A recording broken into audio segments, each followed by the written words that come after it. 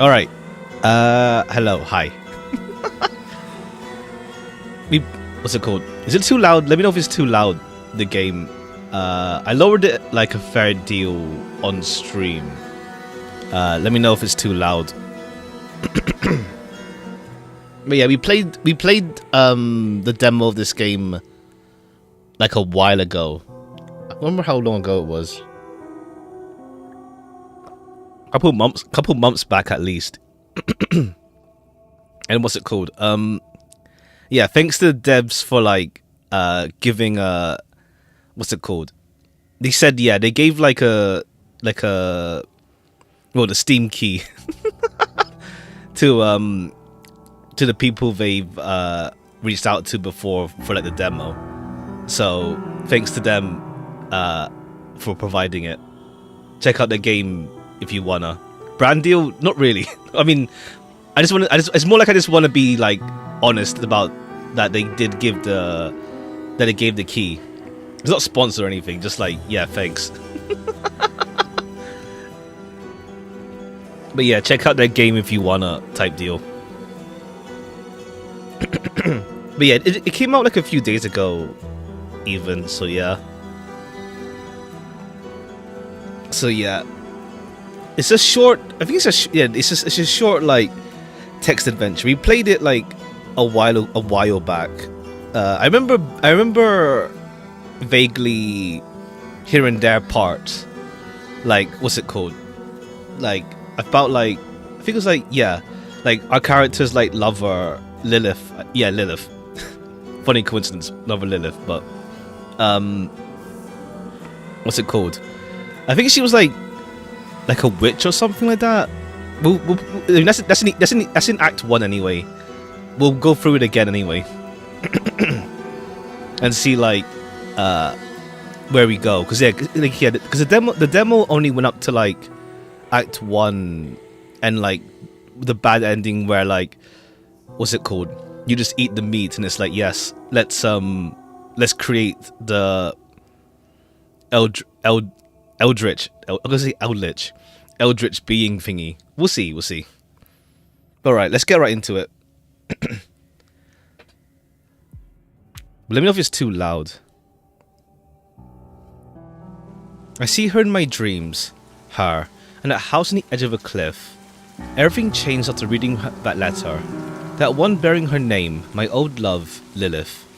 5 years ago, on a dark night, they took her from that house, executed her for black alchemy. I was the one who turned her in.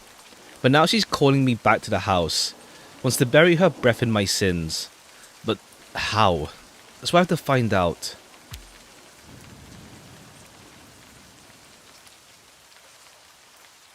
Act 1. Welcome home, my love.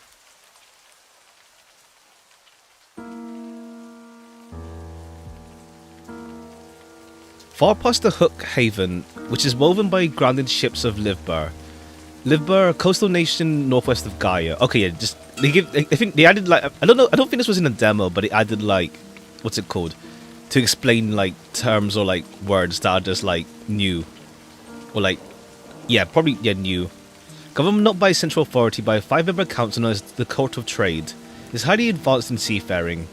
There's a whirlwind roaring in the east. You don't see it.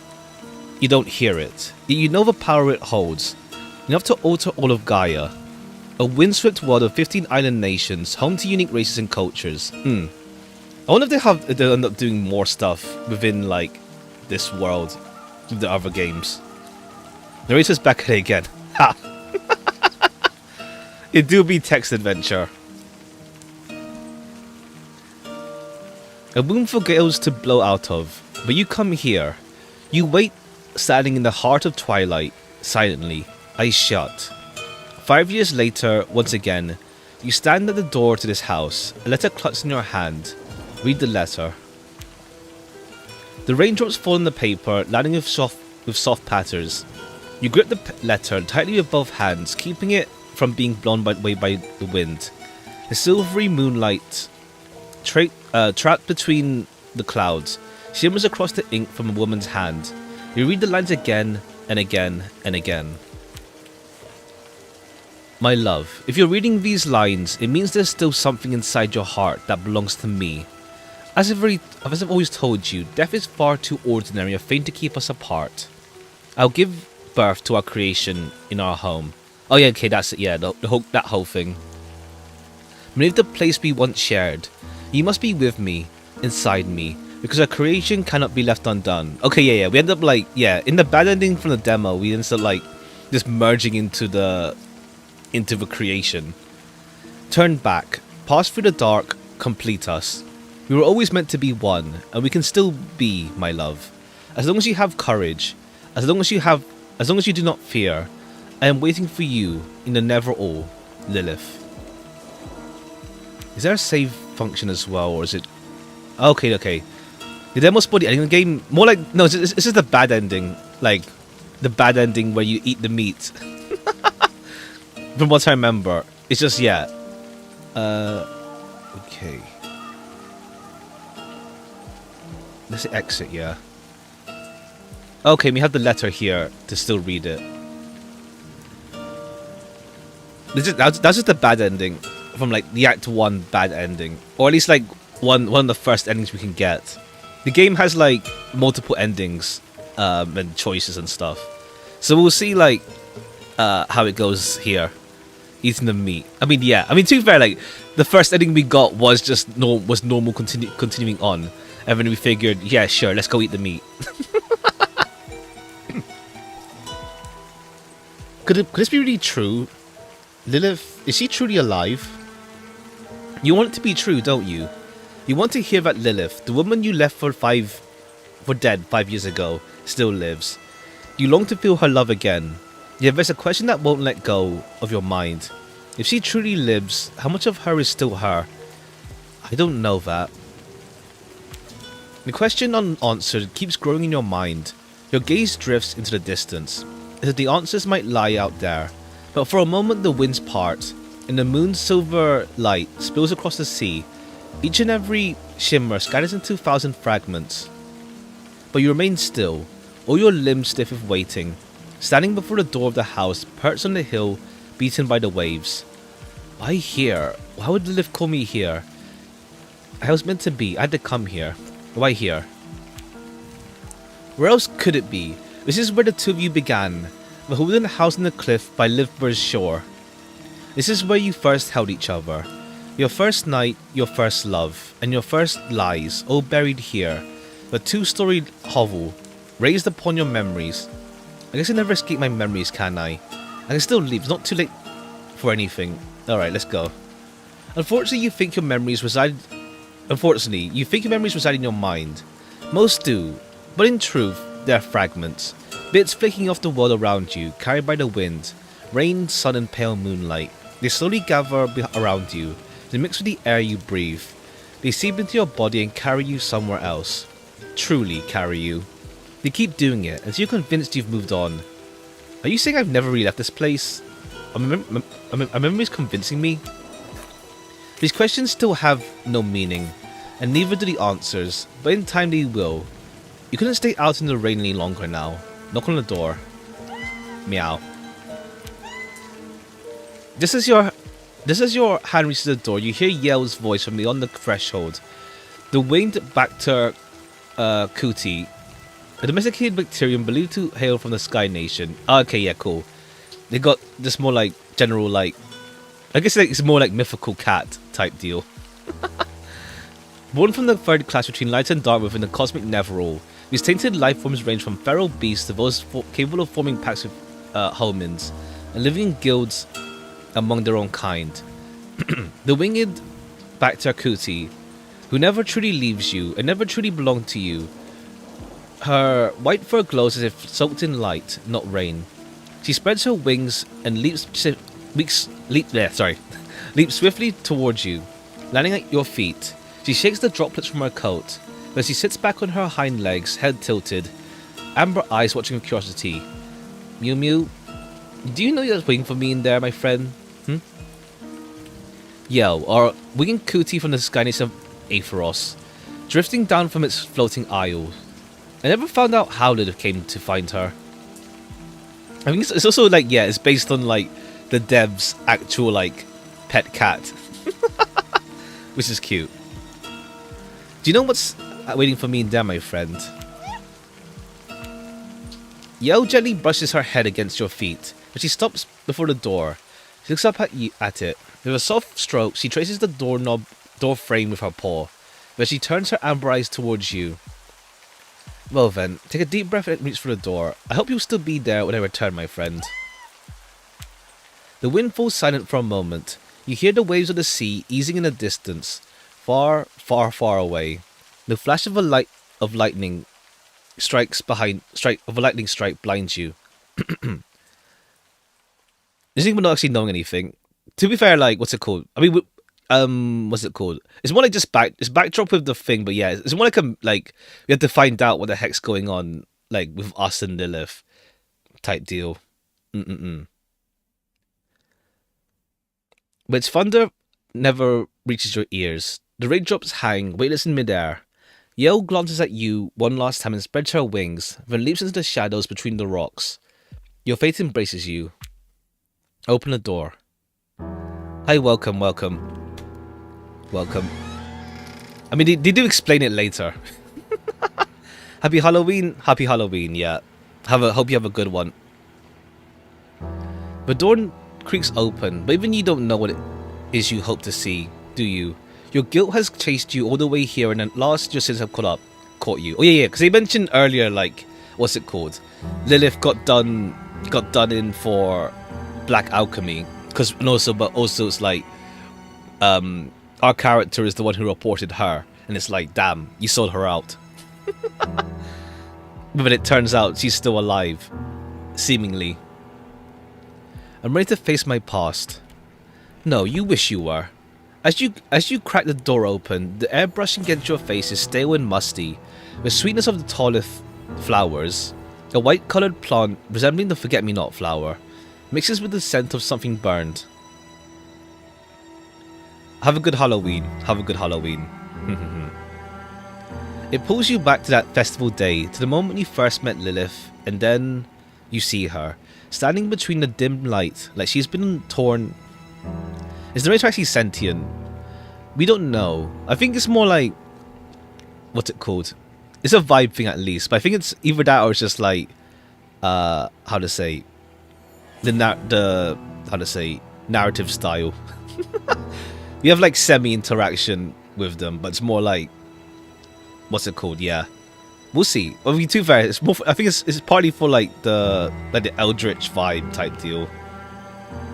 You see her standing between the dim light, like she's been torn from the heart of this house. You lose your breath. A chill crawls up your spine and you freeze. It takes you a moment to realize your knees are trembling, whether from fear or excitement. You can't tell.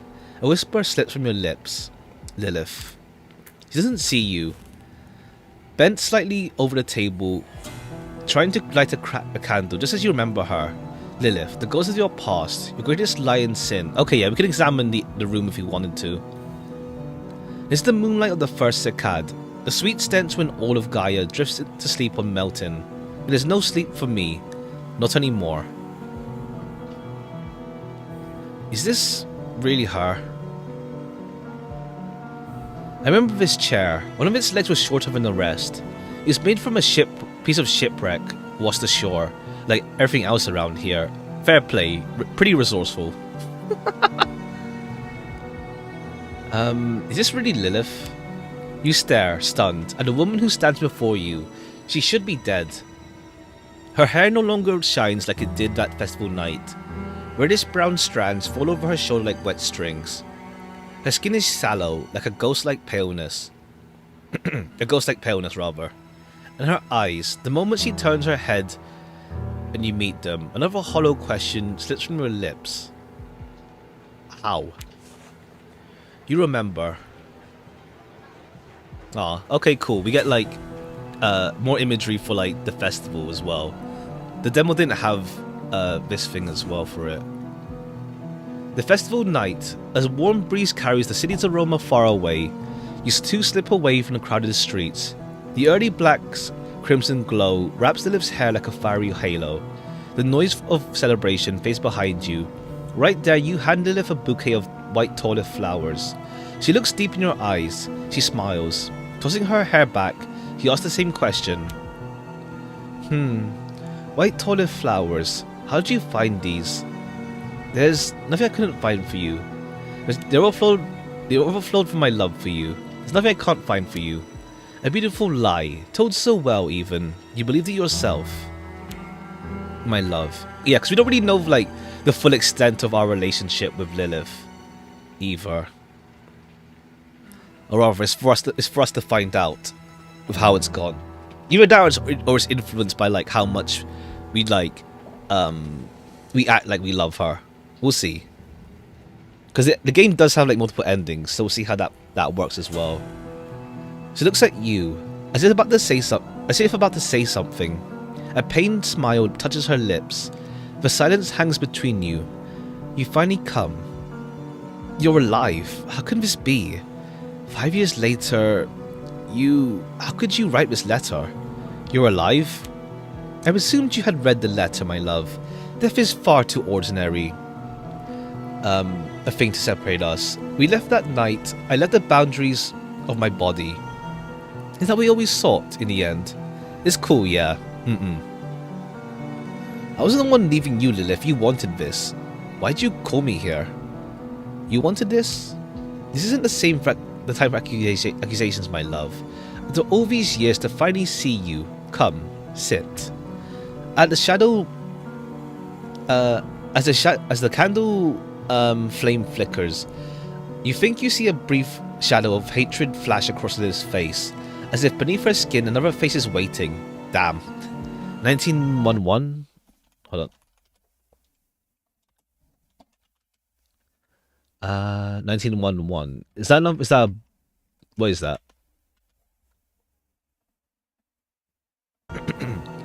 I won't sit before you. Give me an answer. Is it really you? Sit in a chair she gestures to. Let's not be too resistant to her. Well, let's see. I won't sit before if you give me an answer. Is it really you? It should be fine. Liv slowly approaches. You now see her eyes even more clearly. Something rises behind her gaze. Her body leans towards you, getting closer. You feel the sweet aroma rising from her skin, her warm breath brushing against you. Her pale skin and the wear beneath her eyes. The same marks you see on every face raised in Livber's lawless ports. That's why Mother approved of her. To her, she was a tarnished, destitute of noble blood. Okay. Oh, right, yeah, there's like... Okay, I vaguely remember there's like some like class-based like thing going on with like our character and her as well.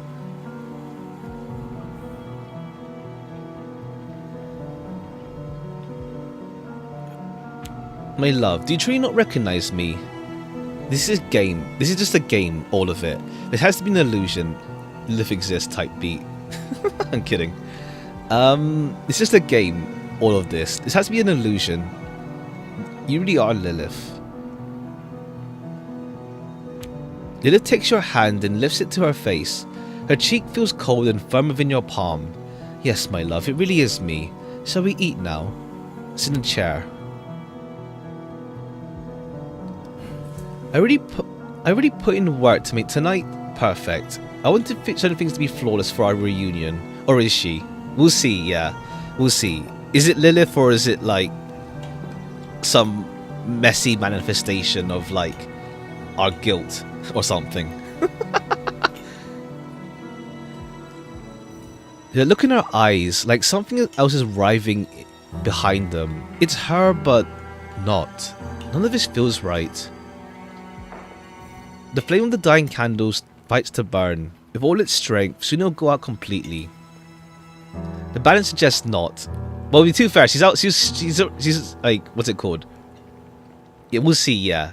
Well, at least the bad ending we got before was like, become one into like this eldritch being. I already put in the work tonight to make tonight perfect. I wanted certain things to be flawless for a reunion. After you've let me rot. It's been... She pauses for a moment, looks out the window where the moonlight falls. You thought I should have died. I know you did. After I made you the offer, And I told you that we had to become one. Our souls, my love. I mean, too fair, like, yeah, that's the thing, yeah. Like, she was always like that, even before she died. We had to piece our souls together and bind them with that alchemy ritual. You expect me to pay the price for your madness, Lilith. I said no because you decided to destroy me. I had to make a choice. Maybe I should have said yes to you that night, as everything was already fractured and I was just ignoring it. Yeah, it's like, she was already like that before she even died, before even now. Like, she always had that going on. Her hand holding the fork freezes in mid-air for a second. As the silence stretches, Lilith's breathings deepen. My madness? I offered you love, only love. A love so deep that even death couldn't end it. But you were afraid. Afraid to be with me beyond never all. Never all. The infinite cosmic void that existed before the birth of the universe, from which the forces of light and dark emerged. Okay, yeah. You betrayed me. Did you think I wouldn't know? When I told you about the black alchemy ritual, when I spoke of piecing our souls together to crown our love, you saw my blood, heard my screams, you saw me vanish into the dark of the waters. Alright, remain silent. She turns her head face towards you, and it darkens with hatred, with rage, with something darker, with something even I cannot name. Her skin ripples as if hundreds of tiny things move beneath it. You can't tell if it's real or just the candle's flickering light playing tricks on you. But just as quickly as it came, the moment passes. Liv slowly leans back. No, you didn't even know what you wanted. Love means something different to you. You don't love me, you want to own me. It breaks my heart that you'd believe it could be that simple, my love. You don't understand. I never wanted to own you. Never did. The wooden walls of the house groan under the assault of the rain, driven harder by the wind. The sea crashes against the cliffs, then pulls back into itself with a hiss of white foam. Darkness spreads ever outward beyond the horizon. For a fleeting moment, you wish you were out there, on the deck of a ship bound for somewhere you cannot see. Too little, too late. Yeah, we're stuck here now. Your madness will break us both, Lilith. It already has, my love. Just like those paintings you love so much. It's not my madness, oh no. It's your cowardice. Nothing more than a diseased reflection of faded memories in your mind. Like this place, like me, like you. Go on, eat. Pork meat. I cooked it just the way you like it. It wasn't easy, but it melts slowly on the tongue. When the fat coats the roof of your mouth and slips beneath your tongue, you'll taste the herbs. A sacred animal of Cardia, known to live in herds, you have long manes and specialized pincers used for communication. Have dinner with your experience. Truly. This is awkward for real. They have long manes and specialized pincers used for communication. Strongly driven by a sense of belonging, they bond only with certain homins. When threatened, they can secrete toxic chemical. Pork meat, you completely lost it. I never imagined pork meat could be edible. Okay, manes. I was thinking of like a horse type deal. I was thinking of like a different kind of animal with manes. Right, horses have manes. That's what they're called. Horse-like.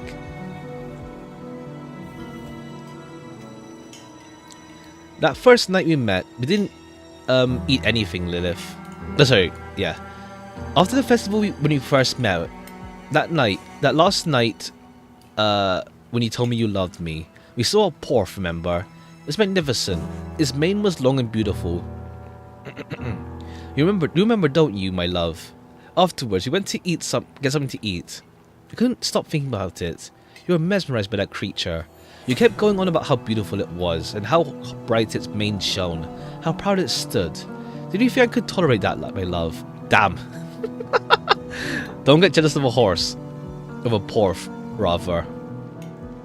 That first night we met, we didn't eat anything, Lilith. I think I remember, maybe not what we ate, but feeling happy. Perhaps that's why everything else would hurt so much. Okay, yeah, cool. There's a whole thing about memory and stuff going on here. And it's like, yeah. whether we can trust our memory and like how our memory guides us type deal. But like, we didn't eat anything. No. She slams her hands on the table, leaning forward. Her face contorts with rage. Her eyes wide and unblinking, boring to you, burning with intensity. No, no, no. That's exactly what we ate. You told me how much you loved me, how we'd never be apart. Do you remember anything? Do you remember what else you said? I said it didn't matter that you came from a different class. Okay, yeah. The whole class sort of deal going on. Document trailer? Oh yeah, I saw it got announced, yeah. Cool they got a sequel.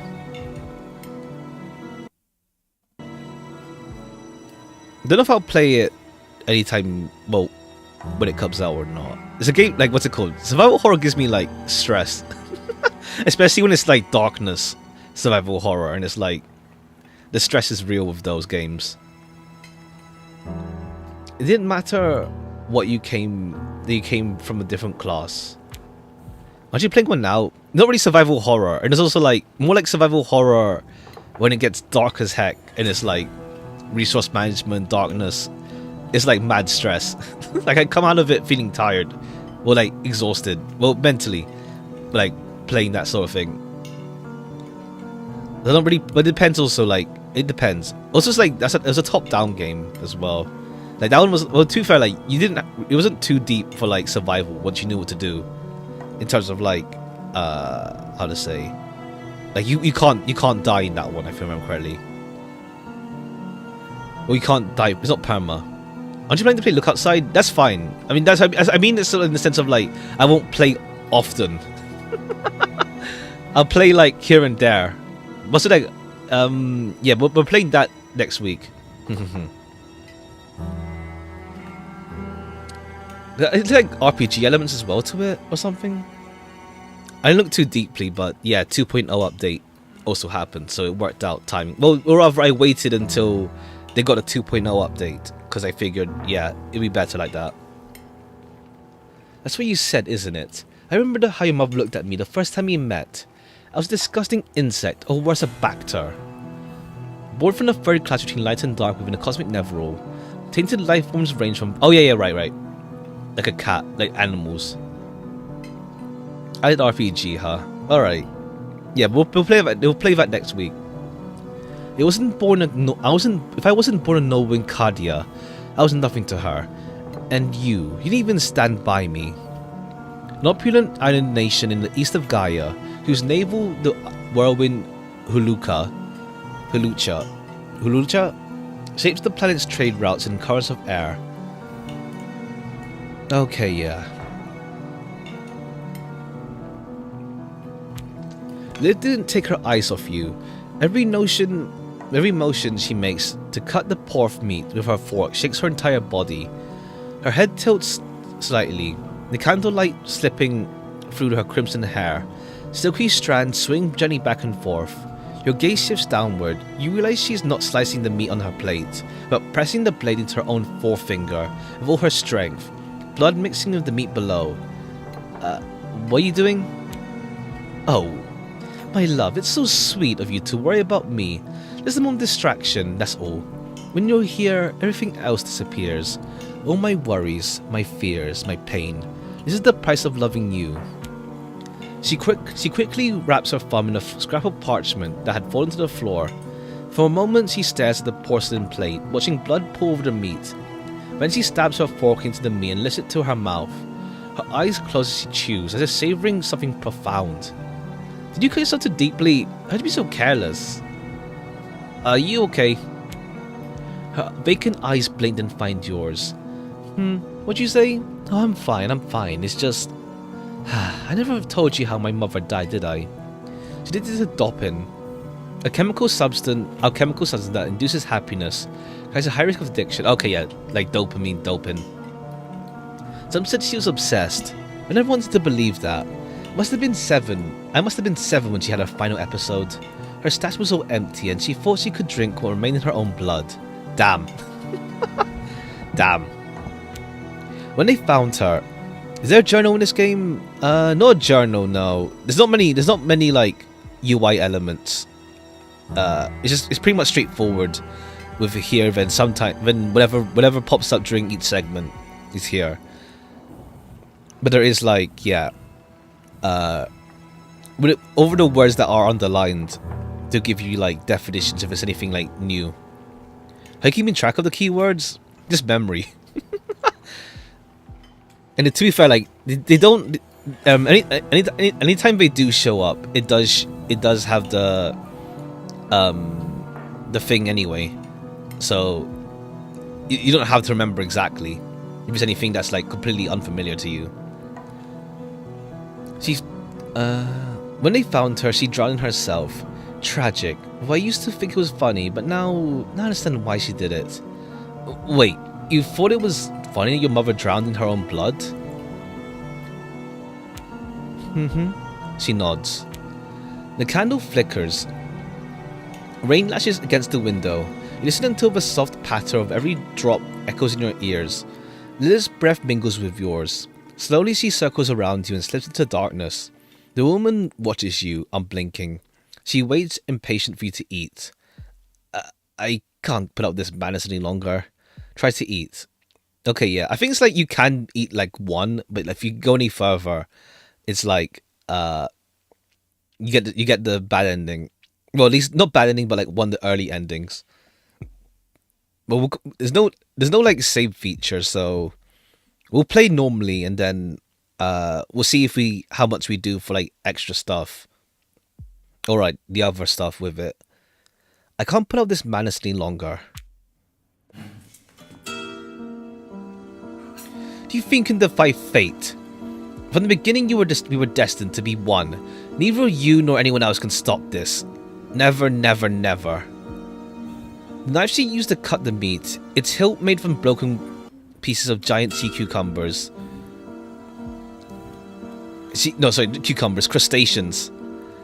Washed up on Livber's shore.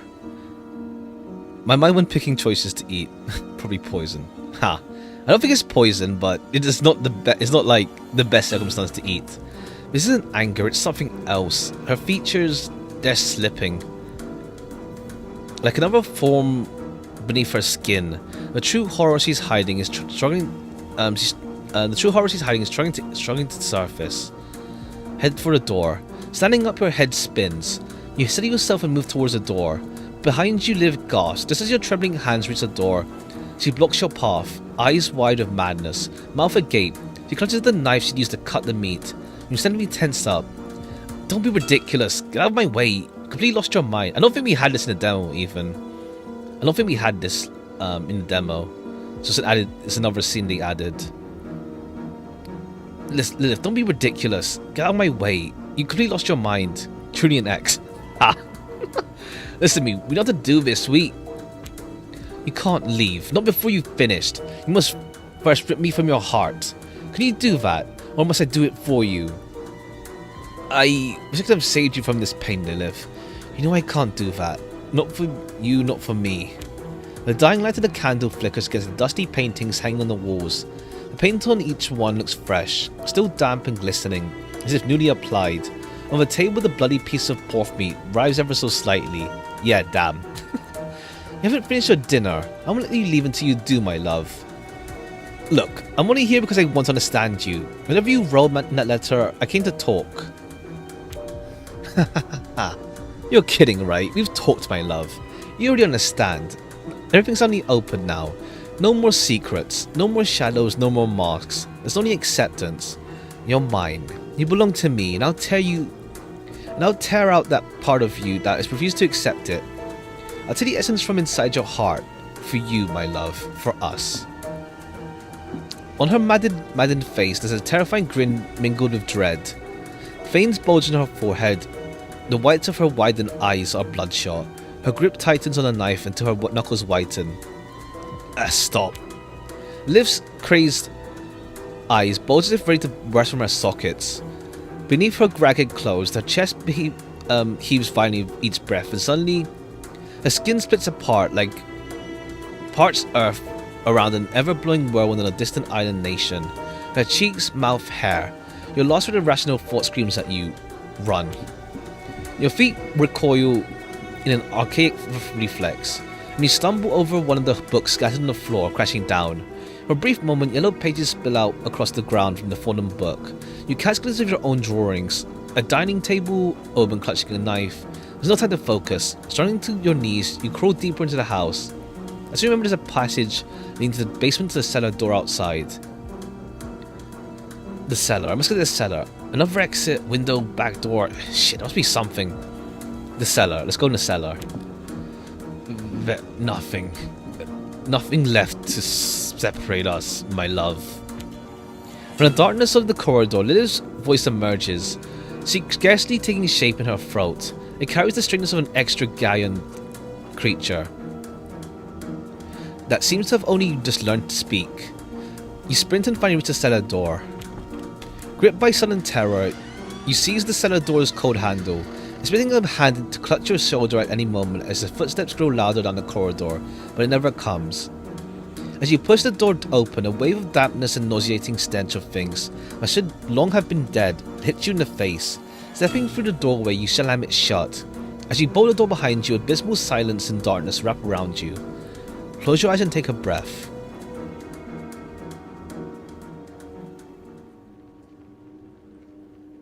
Ode et intelligio, Latin. Quar id facium fortas recurris, nescio sed fieri sentio et beatus sum. No idea. Latin. Act 2. Echoes deep within. Okay, yeah. This is up to the point for the demo from what we played. But I don't know if they changed it. Either that or like there's like different ways we end up in the cellar. Cause what's it called? In the demo, from what I remember, like even if we didn't eat anything, what's it called? She didn't like try to like she didn't like get fully enraged. So I don't know if they changed that. Even though if we eat, I don't know, I don't remember. Maybe the demo we ate a piece, but then we went down. In the darkness, you pause for a moment. Your mind strains to grasp what this is. Lilith, food, creation, the dust and creak of boards mingle with your hurried breath. Beneath your feet, stairs descending. Where am I? Examine your surroundings. The basement? Can I find myself through the basement? Can I find a way out through the basement? Liv's creation, herself. It was herself, wasn't it? God, what's that thing I saw? Where am I? When the basement door closed, you feel yourself pulled into the void. Now beneath your feet, wooden steps leading down. The basement. Can I find a way out through here? On a sunlit morning of the first circad, a time cycle marking a 3-year period on Gaia, early, mid, and late. Okay, yeah. Based on labor intensity, you saw Yell descend these very basement stairs. You followed after, finding her scratching a hollow in the corner. When you drew near, you saw it was a hatch opening outward. Old, broken, hinges rusted. When Liv saw it, she grew fearful. Could I use this hatch? Do I remember what it looked like? Yes, as I said. A hatch made of wood, round wedged among the stones of the wall, plastered with mud. You hardly noticed it, before or after. If you could find it, perhaps it could lead you outside. You can try. In the end, do you really have any other choice? I don't know what lurks in the basement.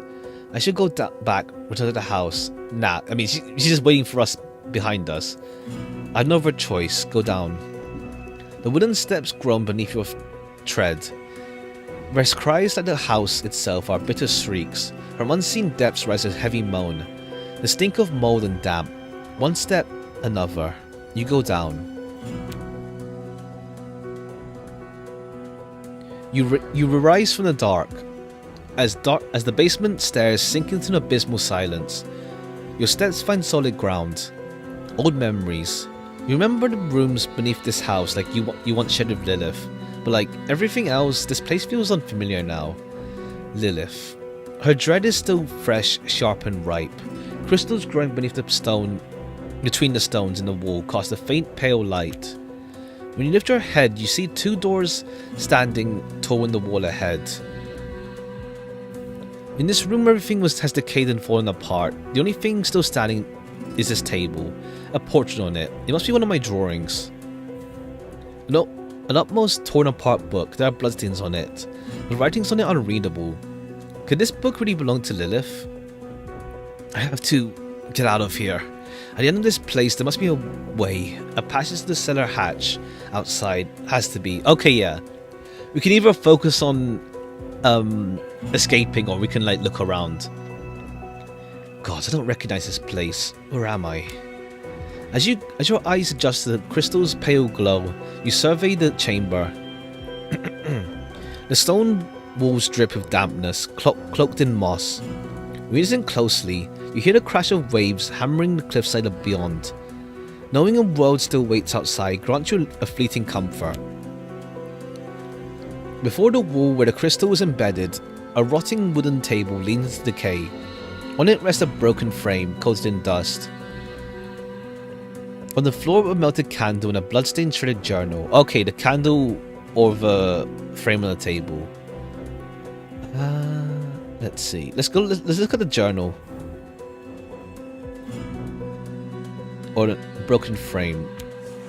Oh yeah, the drawings, yeah. You press on the forward torn parchment and shattered wood. The crystal's glow makes your skin crawl across the walls. A frame lies broken. You lift it. Beneath the dust, your drawing. The face marred, surrounded by deranged script. Take a closer look. I've always believed you'd be there when I opened my eyes. When I reached out my hands, I believed they'd find you always. But these fragile bodies of ours, they're in the way, my love. We must be free of them. Of everything that keeps us apart, even you. Put the frame back in place. You must be free of everything, even you, even of you, my love, my love, my love. You want to put the frame back where you found it, but it's already too late. You've disturbed something. The air is beginning to grow heavy. Your ears start to ring. I must find out what the other madness Liv gave herself to, no matter what. Examine the candle and notebook on the floor. Despite the weight pressing in your mind, you get to your feet and move toward the blood-soaked notebook. As you touch it, part of it crumbles in your hands. You carefully open it, and it doesn't take you long to recognize Lilith's handwriting among the blood-smeared lines. Only a few sentences remain legible. She's taking shape, becoming what she always meant to be. You, my love, will you finally love what I'm meant to become? Or will you abandon me to death again? We'll be complete. With him, we'll be complete. Lilith, what other lunacies have you been written here? Is this what you call creation? God, I can't take this any longer. Okay, yeah. Higher being type deal. Your higher, like, eldritch being. What other lunacies have you written here? You want to keep reading the notebook, but you hear the basement door creak open at the far end of the stairs. Liv's twisted, heavy breathing now reaches all the way to where you're standing. Let's get out of here. Him. Yeah. With him, we'll be complete. She's... Ha! Ha! Ha! Let's get out of here. Unless he means him as in with him, we'll be complete with him. Well, I guess it's you. She's taking shape. You. Although the thing is, she always says you or with you rather than him. So we'll see. Let's get out of here. I have to find the path to the cellar door fast. You push aside the books, scattered parchment, and broken wood with your foot, and step closer to the doors. To the left is an iron door, rusted with the weight of years. Upon it is a symbol, older and long since stripped of meaning. The other door is heavy, made of damp wood. It creaks faintly as though breathing. The cellar door. Okay, we choose two doors now. Metal door or wood door?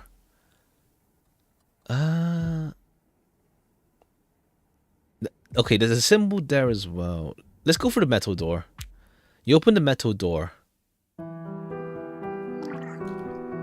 When you open the iron door, a sour stench of sweat and rot greets you. Fearing Lilith might be following, you slip inside and shut the door behind you. Look around. Like the room behind you. Oh, sorry. Look around at the room before, sorry.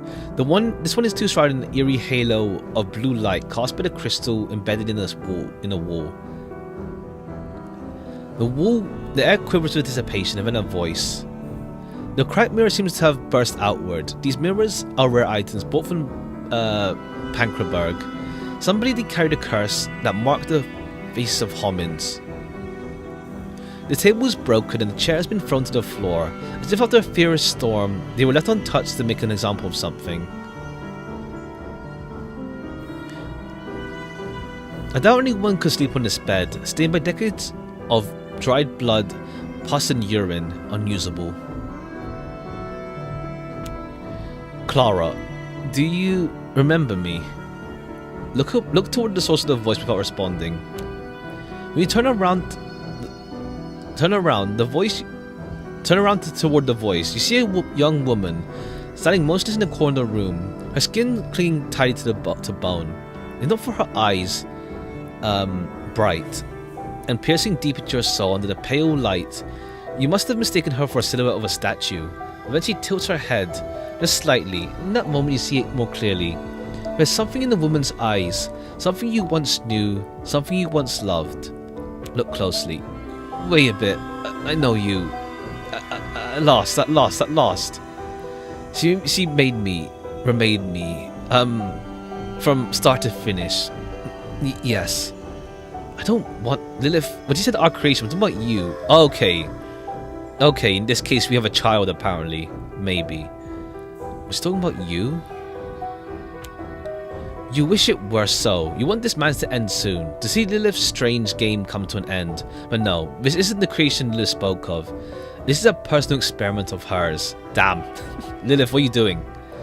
What she has in store for you is something very different. Shh. Don't say it. If you say her name, she'll come. The young woman, hearing Lilith's name, presses against the wall. She pulls her shoulders tight inward, her eyes fixed on the door behind you as she speaks. I had to be good. I mean beautiful. Had to be... Yes. What? When she pulls back, the crystal's light. She gave birth to something that isn't our child. And keeps mentioning him. Well, she said like human experiment, so... Unless it's like... We'll see. The young woman's face is almost unbearable to look at. Unless she just like took someone or something. We'll see. We'll see who Clara is. As if another face had been stretched over hers. Yet she cannot hide her pain and sorrow. There's a childhood lost deep within. When she pulls back, the crystal's light shows her more clearly. A scar begins beneath her neck and runs past towards her ears. Her hair root, reaching up to her hair roots. The skin of her face is taut, as if cut apart and stitched back toward along those marks. The fingers she wraps around her arms are thin, long, as if filed down, extended and altered. The woman before you looks like someone else who's been worked on endlessly, reshaped piece by piece since childhood. Damn. How could she do this? The young woman looks at you from where she had crouched down by the wall. For a moment the twisted smile on her face reminds you of Lilith.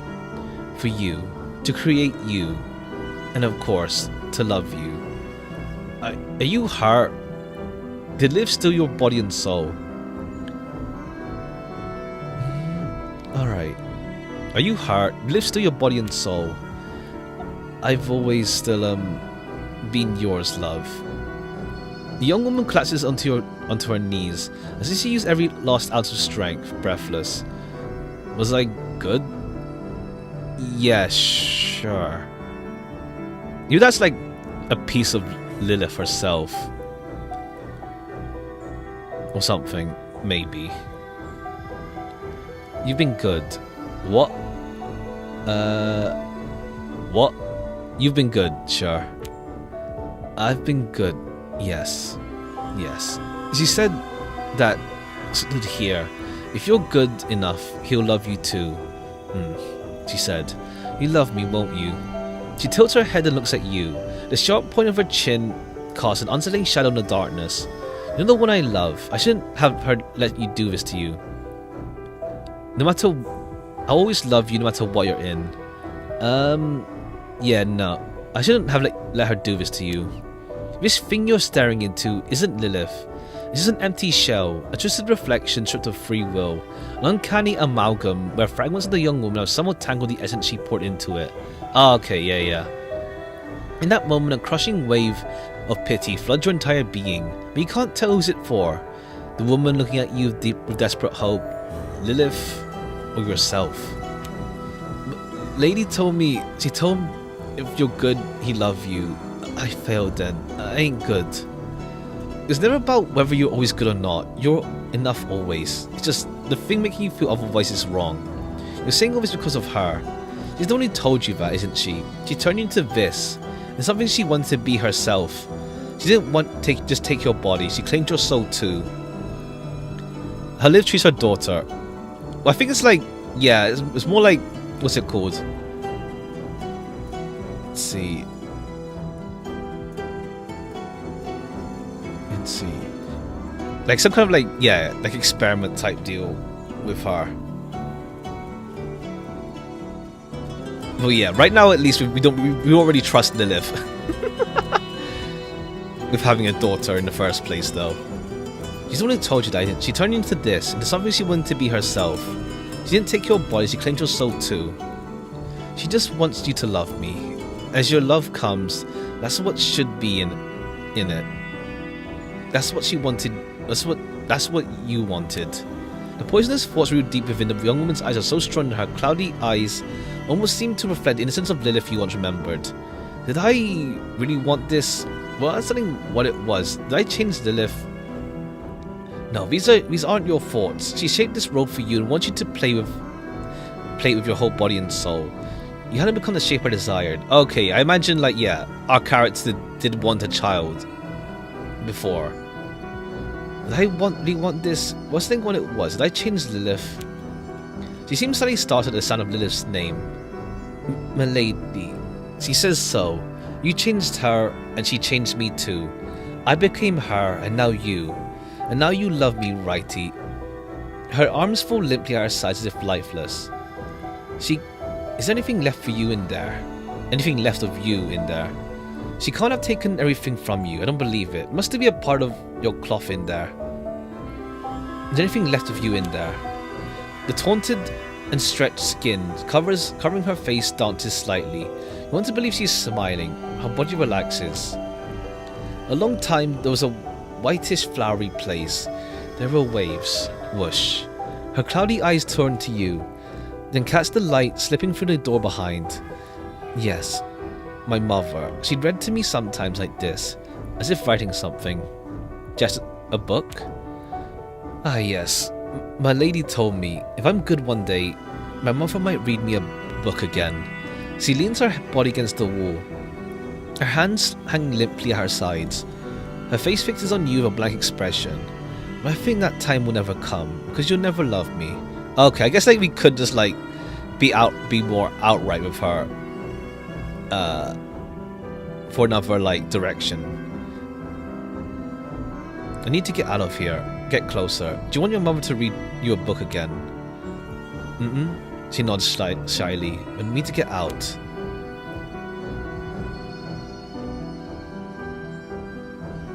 My mother might read me a book. Okay, I see.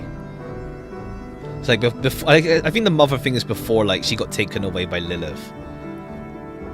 Suddenly, she opens her eyes wide and collapses to the wall she was leaning against. She covers her ears with her hands. Get out. No, won't happen, my lady. Will find me. I can't go. I'm here. I'll stay here. I'll wait for you. You said you don't love me. You come when you love me. Listen, you're to escape. Do you understand me? She's using you. Do you know of a way? There has to be a cellar door around here that leads outside. There's a beautiful world waiting for you. Waves, huge, towering waves. But when they crash against the cliff's edge, they send up sprays of white pearl-like foam. Whoosh. Books that tell you of incredible tales and stories. She doesn't understand the words you say. With her hands over her ears, she just stares into your face. Her lips move constantly. I'm here. I'll stay here. I'll wait for you. You'll love me. She said so. Greetings. Who's she here? I think it's like, yeah, I think it's like someone that like Lilith like took in, what's it called, for like human experimentation type stuff. And it's like, I think it's like kind of like projecting herself onto her sort of deal. I guess like kind of like the whole like become one sort of thing that she's trying to do with us. Lilith, oh, okay, Lilith is like Yeah, you missed Act 1. Act 1 is like, yeah, Lilith is like X. Ha. I mean, essentially, for the character in this game is like Lilith is like our like lover, but like what's it called? She is like trying to do like some eldritch stuff with like what's it called? Yeah, but then we ended up like reporting her to the authorities, and that she we saw her get killed, but then 5 years later. We got a letter. We have a letter that she wants us to come back to our old house, and like somehow she's still around. So yeah, and now like we're trying to like escape at least. It's a skinwalker.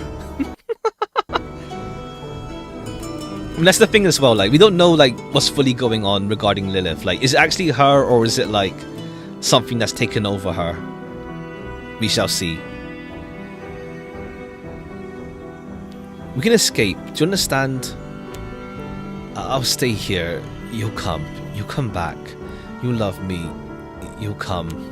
Jinongo hears you. Curled up against the wall, hands over her ears, and the hollow shell just rocks back and forth, murmuring that you'll come back, that one day you'll love her. The chains wrapped around her neck are drawn so tight. No force could ever free her from this place. Something in this room that can help me at least. Moisture and moss cover the walls. In the left corner of the room lies a bed. Its sheet stained with blood, urine and pus. Atop it lies a cloth doll. The floor is decayed, scored and battered, as though someone had dragged things, slammed them down. Against the wall before you rests a rusted metal table, its surface scattered in with shards of broken mirrors. In front of it a chair has collapsed, its legs bent. Okay, yeah. Brown stains coat it thoroughly, so you can hardly guess what its original colour was. Is this yours? Okay, yeah, cool. That's not just a reflex, it's a sanguine Powerade. Ha! For real. For real.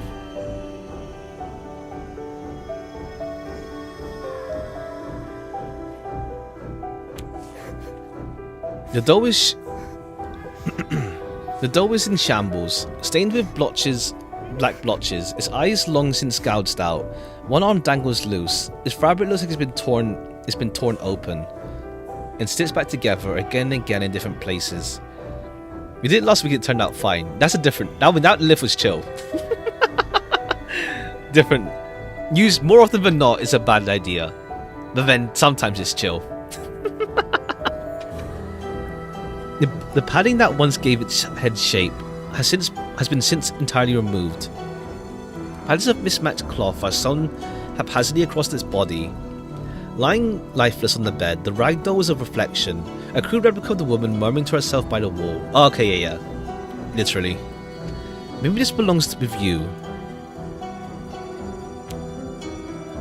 Okay, yeah, and she's still in her state. Her eyes tremble, turn to you in a moment. As her trembling hands take the doll, her murmuring stops. Okay, yeah, she recovered. You can feel she wants to thank you. Seems she forgot to say these words a long time ago. Smile and nod. You turn your gaze back to the room. Under the crystal's glow, the metal table shimmers faintly. On the far wall, two doors catch your eye, like the moss-covered walls around them. The tinge of an unsettling shade of green. Maybe something on the table. As you move closer, you realize the glimmer you saw did not come to the table from the mirror shards scattered across it. The shards' rightful place is a frame hanging on the wall. In the blue light, your gaze turns to the frame, whose edges are carved with meticulous care, almost as if ready to move. Its glass had once been held together, but has burst outward from the center, as though someone inside had tried to break free. In the lower corner of the table lie dried, bloody fingerprints. Whose are these? The metal table has been battered in a desperate attempt to break it apart. In this cycle of torment, it bears dents and scratches over and over, endlessly. Fingerprints streak down the table's edge, trailing black fluid to one of its legs, and then beneath it you see the words carved again and again. If we are beautiful, we will be loved. If we are beautiful, we will be loved. Beautiful. One scratch is still damp. To be beautiful for her is just to be broken apart and put together again. Poor soul. Who knows how many times she's gone through the same torture. Damn. I see. Have fun. Have fun. One scratch is still damp. When you trace one of the words of your finger, a bead of fresh blood goes to your fingertips. Clearly the young woman hasn't written these long ago. Just before you entered, she was here again, writing these words. I've seen everything I need here. Time to move on. You turn towards the doors. One looks old at first glance. Its wood is dark and brown, fading to grey in places, cracked and mildewed with time. There's no visible handle, only a notch in the frame, worn smooth not by force but by habit. How fake it feels, so apparently ordinary, must look against from what it looked like. Another thing forgotten by time, the darkness of the basement, molded, ancient and abandoned. The other one is new by comparison, but not the honest kind of new, more like something rotten, polished up and presented as good as new. Its wood is pale, grainless and unnatural. In its center lies a silver knob. The other is newer. Okay, yeah. Let's go through old or new door. Let's go through the new door. When you touch the silver knob, it feels like there's nothing in your palm at all. Your fingers can't quite sense what they're holding. It unsettles you so much that instead of letting go, you grip it even tighter. The tighter you hold, the more your wrist aches. This isn't a mistake. This knob was made exactly this way, to not make you feel anything. You involve something not in your stomach, you push the knob. The door opens without resistance. Ah. Metal table. Inside is a little brighter. Metal tables are scattered across the room, each layered with dried blood. On the floor, small pools of urine and pus mingle with damp stone, releasing an unbearable stench. And in the midst of it all, hang bodies on chains from the ceiling. Damn. Rotten, hollowed out, left on hooks to be forgotten. Who dares disturb my century-long slumber? The voice sounds as if it's scraping its way out of its throat that shouldn't still be alive. Who are you? Over here. Come closer. I don't bite. Well, I'm kidding. Of course I bite. But right now that's not really an option. I'm a bit tied up, you see. The thing before you is a body. Damn. Without its lower half, another of Lilith's experiments. His arms are chained to the ceiling, a hook driven through the shoulders. Its head, lolling on its left shoulder, watching you with curiosity. Doesn't take so long to notice that one of his sockets is empty. A corpse cut off its waist. How's it hanging? For real. It's looking straight at me. Dozens of corpses hanging from meat hooks. Men, women. Who are they? Gods, they smell so horrible. They smells unbearable, rather. What happened to you? What happened? It's kind of a long story. I can tell you though. Come on, pull a chair up and sit. Are you? Look around. You glance around in the dim light. Against the far wall, a corpse rests with its head slumped against the blood-smeared surface. Each time a faint breeze, with sources unknown, passes through, the body sways ever so slightly, its head dragging softly against the wall. All around you, other bodies hang from meat hooks, swaying slowly, one by one, but there's no chair. None at all. Every time, there's no chair. Don't bother looking. I was testing you. You're surprisingly lively. Who are you? Ugh, I'm just someone who talks, alright? You're just asking no right questions, like none. Plus, you're in a rush. Got somewhere important you want to be or something? Right, questions. What even are the right questions? Yeah, someone's after me, trying to kill me. I must get out of here. How could you talk? I guess because I'm the one meant to talk. Others are. He gestures weakly towards other bodies, hanging from hooks. The chains clink and rattle with motion. Not exactly the chatty type, sadly. so all the babbling's left to me, but I owe my life to this deed. You don't seem all that surprised to me. No one ever is. Surprised? Ha! I don't think I could manage even that if I wanted to. Golden hair. Besides, I see you walking down here every night. Right there, standing at the threshold of the open door. You left pieces of yourself in this place. If you look at that wall, you'll see the marks he made with his nails. He struggles to raise his brows, as if pointing towards the far wall. What do you mean you see me coming here every night? It's my first time here, and once I leave, I'm never coming back. Yes, I'm sure that's true. Let me tell you something. This isn't the place you came to escape. It's the place you've always thought about staying. Okay, yeah, I see. I did come here, no other choice. You talk like you know me so well. What? Corpse, you say? Pretty bold word of someone who's burned down his whole soul 5 years ago, golden boy.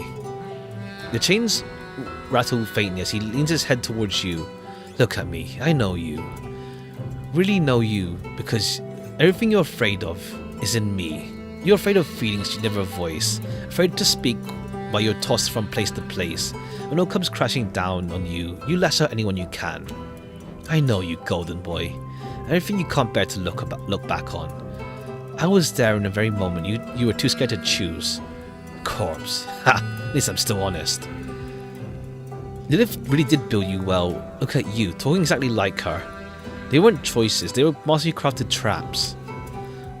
What a brilliant excuse. Traps, huh? That's why you came running on the way here, isn't it? Right into the heart of it. Spare me the fake nonsense, golden boy. You wanted this, whether you knew it or not. Because being loved even by her was easier than running. Okay, yeah. It's like, why did we truly come back? Type deal.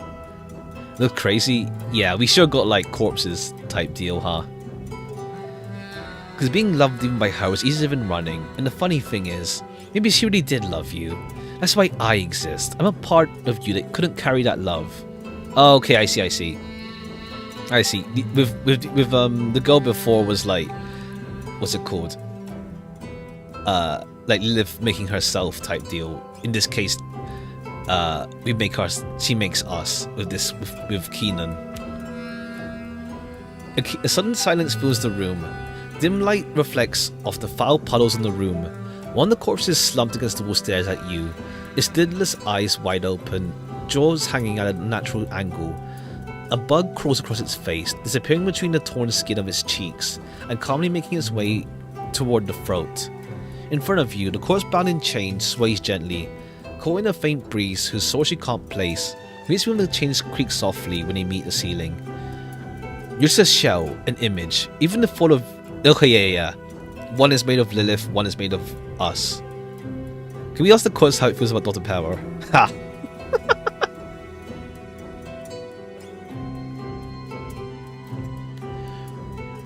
Even the thought that you believe you understand me is disgusting. How long have you been hanging here? Let's see. Roughly since the time you started blaming yourself for your mother's death. Okay, cool. We have some issues, huh? Back then I was just a head, nothing but of a neck. I fell out over time, you see. There were lots of voices you've silenced, chained up and shoved away. So I figured by now I'd be up and running. There's a few bumps along the road. Are you saying I created you? Liv created you, not me. Now you've reached the break in the story. It caused its head around the chains and leans slowly towards you. You think it was Lilith who made me. Well, you're not entirely wrong. She pulled at my flesh, cut and carved me, gouged out my eye. True. But who do you think gave her the material to create me, Liv pulled me out of her happiest moments. What filled in the rest were the things you never said. What created me were the things you never dared to make, golden child. And what will kill me is you. What do you mean kill? You're already dead. Well now, that one was new. I didn't know you could break my heart like that. Come closer, let me show you what's keeping me alive. Alright then, here we go. Hold out your palm, a little more. Yes, do not drop it. Ugh, I hate this part. Put out your hands. As you stand directly in front of the corpse, the stench becomes almost unbearable. Inside its empty eye socket, you catch a faint glimmer, something shimmering, when the body starts to reach and convulse. He grips his chains tightly as something thick rises up his throat. At last, the dark reddish fluid oozes from his mouth, and he vomits out onto your outstretched hand. A mouthful of thick, warm bile fills your open palm. Within that heavy heat, there's something there. Give me a second. You catch my breath. It's never easy coughing up that thing's live stuff inside me. Here you go, golden boy. Pretty sure this belongs to you. Cute gut stand. Ha. Good afternoon. Welcome. What's that? A crystal, unformed, still translucent. Something you once said when you truly believed you loved Lilith. A memory, your greatest joy, and your greatest lie. The feelings clung to Lilith. She took it, turned into a ritual, shaped it, and made it something else. Okay, yeah, more than like memory stuff. Well, in this case, we're like literally forming memories. Literally forms memories. What memory is this? You watch as the corpse's breath slows. The single eye sunken into its skull begins to dim, fading softly. A faint, genuine smile forms across its face. It can no longer speak. Look at the crystal.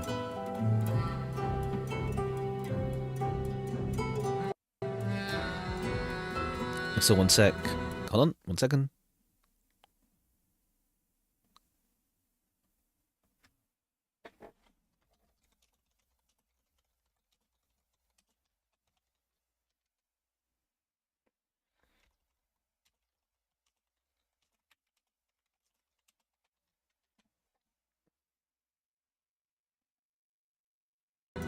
Look at the crystal. As you wipe your hand clean, the round, translucent crystal is revealed. Veins pulse across its surface with a blue energy, throbbing like living tissue. Inside the orb, a vision takes shape. You feel Lilith's warm body against yours, the softness of her lips pressing against you. Her fingers threading through your hair.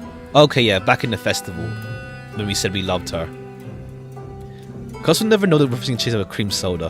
Ha! I love it. I already had cream soda myself. I don't remember actually. It's not that common.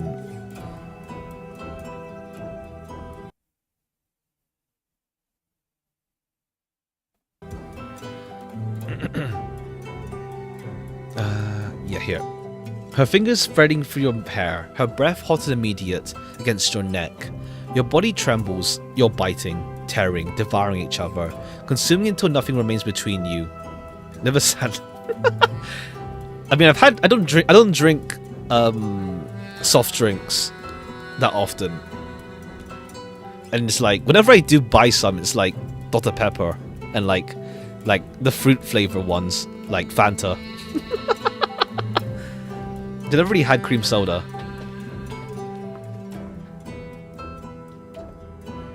Your body trembles, you're biting, tearing, devouring each other, consuming until nothing remains between you.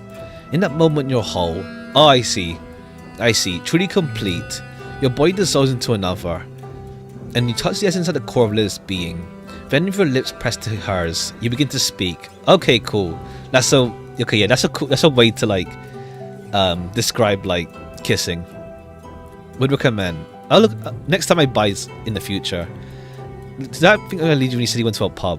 I mean, I go like occasionally with friends, but like at most like I get like cider or something. Like I like flavored drinks, not like, well, I don't like bitter flavors. So like if I go to a pub, I don't like really getting like beer. Like beer is just bitter to me. Like I don't even like soju much. It's like you get the first taste of it, it just tastes like the bitterness of like the drink afterwards. I'm not much of an alcohol person, because like it's the bitterness. I'll never let you go. I'll love you forever. The crystal shatters in your hand, a sharp flash, and then thousands of tiny fragments scatter across the room. The corpse before you slips free from its chains, crashing into the pool of fetid, pus-laced water below. With one last effort, he turns his face towards you. There's on the hype for beer. It's kind of a social thing, but like, I think it's a taste like you kind of get. I guess like some people like. I'm not really a fan of like bitterness. I said the things you couldn't. Now the words are yours, golden boy. Break free from your chains. Unlock them. We'll meet again very soon. The corpse looks at you, that same faint smile still on his face. The silence in the room deepened. Wine is good enough. I had like a few times. I still like alcohol, like the bitterness. It's not really for me. Like, socially, by all means, but I won't drink in my free time. Like, only really as a social thing. Now also carry the things you can no longer say. Is this what Lilith buried inside you? I'll close the eyes. The corpse doesn't respond to your touch. In the stillness, it looks almost like it's falling into a peaceful, restful sleep. Better find a way out of here. As you return to searching the room, you feel something settle over you. A sense of expectation. Okay, cool, yeah. This Act 2 has like a bunch of like branching rooms we can go into. On the wall to your right, you see two distinct doors once again. The first door is sealed with rusted chains. The chains aren't locked together. They merely hang there, as if they tried to hold something back and failed. The other door stands slightly ajar. Beyond it, and nothing in the darkness, no light, no life. The door stands open, nothing can be seen beyond. A pitch black darkness controls everything. From the threshold it looks as if tremendous hunger seeps through, for life and for all that lives. Rusty chains hang down its frame. Everything about it feels strangely familiar. Each link reminds you of things I couldn't say. Let's go to the chain door. The chains draped over the door aren't tightly bound together. They simply hang there, heavy and loose, for as if he once tried, with all their strength to seal something shut, and failed. From beneath the door, a faint cold breeze flows out, carrying with it a soft, flickering glow. Chain door.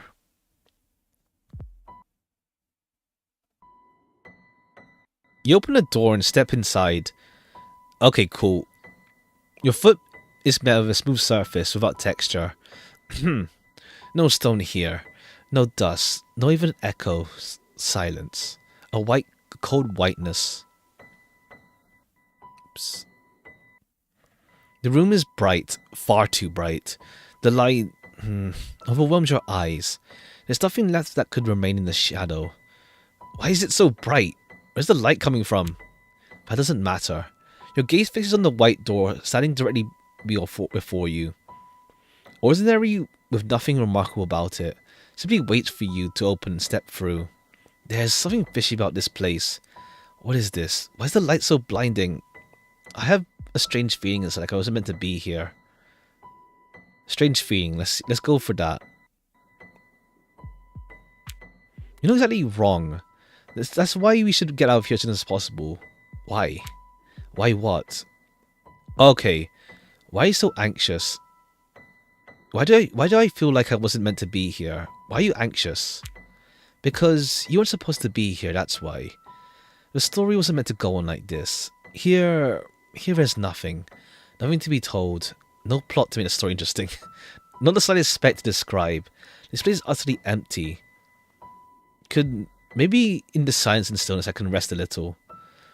Okay, narrator, that even is your real name. Ha! Okay, yeah, now we actually have like a dialogue with the narrator directly. Is this one of Liv's games? Aye, of course, yes, absolutely. I started to leave here right away. Okay, I guess we can just choose to like stay inside the nothingness. The room's exit door is standing right in front of you. It's waiting for you to walk over and open it. Your footsteps echo upon the smooth stone. Because you have no shadow, you cannot be sure of where you tread. It feels like walking around and more like less like walking around and more like gliding. Where's my pristine blade? Something feels horribly wrong. It's so silent here. Something feels wrong. Yes, because you weren't meant to be here. Your story wasn't supposed to continue this way. We can fix that. Heed my words and keep walking.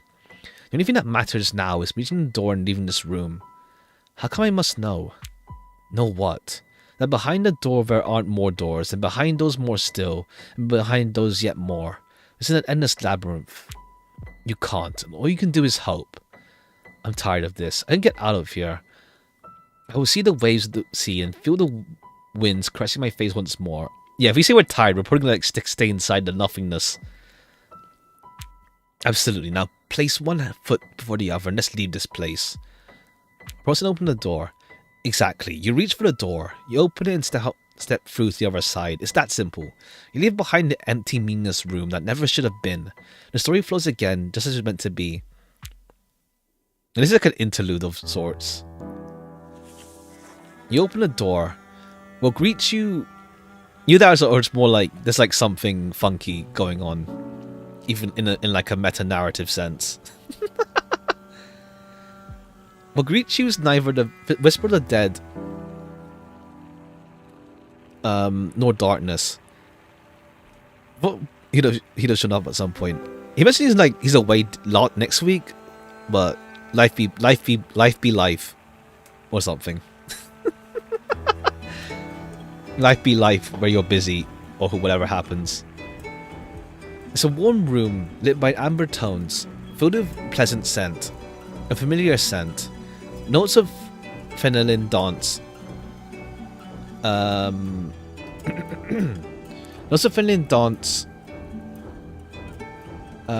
with the resinous breath of leucine. Saturday is Friday still for me, unless it's Saturday for you. Wherever you are in the world. Is Australia, New Zealand? That's the furthest places. Is it already midnight there? Well, Saturday there. It's Friday today. Happy Halloween. Do you think it's a chain room? Make it trippy and call it a day. Ha. A familiar scent. Notes of phenolin dance with the resinous. Friday it is. For a moment, your nose stings and your eyes well up. You know the smell. Right in front of you stands an old wooden table. Scattered pages lie around it, along with small alembics and chemical traces. And someone is there. A woman. A very old woman. Her golden hair streaked with grey is tied up in a bun at the back of her head. Oh, is that our mom? Okay, yeah, because we know we're blonde now because of Keenan. But our mother's apparently dead though. As the hearth built into the wall, she stirs something inside a glass bowl. Doesn't even notice. Unless it's not our mom. Let's see. What are you doing here? Her hand, reaching for a powder at her side, halts in midair. The image of her hunched back slowly gives way to her face. A warm smile spreads across it. Dark circles under her eyes and wrinkles reveal her age. Ah, I guessed. Welcome. Oh no, never mind, it's not. Liv is also apparently dead. It's more like, what's it called? They're all like, so far, like, with everything we've met, has been like representations. Like, the girl, I forgot her name, that one we met was like Lilith's like projection of sorts. Or like, well, someone that Lilith projected herself onto. While like, what's it called? Keenan was like ourselves. Guest, welcome, young man. My name is Leisure. Forgive me, no one's come here in a long time. Come sit. She just has a chair in front of the wooden table. Thank you. You must be tired. I'm sure it's been a long journey for you. As you let go of the tension your muscles have held for so long, you feel the ache rising from your calves. In this warm room for the familiar scents, you realize for the first time you how exhausted you are. You are tired, Elbeck. Okay, we have our name now, Elbeck. We have no time to rest. Don't forget why you came here. You're searching for a cellar hatch, the way to freedom. I'm tired. You can rest here, darling, for as long as you like. Are you an alchemist? She relifts her gaze from the papers for a moment. I used to be. Used to be? She reaches to the hearth, pouring a blue powder she's warmed over the naked flame into a vessel. I had an accident long ago. My laboratory burned. We should end the conversation here. Don't ask how it happened. We'll ask how it happened. What kind of accident? Hello, welcome. Hope you're doing well. Hope you're doing well.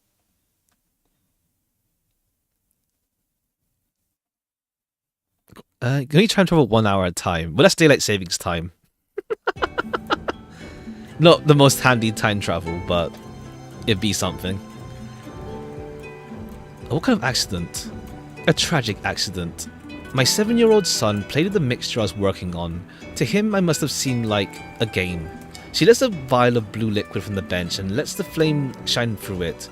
Suppose he thought he could do alchemy better than I could. Or maybe simply thought it would be fun to mix the colourful liquids. Who knows? This feels so familiar. When I entered the room, he was at the mixture. I scolded him a little, and then he sent him off to bed. I never suspected he might have tossed something into it. I kept working. When the laboratory exploded, I could smell my own burning flesh. Liquid dextrose and VIP. VIP is... According to the writings of Trismegistus, VIP is an alchemical mixture of ground pearlescent powder, heightens hunger and awakens appetite in those who use it. When combined at high temperature, they trigger a sudden violent release of heat, but you didn't know that then. That's what detonates your mother's laboratory. Okay, yeah, a mother's laboratory, huh? What are you talking about? And what I mean, darling, is this. Sometimes you have to lose, and then you have to let go. You cannot carry the weight of the past forever. How could you have known my mother died in such an explosion? Okay, yeah. We learn more about our character. What's his name again? Elbeck. Okay. How could you know my mother died in such an explosion? The laboratory was mine, darling. I shouted at you that day, didn't I? I'm sorry, you tampered with my notes. Your hands were covered in powder, dipped into the solution. But that night I forgave you. It wasn't your fault. I was sleepless. Never imagined you might have added something to the mixture. Impossible. My mother died. They never found her. Because she was gone so many years ago. I know, darling, I know. You thought I was gone, but I couldn't leave. And I see now I wasn't the only one who burned that night. Because nothing has ever managed to tear the guilt from your mind. You believed if not for that night, you'd find me here, in this room. That's why I'm here. Oh, okay, yeah. She's another, like, representation type deal. Echo like Waffle. Ha. I just want to spend some time with you, but I lost you forever. I wanted to be like you. This work was everything to you. I want to make you proud. Spend some time with you. You didn't lose me, darling. You did what you had to do. What I wanted you to do. That's why you must let go of your regret. I was proud of you. But that night, not for that night, would still be alive. Then why are you here? To forgive me? Ah, no, darling. The woman steps a little closer. The scent of beeswax and bergamot fills the air. You feel warm, safe. She gently places her hand against your cheek. I forgave you long ago. I'm here because you need to forgive me. Did you love me? Alright, I love you. Love you too, darling. Always in every way. Then you know why I have to stay in this loop. To exist and to remember you. Okay, we're trapped. Yeah. Take me out of this loop. Take me somewhere I can finally shake off this weariness. What are you doing? Do you think that tiny brain just can break through this loop? I'm the one who made you. You're nothing but a fucked up piece of flesh. You understand? Not me. What meaning could reality possibly hold? Tell me. Okay, cool. Narrator just snapped there. Come with me. The woman leans against the wall. You think you could get out of here? And steps up toward the alchemy cabinet. Without me, you are nothing. When I open this door, I don't know what will be waiting for you on the other side, darling. But I know you'll overcome it. Okay, cool. Narrator is acting funny now. Well, even more funny. Okay. Your mother places a gentle kiss on your cheek, where a tear had just rolled down. No, I won't allow this. You step through the open door of the alchemy cabinet, to wake up in a new life, down by the seaside. When I wake, will I be happy? Will I find there? No one. But you can never know that, darling. But there will be truths. 70 alchemy cabinet. When I came up to against the wall, can't say I'm surprised. I mean, yeah, I mean, it's more like the way the narrator talks. It's like they're more of a character than pure narration, it seems. The pain in my when I came to against the wall, the pain in my skull was unbearable. Must have been another foul dream again. Do I remember what that dream was? Mother, she's working at something in the basement. Wasn't she dead? Ugh, of course she was, long before. Yet Lilith again, always her. Who else could it be? My love, Lilith? Look, sit up and look around. Ugh, water trickles from the ceiling again. Moonlight. Must be midnight or thereabouts. How's it collapsing? 5 years ago. Us in decay. I'm hungry. Okay, there's no narrator now. Okay. Now it's first person. Okay. Look around. The dining table and its toppled chairs remain. On the table, dust-caked plates. Ugh. Water drips from the loft above. Insects scatter across the floor. Am I searching for food too? That sound. Was it Lilith? You knew he was bad from the start. True. Never tried fish and chips. I wonder how it tastes. It's pretty nice. I mean, it's like potatoes and fish. Can't go wrong with that. Go to the basement door. The board cracks beneath my feet. Rot everywhere. I drag my feet inward. Was the sound from here? Empty, hollow? What was here? Ah, yes, the door, of course. The door where I killed Lilith. Did the sound come from within? Is this real? What? Is Lilith real? She was always real. The most real of... the most real of all things. But her love, no. That was madness. Mad. Ha. That day I knew... Oh yeah, right. The grand unification was mentioned in the bad ending. In a demo. The day I knew she would speak again of the grand unification. Lilith, are you in there? Was Lilith real? She's real. She's real, but more in this case of like, was her love real or not? Or was it all for this grand unification thing that she wanted to do? Go upstairs. Does she exist? Lilith exists, etc., etc. Here was our bedroom once. The sheets lie rotted now. I feared her, Lilith. She was mad. She loved me more than she loved herself. The bed lies broken, collapsed. Water drips from the ceiling, gathering here. What was that? A voice. Was someone calling me? Go down. There are paintings watching over those stairs. Beautiful once. Lilith and I together. Now nothing remains. Nothing at all. Boards creak everywhere. Splintering, falling apart. The real Lilith was the trauma we made along the way. Ha. Well, in this case, she actually is like a person. Boards creak everywhere. Splintering, falling apart. The plaster has fallen from the walls, exposing what's beneath. This is it. Yes. Here they took her. After they betrayed her, they seized her arms and dragged her away. First they cut her tongue so she could conjure no alchemy again. Okay, yeah, when we reported her. Is that you? Open the door. Darkness. The stairs have long since crumbled. The real text was chat all along. Ha! Is this what they carried when they carried her out? They took her. When they cut off her limbs so she could never walk again. I'm coming, my love. Are you coming to me? Where are you? A blue light. Where could it be something? Where could it be coming from? This is the basement of one room. Damp stones covered in moss. She had drawn a circle here. She had stood at its centre. When we took her, we flayed her face, so no one would recognize her again. Lilith, my love, where are you? The blue light shimmers over your wet clothes. Right. The salty water of the sea drips down from where you were thrown. Your hands are severed. Coagulated blood pools back at your feet. The flayed pieces of your face hang oozing pus. Your lidless eyes stare at you. Okay, that's from Lilith. This game will make you jump. Ha! Just like raw from here. I'm sorry.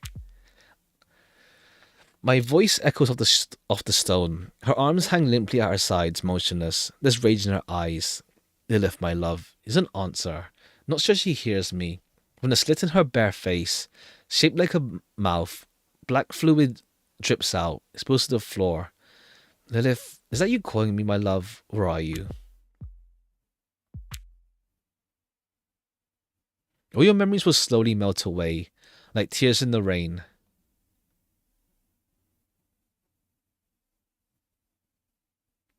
The end. Oh, okay. We got the second ending. All right, we didn't make it to an act 3. I think it's because like we kind of lost to ourselves kind of deal. Like the narrator was like, yeah, don't ask about the accident, and it's like, yeah, sure, what's the accident? All right, cool. We'll do another run. We slayed her. Ha! Alright, if we press continue here, where does that lead? Okay, we're back here. Okay, cool. We're back here, but as long as we don't ask about the accident, we're fine. Otherwise, we just lose ourselves to the we lose ourselves to the memory of like when Lilith got executed. Step inside and watch what are you doing here? Alright, cool. But we know like about ourselves now. I'm fine. I'm fine standing. Yeah, as long as we don't like settle down.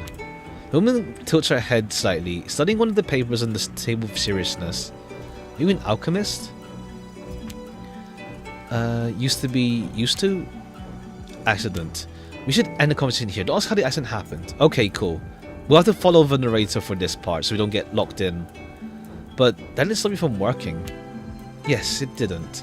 But I can't say I carried out my own will. What do you mean? After the accident, guilt never left you alone. Okay, yeah. Okay. It's like, it works out because like, yeah, we know like the context. Like, that's she's like, well, a representation of our mother who died in the accident because of our fault. You always imagined me standing on an alchemy bench, unburnt, never drowned by the sea. You were 7 years old. No, 7 years old should never. 7-year-olds should never have regrets. You did. If only I'd never entered the laboratory. If only I'd never touched the mixture in the hearth. If only that violent explosion never happened. What are you talking about?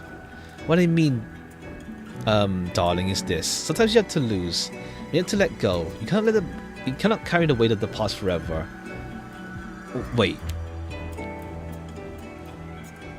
There's no need to worry, darling. None of this was ever your fault. You don't have to keep living with this guilt. What are you suggesting? That I should just let it go, run away and pretend to be happy as if nothing happened? Now that's the most sensible thing you've ever said so far. We need to escape. It's not a bad idea at all. Ask her where the cellar hatch is. Haven't we seen enough death and corpses for one day? We're no way. But if that's what you want, I'm only telling you to lay down the burden of on your shoulders. The day your mother died in the laboratory, that wasn't your fault. Okay, yeah. As long as we don't like acknowledge it, we won't get stuck in like our memories. Those are kind words, thank you. But I don't want to hear any more about the death and loss. Just tell me where the cellar door is, hatches now go. Exactly. We can't let this woman with her familiar scents, her soft voice and smile, dig any deeper into our mind. Okay, well, I know this woman, don't I? I think it'll make us go back, but let's see. I know this, don't I? Of course you do. That's why you must leave. Okay, yeah. we must not forget our purpose. Ah, you mean the door that opens outside, don't you, darling? Well then, this way. Ah yes, you're on the right path. This is what will carry the story forward and keep you within it. You don't want to leave here. Oh, okay, yeah, because otherwise, like, yeah, with the narrator's like, if we leave the confines of the story, it's like, it's over. Something's wrong. Is it really that easy? No, not everything has to be unbearably hard. Just keep going. Once you're out, you'll feel the wind again. You see the waves of the sea. The woman walks towards the wall on your left. She cracks open the alchemy cabinet. A warm breeze stirs her hair. You see a single tear roll down her cheek. I hope you find what you're looking for on the other side, my son. The moment you step into the alchemy cabinet, you fall into a kind of void. Warm winds swirl around you, and once again you find yourself wondering when you finally hit the ground. I'm falling again. Is this how it's meant to be?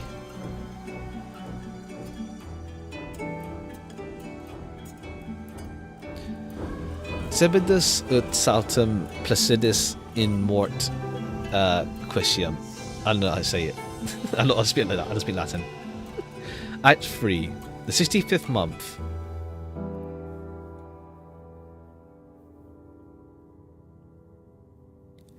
Now, in your uninterrupted fall, a metallic taste burns in your mouth, in your throat. Blood and rust mingle with the air you breathe. Beneath your hands there's a damp warmth, as though something has come alive. Where am I? In the beginning of your salvation, and of course, the end of all things. Do you see it? You climb now. Your nails are clawing at the rotten boards, yet beneath them something's writhe. In the darkness a pale light flickers. The light will grant you freedom, for the story to end, and for you to awaken. You need one final crescendo. Move towards the light. You think you are moving forward. You think the story has forced this upon you. But don't despair. There are not choices. Then what? It's about letting go. Even the things I let go of, I choose. You don't understand. You believe you choose, yet slowly, simply, you let go of the path you tread. You don't look ahead. First, you let go of the road stretching behind you. When you climb, you let go of the descent. For your own life, you let go of Lilith's. And when you let go of every other possibility, the only option left is the one you merely believe you chose. So you're saying I have no will. It's all what? Fate? And letting go is also a choice. But it's not something you choose. It's not something you can point with your finger. It is something only for that finger to become the very thing it points at. Not where reality bends and dissolves into isness. A petty choice? No. It is merely the act of pushing things aside.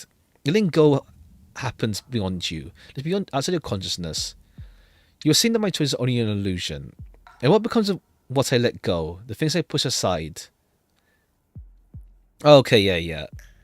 Partly also letting go of like what's it called? Like, this guy and his mother, this guy and Lilith.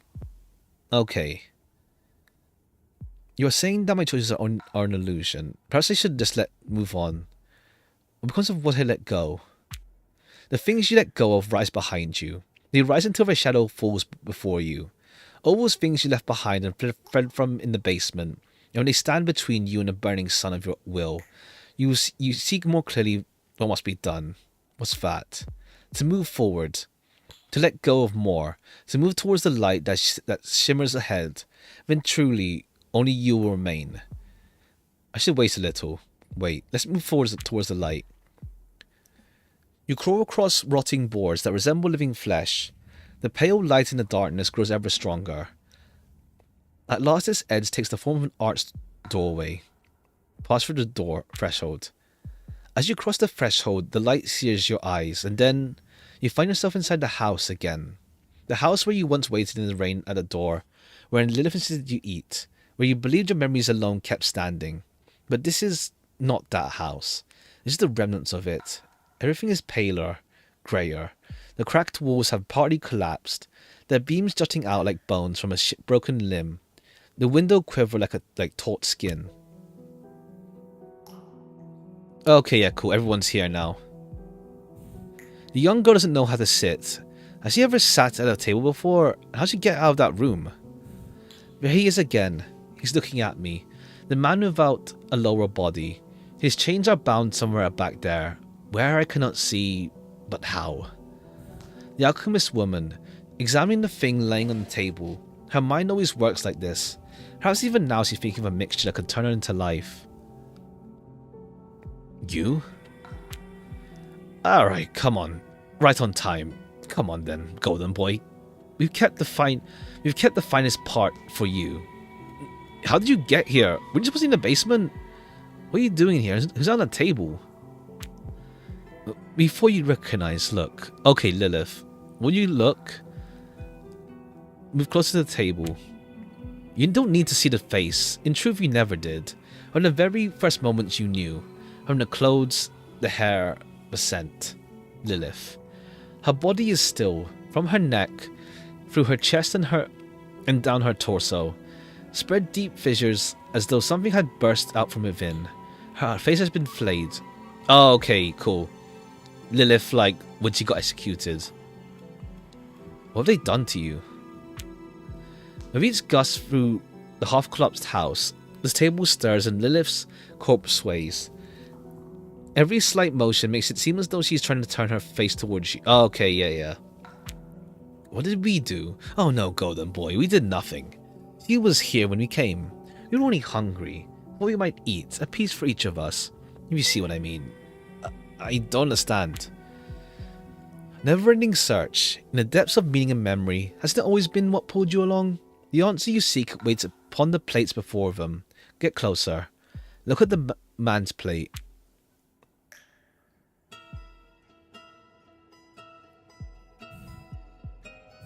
The ring tightly bound to his wrist interlock and rise up into the darkness. They are fastened somewhere I cannot see. You gaze up. Your gaze drops into the plate before the man. Amidst the clotted gore rests a tongue, torn from where it belongs. Seems like across its surface lie words scrawled in dried blood. We had another part in mind for you, but it seems to left nothing unsaid. Unlike you, would you... He jerks his chin towards the tongue on his plate. It's my turn to speak. I won't take my former lover's tongue. Ha! So many people made me speak for so long now. After a while I could no longer recognize my own voice, but yours I will know. It's your turn, truly. You feel a dead body slacken, sinking into a strange ease. The tongue in your hand feels slick and heavy. It is for you to say something. I'm sorry for everything. Oh, come on now. That scrap of tongue in your hand needs no apology, Golden Boy. Don't make yourself pitiful with excuses. You're hardly a paragon of virtue, are you? No one here expected your apologies. What is expected is that you exist, that you be someone. Perhaps my fleeting should end. I should cast aside apologies and become someone. Become myself. Oh, okay, yeah, cool. Alright, yeah. At least in this case, like, yeah. Our guy is just like, what's it called? Just racked with guilt over, like, Lilith, essentially. When I left you in that room, I thought I'd done this already. Perhaps I should cast aside apologies and become someone. Become myself. The chain spilled at the man's feet clatter softly. Their sound echoes through the rotting walls and falls before you. Come closer, Golden Boy. Come closer and tell us, when you truly are yourself, what would you say?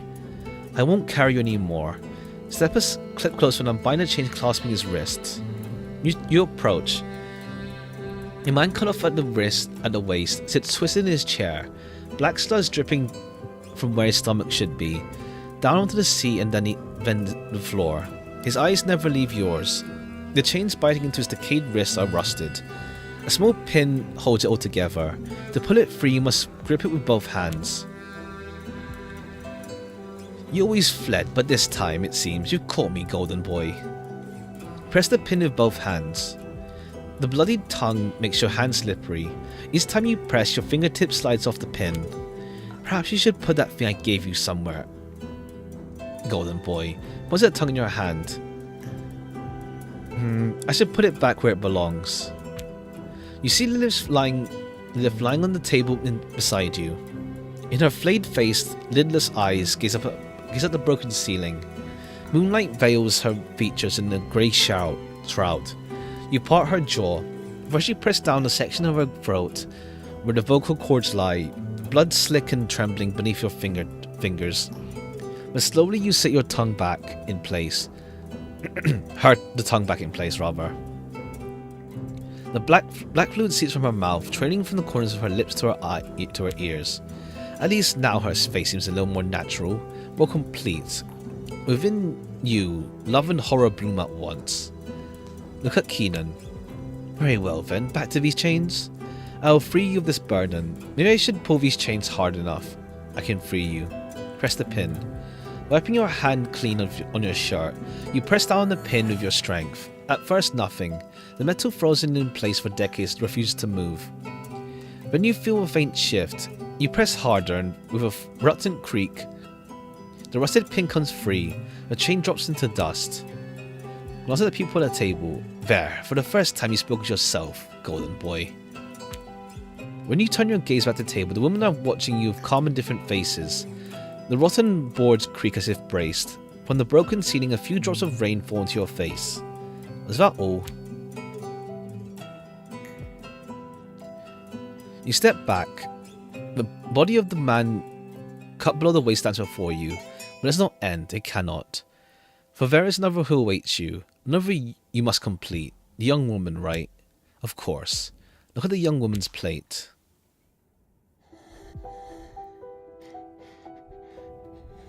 You tear out your gaze at the man from the man freed of his chains. At last he looks at peace. He has spoken all he had to say, nothing remains. Yet before you much still demands be spoken. Your eyes drift to the young woman's plate. Upon it lies a strip of thin, bloody skin, folded and carefully placed. Seems you never seen me. She puts the strip of skin towards you.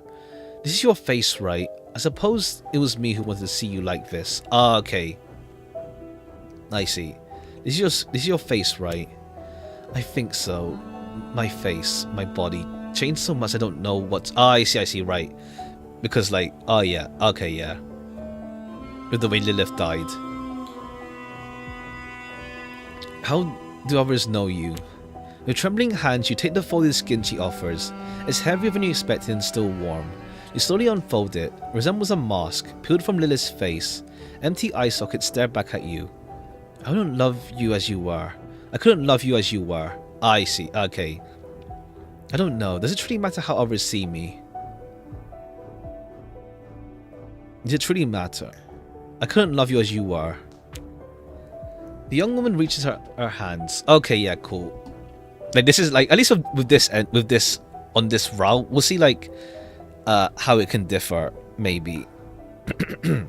He's like, yeah, us coming to terms about Lilith.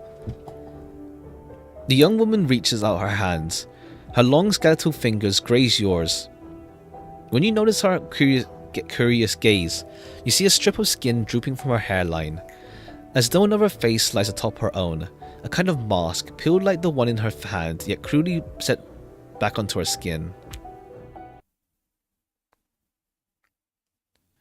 Also, 1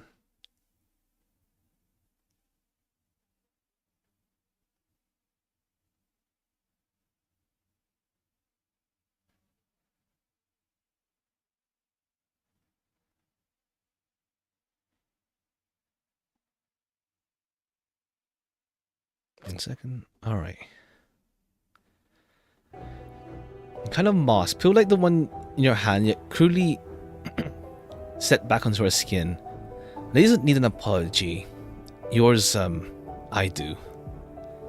Now I know. Remove the mask from the young woman's face. Mine?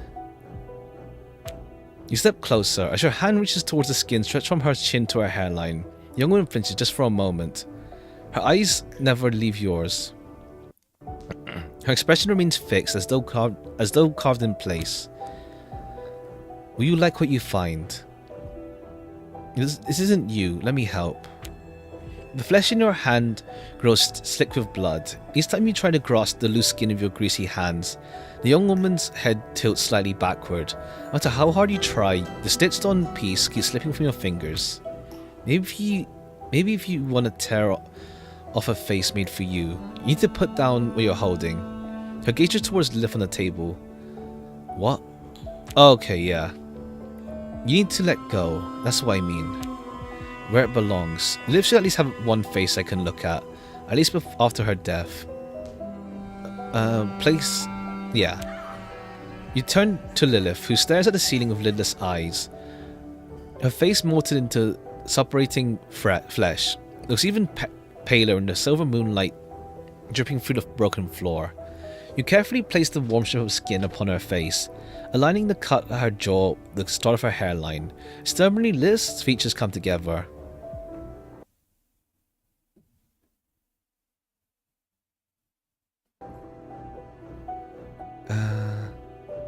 Hold on. You carefully place the warm strip of skin upon her face, aligning the cut at her jaw with the start and at the start of her hairline. Stubbornly, Lilith's features come together. Hold again, almost alive, as though she might turn her eyes to you at any moment. Within you, a great terror and love bloom together. I think you're ready to see it now. She closes her eyes and tilts her face towards you. Reach for the stitches across her face. You wipe your hands clumsily on your clothes and reach for the stitches at the roots of your hair. Where the moss tugs around her face begins. You tug a little, the stitches come loose with a faint tear. The young woman winces in pain. You're right. This doesn't hurt as much as what the lady did. Keep pulling the stitches. You pull harder at the stitches as the stitches begin to tear. The moss clinging to the young woman's face rips apart, but you cannot stop there. In the moment of release, every stitch along her neck, chest and stomach and legs burst open. Everything come undone. The skin patched together from different bodies and wrapped around her peel away one by one like clothing. Damn. And when every seam is finally torn, another body emerges from within. A young boy. He bears your body, your eyes, your past. When his trembling lips part, you hear the voice of your childhood. You know who I am. Alright. You sink to your knees and hold the golden-haired boy. As your hands touch his back, you feel a hole. His trembling stops, he's no longer afraid. Launched around the table, the eyes watching you seem unaware of what has happened. Each fragment takes its time to center place. What you fled from now stands directly before you, dissolved, fractured, torn apart, and ruined. Okay, yeah, we also come to terms of our past. Was it always meant to be this way? Will it always remain so? You were the cause of this, you. I saw Lilith transformed into something different. Creature perhaps, or perhaps she'd always been so. You were the cause of this. Me? I am no one, merely a voice. Okay, yeah. A safe cave shielding you from the harsh winds of the Neverall. Can you not see that I'm the one who can help you? And you, on the other hand, you will prove whether you're being saved or not. What now? Tell me. Narrate or whatever, and let this torment end. Moonlight spills through the fractured roof.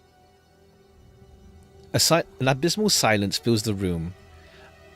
You no longer believe those gathered around the table even breathe.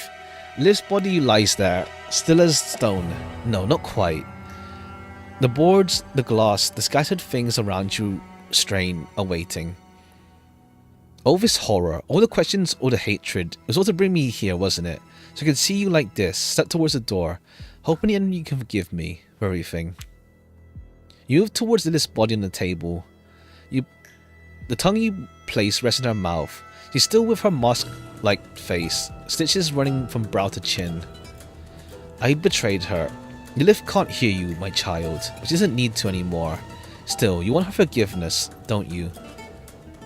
I betrayed her just as I left you. I killed her. Just her understanding. She will. Outside, the slow rain trickles through the cracked windows, tapping softly against the floorboards. In the silence, it sounds like a heart still beating. Lilith waits to be completed. Truths don't turn into forgiveness within a cocoon of time. For your actions to find meaning is not simple, my child. But at least you tried, to piece at least some of it together. Perhaps Lilith needs to be completed. I never told her about the past. I never completed the parts for her, did I?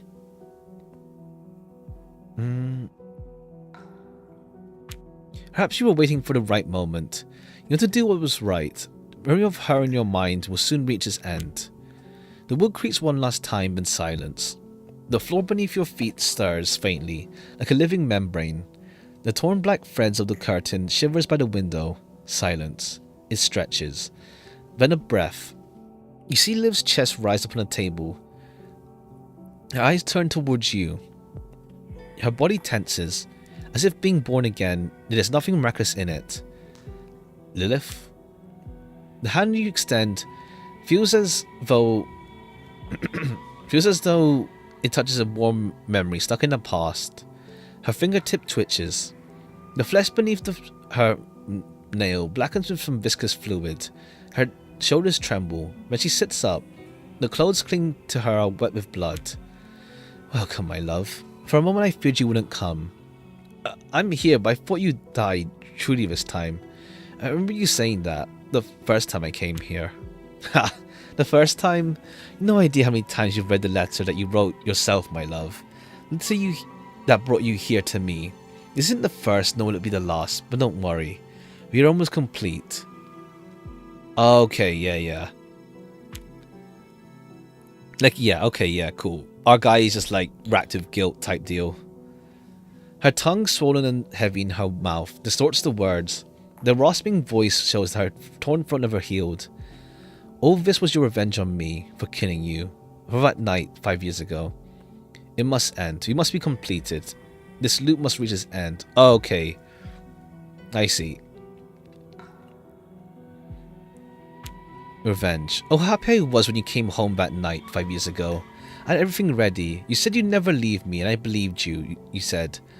You said I'm not lying. You weren't afraid. Then when the ritual was about to begin, you ran. You betrayed me. Then took my arms, my tongue, my face. You weren't there. Okay, yeah, she was still like that when she was alive, though, to be fair. But also, like, we're the ones who, like, offed her as well. But look, I completed you, didn't I? As best as I could. Maybe I wasn't there, but I thought of you, always. I never stopped thinking of you. Oh, should I pity you now? Is that how you soothe your pride, by saying you thought of me? Ha! Yes, you think of me. You always did. And this is what your thoughts have made. Do you really think you can leave here with an unraveling? Livber's seas are foaming. A garden of white flowers burns in crimson fire. Bare feet trample the wilted petals. From the east, something vast approaches. I was afraid to love you, because I didn't want to lose you like I lost everyone else. It was always like this. I truly loved you until you fell into madness, trapped in your obsessions. Madness, huh? Exactly what you feared, but it was you who fed my obsession. My madness grew from you. I always loved you despite you. Look what it's made of me. I never wanted this for you. What didn't you want? My death? Too late for that, my love. I remember something. Sometimes, in the mornings, when I had to leave the bed and go outside leaving you alone, I felt a vast emptiness in my heart that grew with every step until I came back to you. Now I wonder, will I feel it again after our reunion? The creation you keep speaking of, the one in your letter that caused all this, it never existed, Lilith. The creation, you mean a child, don't you? Tell me the truth, Lilith. Okay, cool. Do we either go into, like, thinking about the whole, like, eldritch being she's talking about it, that granification thing, or just, like, keep it anchored down? A child. You think Lilith smiles.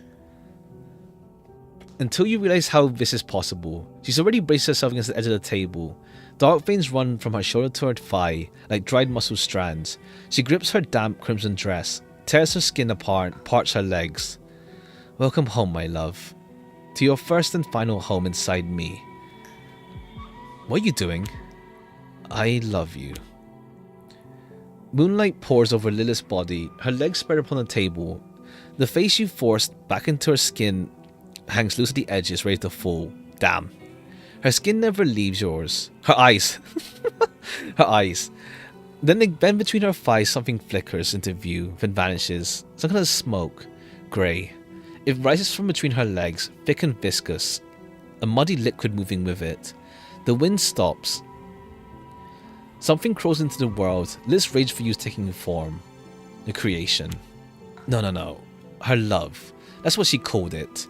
You heard it too. It's love. A love beyond the borders of the material realm. A love so magnificent. The smoke coils upward. A newborn storm, a whirlwind, surrounds you, fills the room.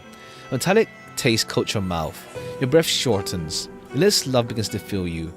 Yes, yes. Your vision darkens. You feel it, don't you? In the end, a voice. Tell me, my love. Once we speak of this, there'll be no turning back, so tell me. Do you wish to remember your past, or see the truth? Okay. To remember, I must know what came before, maybe. Okay. I want to see the truth. Smoke crawls around you. A realization spreads through the layers of your mind. The story has brought you here. I have brought you here. Through the fine cracks in the smoke you see. The roof caved in, plaster fallen from the walls, windows long shattered, rain drips from the hole above and strikes your face. From somewhere unseen, you hear Liv's voice. Realization spreads through the layers. Oh, okay, I see. Just the conceptual story. Like a higher thing, huh? That kind of thing. You were alone here, my love, for 65 months. You've been here alone. Oh, okay, yeah, 65. Well, yeah. Okay. Since they took me, your conscience never left you leave. You always knew the truth. Oh, okay, cool. Our mind, or rather, our mind was always trapped in this house type deal. It was to finish what you started, the ritual of black alchemy. I see. Now you see, yes, my love. You remember the pieces, don't you? The name, the blood, and the word. I must see the truth now, the name first. I must know who I am. The truth isn't hidden behind your ritual, Lilith. You have to understand me. Okay. Must know who I am. I think it might be branching at this point, actually. We'll see how the game lets us continue. Unless we go back. Elbeck. Okay, yeah, Elbeck. We knew the name from the mother. It was the first week. I got a bit too comfy and passed out for a bit. We'll come back.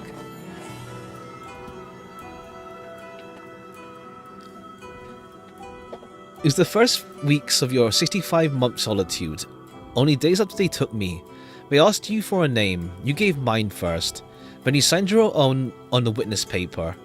You claim to have seen me perform unauthorized alchemy. Ah. Remember the pieces, don't you? Name, the blood, and the word. It's only 65 weeks. 65 days you told to. Only days after they took me. Okay, cool. The guards told you they could see me one last time before I died. I told them there was no need. The smoke thickens, heavy and suffocating. On the other side you hear Liv's voice. Yes, you were afraid, weren't you? You were not virtuous enough to see me one last time, to say you really loved me. Now speak your name, confess it. My name is Elbeck, and I killed you, because I avoided my virtue and I was afraid. You see the smoke take shape before you, coalescing into a silhouette. The ritual is progressing.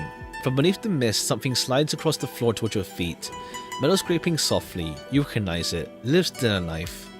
The grand unification will unite us, my love. There we will be together. Now seal your name with your conscience.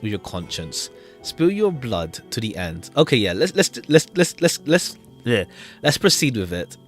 If shedding it will free me from my conscious torment, let my blood run. Okay, we'll just accept the ritual. At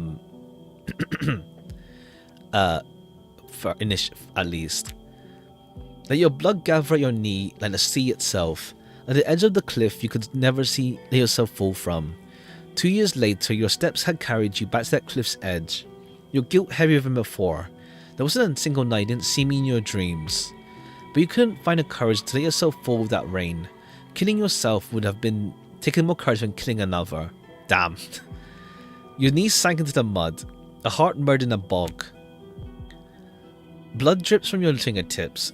Your finger goes numb. The warm, slick fluid from both wrists pools on the floor. Your legs weaken. You sink to your knees. The knife slips from your hand and it clatters to the ground. Through the mist, Liv approaches. Her face, her body. She seems to have left all horror behind, as you first saw her. The house creaks and groans around you. Kneeling, you struggle to steady your breath. A rasp rising from your chest. Sweat soaks your back as wind makes your skin shiver. Liv smiles. It's a gentle, merciful smile. There's a piece of paper in her hand. As she leans down to pick up the knife. She places the paper in your palm. And the end. The madness took hold of you. By the end of those 65 months, you convinced yourself I couldn't be dead. You clung to that fragile hope, because it's all you had left. Poor Elbeck. Everything lost, rotted or faded within that house. You redrew it all on those yellow papers. Oh, okay, yeah, right. That explained. Okay, yeah, because it mentions like we find our own drawings in like the house. Okay, that works out. Yeah, it's all like it's all us essentially. To keep your memories alive, because what else did you have left but to remember? To keep your memories alive. Okay, that explains why it's all in drawn form as well. I'm not that. Well. Okay, it gets me even if I'm not feeling tired.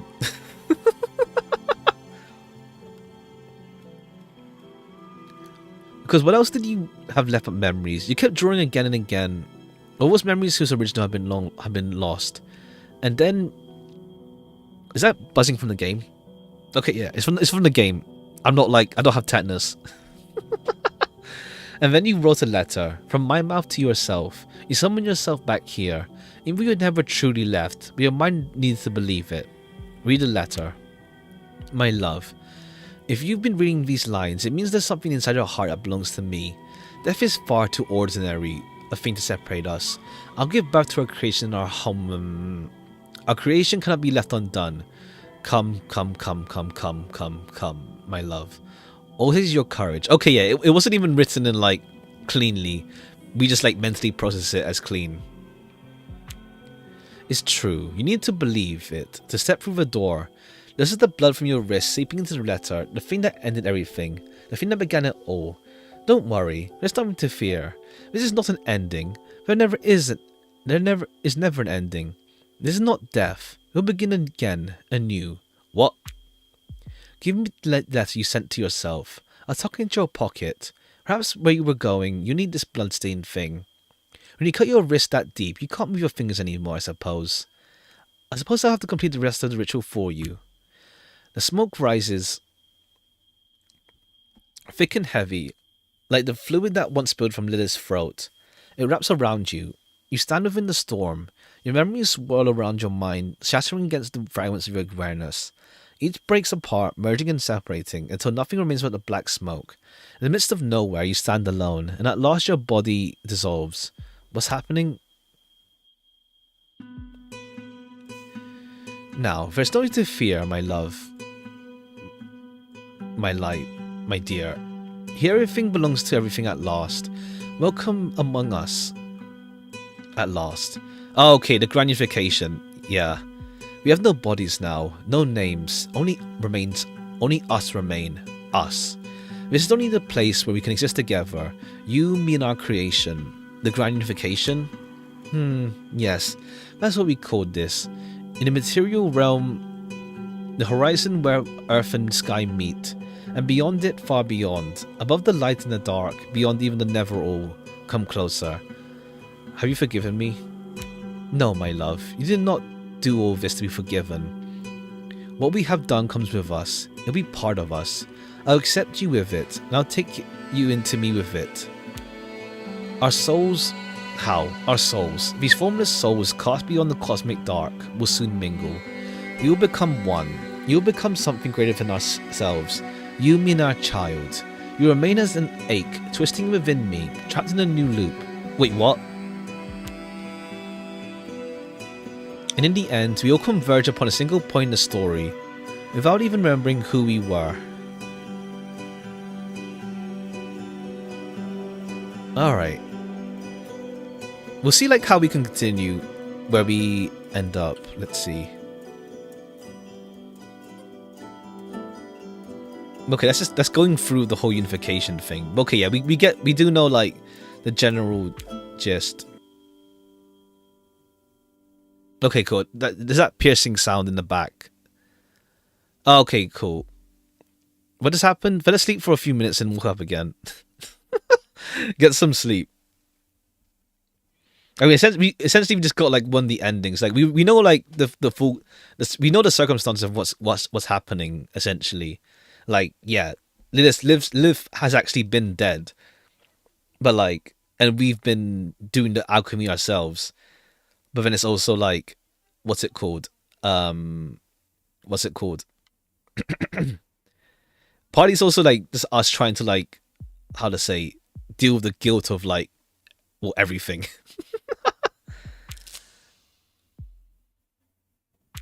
Okay, but let's see what happens if we reject it then. The truth isn't hidden behind your ritual. You have to understand me. The smoke swirling around you thickens like into a heavy veil. Its rising and falling tendrils resemble the tips of a fibrous whip, winding slowly around your legs. Okay, yeah. Understand, my love. More than you realize. Delusional to an extent. It's like, well, everything in the basement was pretty much like representations of like different aspects. Essentially, like one was us, one was our mother, and one was of Lilith.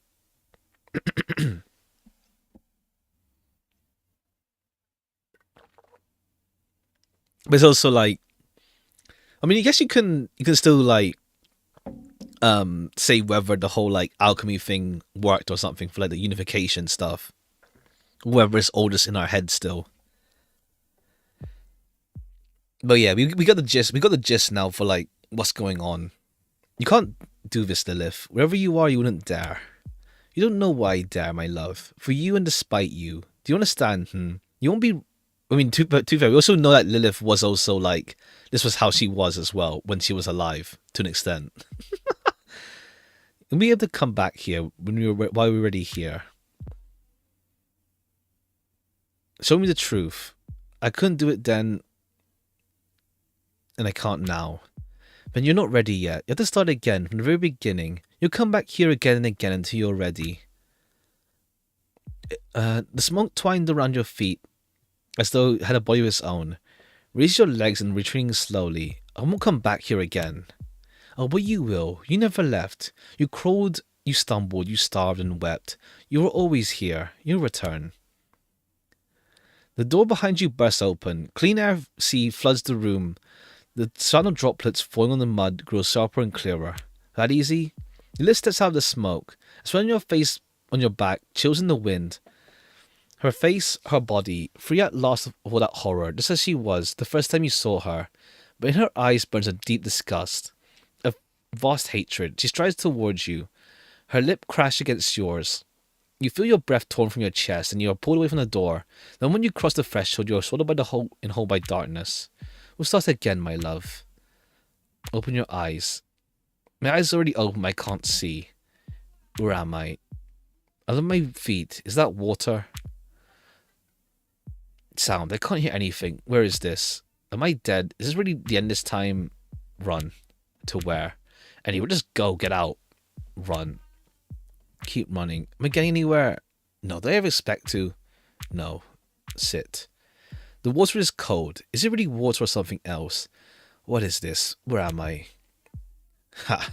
Liv's tears. Do they feel here? I doubt it. She never left the house. Wait, I never left the house either, did I? 65 months? Ha! What did I eat when I was when I was hungry? I remember catching a rat with my bare hands. Wait. In the darkness of the basement. Wait, I went down during the cold months. Oh, okay, cool. We're going for like what happened, like what did we even do in the 65 months, essentially. I went down during the cold months. I drank from the water that gathered on the floor. I couldn't leave. If I went out, how long has it been? Eternity? Not that long. Was I in the basement the whole time? Liv would wait for me by the door, but not until the letter. Yes, the letter from her. The bloody letter.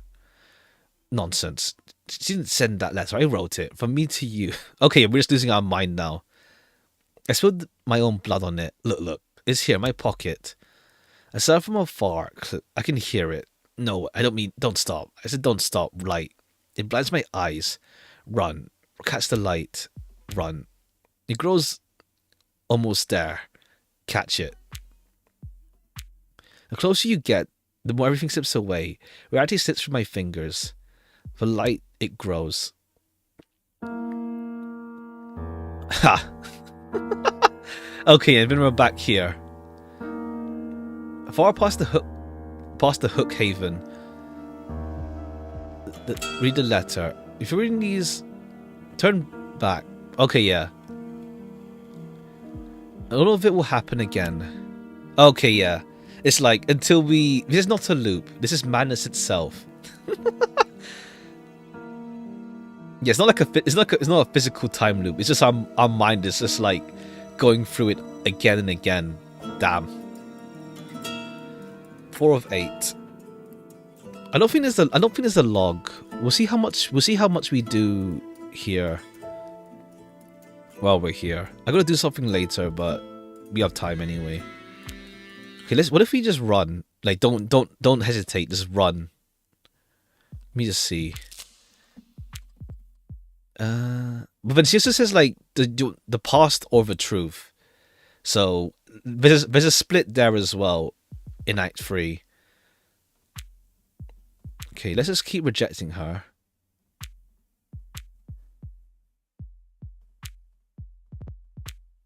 I won't come back here again, never. Run. You sprint towards the door. You expect something to seize your legs, but the moment you manage to throw yourself through, the moment you cross the threshold, darkness swallows you whole. No rain, no sound of waves, only a whisper. We'll start again. Okay, cool. Yeah, and then we're back again. Okay. There's no like manual save, so we'll have to like go from literally from the start.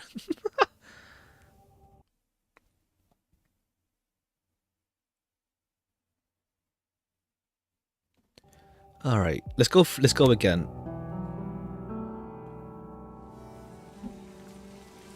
But yeah, cool. We know like what's it called? A lot of it is in our head, essentially. We're just racked with guilt about reporting her to the authorities. But let's see like the basement as well, because like we do have the free representations as well. But let's see. So let me just check something.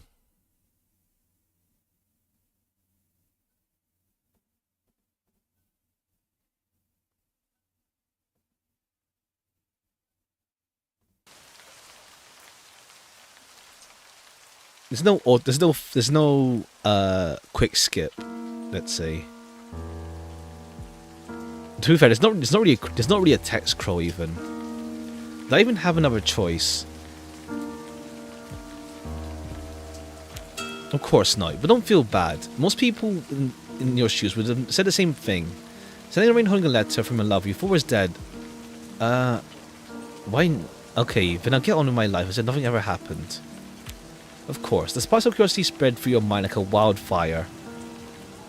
I can still turn back. Let's try that. Let's try that. I can still turn back. Turn back. Turn back to where?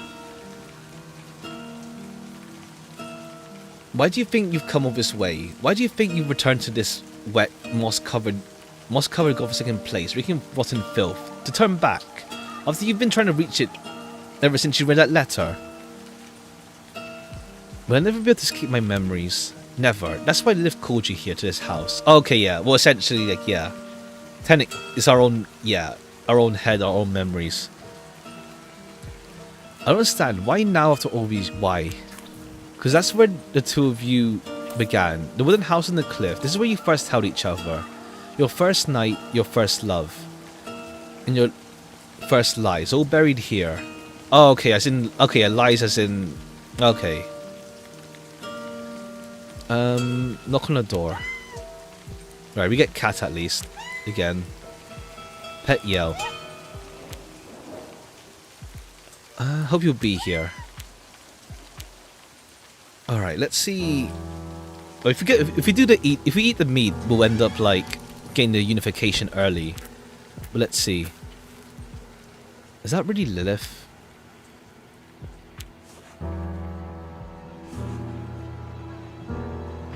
Okay, they flowed from my love for you. Beautiful lie, told so well. Even you believed it yourself. I guess it's more like, did we really love her? Or like questioning whether we loved her. Well, whatever our character was called again. Whether we actually loved her because we ended up like causing her death in the end. As well. 5 years. What I hear now is not what I heard back then. You never told me any of this. Alright, let's eat the meat. I think we get like an early ending there, but let's see. I thought this place would have collapsed in ruins after 5 years. It wasn't exactly in great shape even when we lived here. 20 minutes ago. True. After the night, I was suddenly lost. Yeah, ruined. As long as you remember this place, it will not fall. As long as your sketches on those wrinkled yellow pages remain. All those drawings you made so as not to forget. Oh, okay, yeah. Alright, yeah. It's like our guys, yeah. This place is maintained by our memory. Like, well, the whole thing going on is maintained by us, essentially. Like, yeah, the yellow pages, we place the drawings around the whole house to like remind ourselves as well. You record a bit of code of the circad. The windows are fogged, but the house is warm inside. Or perhaps it only feels this way because of our smile. You hand her a cup of hot tea rather, then curl up beside her under the blanket. She takes a sip, sit the cup down on the side table. She wraps her arms around you. She says the tea leaves a sweet taste first and bitter. Just like you, she adds. You don't understand at first, only smile. A strange chill follows. You never drink that tea again. Ha! So you start first and then you betray her. Type deal.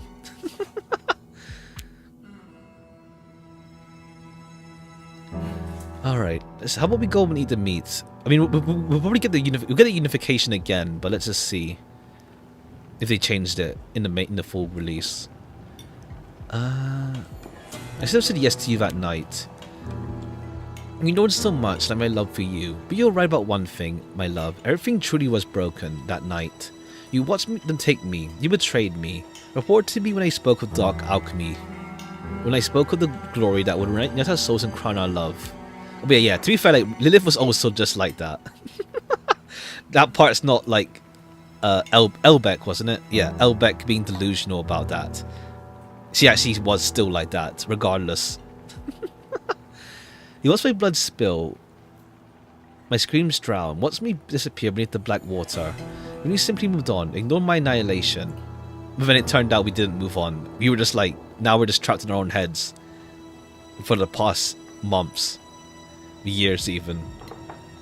Remain silent. The woman holding the fort trembles. She turns towards you, her face darkening, and slowly as Liv slowly leans back. I suppose I owe you this much. Tonight you will pay your debt, remembering, confronting, just like me. Love doesn't exist only in happiness. True, my love. True love, my love. Ugh. Embraces pain as well. Far away, something squirms beneath the dark green waters near the docks. Deep beneath Livber, the place you called home, something stirs and rises. Not with rage or hatred, but with curiosity that's eerily human for something so inhuman. A curiosity for as natural as a child tearing open a toy. From now on, Livber's filtered waters, it rises towards you. Your madness will break both of us, Lilith. It already has, my love. Just like these pains you love. Okay, yeah, we read this part. Alright, let's go and eat the pork meat. Never imagined it could be edible. Okay, yeah, the drawing of that as well. I think I remember, maybe not what we ate, but feeling happy. Perhaps that's why everything afterward felt hurt so much. I think it's also like, what's it called? Either like it's like the memory being like wacky, I guess, as well. That's exactly why you're here, hasn't it? You remember the happiness. Our feelings don't lie, my love. Yes, you're afraid, and if anyone facing us the truth would be, but now there's a new path for the two of us. What path? Away from others, just you and me, a path full of brilliant lights, warmth in our soft bodies, no mothers to separate us, no old guilt, no meaningless class distinctions, beautiful, free from all imperfections. Oh, I think I must have misread. Like it was her mother, not our mother, our own one, rather. Because like our one's been dead since we were 7, it seems. The woman across you lifts her fork. Okay, As Liv opens her mouth, the skin on her cheek stretches, tearing apart to reveal putrid flesh beneath. A flap of skin resembling a pretty lifeless leaf dangles, exposing the rotting tissue beneath, but your lover seems unaware. Your cheek. Seeing you extend the hand, she briefly moves towards you before quickly grasping her cheek. No, not yet. You struggle to breathe. A cold drop of sweat slides down your neck. You search for an escape, but there's nowhere to run. Finally, all you manage is a murmur. Are you sure you're alright? Oh my love. Okay, yeah, I guess it's like partly also just reflecting like her state when she died. Seeing your concerns being happy, really, it's nothing. Don't fret. You're actually dead, aren't you? There's no point in asking that now, my love. We should be happy now, because I don't have much time left. Alright, let's try to eat. As you sink your fork into the meat on your plate, you realize your hands are trembling. The pork meat still seems to be writhing. The air grows heavier and heavier. You reach for the knife beside you and try to cut it. Try to cut it, alright. But the moment of thick viscous fluid oozes out from inside the meat, your stomach turns. I put my love into it. Her eyes lock into you, waiting for your reaction. Alright, let's eat. You're chewing something sweet and soft. It's cool, even blissful. For a moment you feel calm, as though everything is truly okay. The meat feels as if it's sprouting thorns. A pain blooms across every part of your mouth. Your crunching between your teeth hardens, forming a crust. It burns, it cuts, it moves. It twists into something alive, writhing as if giving up its final breath, right there inside your mouth. A slick, slithering thing coils beneath your tongue and along your palate. A piece of meat sliding down your throat thrashes wildly in your chest as it tries to force its way back up. You feel your throat tighten, your eyes tearing up. With one final swallow, it's over. A strange emptiness opens up inside you. Look, do you see? That's the taste of my love. My love. For you, only for you. With no more running now, we must accept it. We must accept each other. Accept that we cannot live apart. We must become one. A creation. That's why it matters. Just nod. Now there's a part of me inside of you too, my love. You can feel the warmth spreading through you, can't you? Do you see more clearly now why we become one? Okay, yeah. Your mouth goes dry. The meat on your plate glistens, juicy and full of love. The taste grows more intense. Thick liquids fills your mouth. Sweet, cool again, and bitter too. But this time it doesn't hurt. The meat stirs in your mouth, not wildly, but as if caressing you. The emptiness inside expands. You feel pieces of your mind collapse. Something bigger is being built in your place. Grandeur. What we wanted never mattered. Not yours, not mine. What matters is what we need. Is there any... what more do you need? You. A burning smile blooms on Liz's face. You see it. You see it. Out there, boiling beyond the edges of the house. Greatness, greatness, greatness. It pulls every living thing together, blends them, and bursts up something more innocent than any of them alone. She gets up and slowly comes closer. She grazes your cheek. Her palm is cold, but has a softness you know all too well. You feel her breath. Millions of lives converge there. You see the hunger growing inside you, don't you, my love? Beyond the never-all, toward the gratification. We become something greater, something more beautiful. We will continue to exist inside of one another. You never have to live, and only with the memories hitting your sketches again. Oh, okay, yeah. Alright, yeah, memories hitting your sketches. It makes more sense now, like, we know, like, yeah. It's pretty much just us trying to, like, maintain our memory. We'll exist beyond even death. All it takes is one simple thing. It's beautiful. She slides her skirt aside and swings her leg over yours. She sits carefully in your lap. You barely feel her weight. Her bloodshot eyes never leave yours. Crimson hair cascades across your face. As her lips press against yours, you feel a coldness blooming in your chest. Your breath falters. We'll meet again in the gratification, my love. When everything ends, there is no light, no sound. In fact, not even darkness. It unravels. I wish you could see the name of a child here, but I know it was never born. Us. Okay, yes, us as well. Our words pulled it into the endless void. We pushed it, we let it fall. When the candle on the table went out, we took our first breath. Our fears purged us and we were born, together, inside of never all. Beyond there and here. During the day you spoke of her on the beach in your youth. Her hair was blowing in the wind and she seemed far from any worries. We ran, we rejected, we don't embrace enough. Hold on.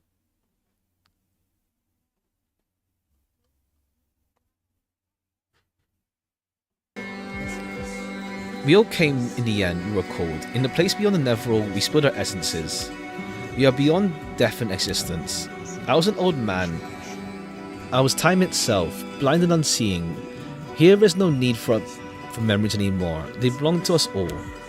We are the childhood you feared. We are the one who loved you when you were alone. We are the you inside Lilith. Okay, yeah, this is the ending we got in the demo as well. Where it's like the grandification but really early. And they just meld together. You are now us. But a much less peaceful grandification.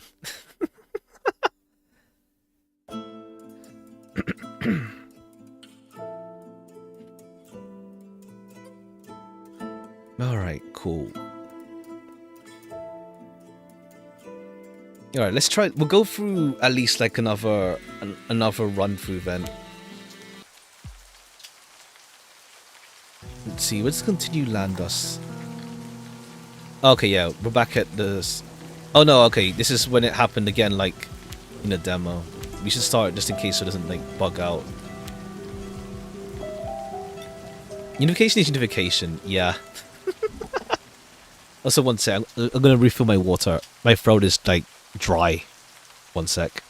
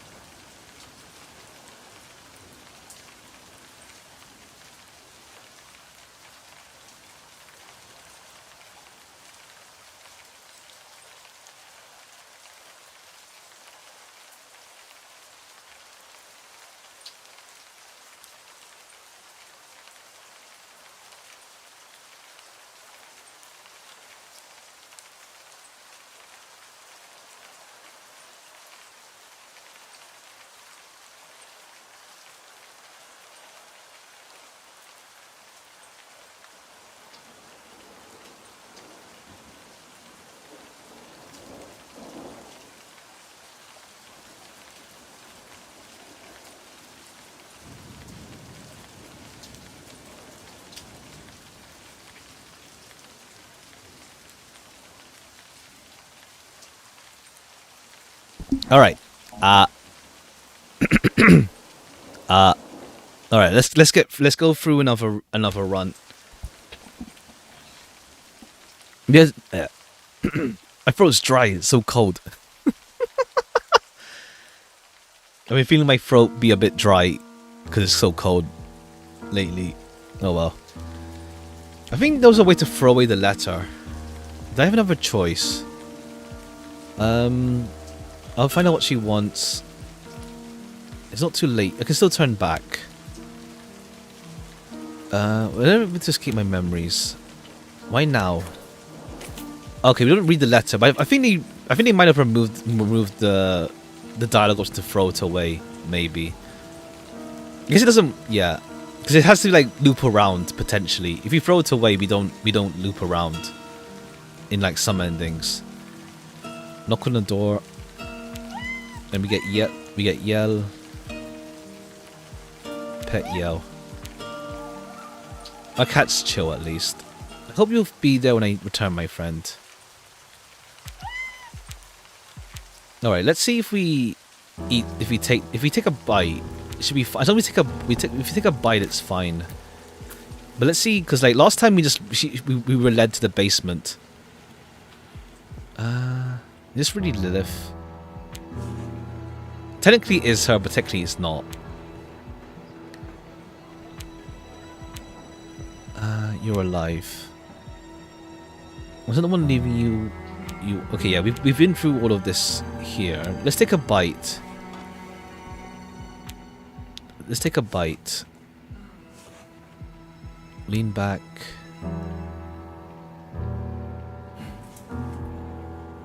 I said no because you just decided to destroy him. I had to make a choice. Remain silent. That means something different to you. You don't mean to. You want to own me. You didn't even know what you wanted. How simple your little brain thinks my love instill. You called it imprisonment, the splendor I saw. You called it madness, the happiness I offered. My dearest, I know you are afraid, because my love forces you to become who you truly are. I'm always with you. You might as well break the both of us. Never imagined it could be edible. Do you like story games? I mean, yeah, I'd say so. I played a good deal on stream. Yeah. Perhaps I'm not really able to feeling happy. What path? Away from the other, just you and me. Remain silent. You watch as the skin sags further, dropping into the meat on her plate. She pauses startled, seeing the rotten flap of her skin laying on the food. She picks it up, desperately trying to put it back in her cheek. Okay, yeah. That part, the whole aspect. Are you sure you're alright? Okay, let's try to eat one. But what if we don't? Put the meat in your mouth.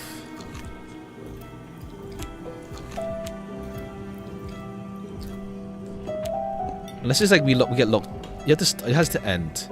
In the end, you knew we'll reach. Stands above everything. What have you done?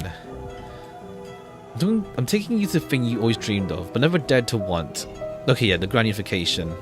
So the end of the stream ends. Cool. We're just going through another cycle of this. Well, technically, cycle.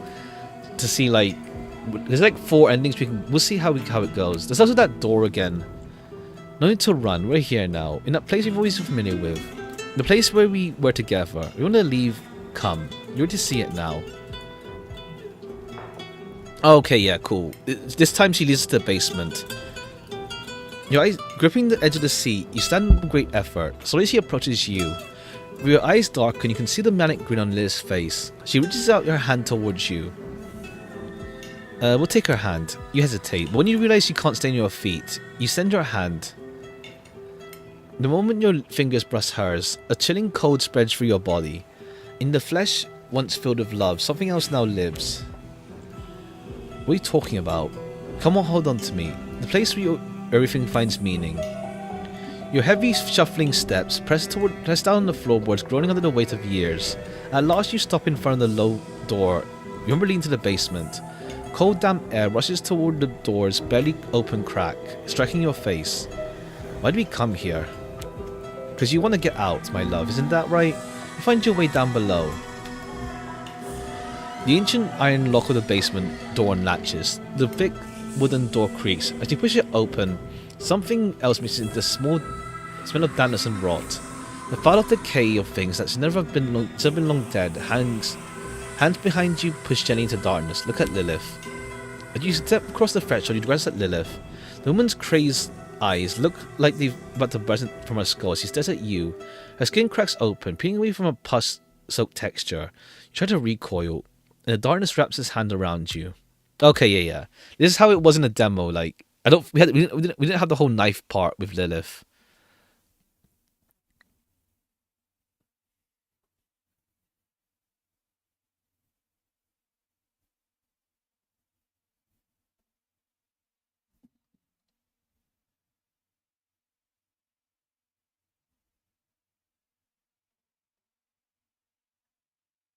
Echoes deep within.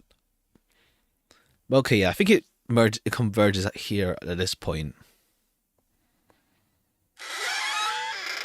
Okay. Could I try to examine the surroundings? Basement. Okay, yeah. Then you remember the hatch with. Unless you can find the hatch. We're always like back upstairs, but do I remember what it looked like? A hatch, wood round. Okay. If we go upstairs, let's see. You think returning to the house where you felt Lilith's dread might be wise. You keep climbing upwards. The narration fractures. I must go up. The stairs grow steeper. Turn back. In the dark, there's nothing but your breath quickening. The tortured cries of the boards. Nothing. Never on beyond. You cannot tell how much time has passed. Keep climbing. The climb becomes a ritual of the unknown. From the grave's dead are rising. You reach with your hand, dragging your body upward. Sometimes you rest, gathering breath. In the pale light of the moon, faces fade and tongues wither. Finally, you see a light above you. Silvery light seeps through the cracks between the boards. In the ceiling, a white ship sails the night, and in the froth of the sea blooms a white-covered flower garden. You see a hatch. Damp soil stings your nostrils. From the grave dead arise. Open the hatch. As you wrench the hatch open, wet earth cascades upon you. Let the hatches open and let the soil drown you. Choke, choke, choke. Dirt floods your mouth as you fight for breath. Let the falling earth consume you. Drown and let dead be born again. What's happening? You force your head above the surface. Your mouth is packed with earth, like one is on the grave or a newborn child. Oh, okay. Look around. This place is not dark. Sunlight filters through the gaps in the attic beams. Light drifts across the dust motes, holding them frozen in a strange stillness. The ground is covered in soil, the same soil you crawled from. Am I in soil? Am I in the attic? Yes, so it seems. Across the wall stands a window, filthy, drowned in dust. From the slant of the roof hangs empty frames, strings. The floor blanketed in damp earth. And upon it, white talleth flower blooms. I knew Lilith loved talleth flowers, but reach for the closest flower. As you bend close, the flower's petals shrivel before your eyes. They feel like the skin of some ancient withered elder. At the root where it clings to, something awaits. What is it? When you dig around, your hand strikes something white and hard. Keep digging. As you claw at the soil, you uncover a withered skull. The flower bursting from its mouth. Around it gleams strands of golden hair untouched by decay. And all around, the flowers shrivel. Shedding their leaves, whispers rise around you. Check the soil beneath the flowers. To your left, you scrape at the roots of a blossom turned black. Its petals yellowed with pus. The flower has sprouted from the open mouth of a corpse. Its skin clinging tight to bone. Golden hair veils its eyes. Worms writhe, frantic for clean air. Who are they? Each one is you, my love. Each one was you. From you I fashioned new beauty. Oh, okay. Where are you? Where are you, Lilith? I'm everywhere, in every leaf that rots and falls to your touch. As the petals fall, she whispers, the whispers form words. Still on your knees, you jolt out a tremor rising from the depths. Something boils beneath the earth, grinding against the wall. do I escape this place? Your gaze sweeps the room, nothing save a window smeared with dust. Could there be a passage through the soil, like the one I entered, toward the window? Why struggle, my love? From your body, new beauty shall bloom. Do not fear, my voice rises in every leaf. And you call this beauty? Of course. Through your lips, with you I rise, beloved. What could be more beautiful than this, save our creation? Look at the flowers. I will escape this place and be free of your delirium. As you at last your nails scrape against the floor, you claw wider, but find no door. And then the house itself shudders from its roots. A crack between the boards, it grows, and in depths of blue light shimmers. How about you look at the flowers then? Or jump. Let's jump. Unless it brings us back to the basement. You leap into the crevice and are instantly seized by a violent gust of wind. After a fall that feels short yet disorientating, you crash face first into a cold stone floor. A damp scent, the moss-covered walls, and that deep, acrid stench. So heavy it teeters on the edge of nausea. All of it feels strangely familiar. You're in a basement, drowned in blue light. Oh, okay, cool, yeah. It goes back down to the basement, of course. So 1 second.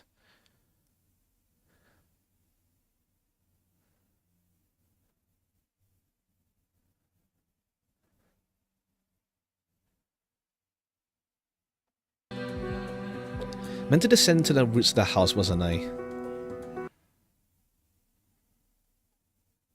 So 1 second. Give me a second. 1 second.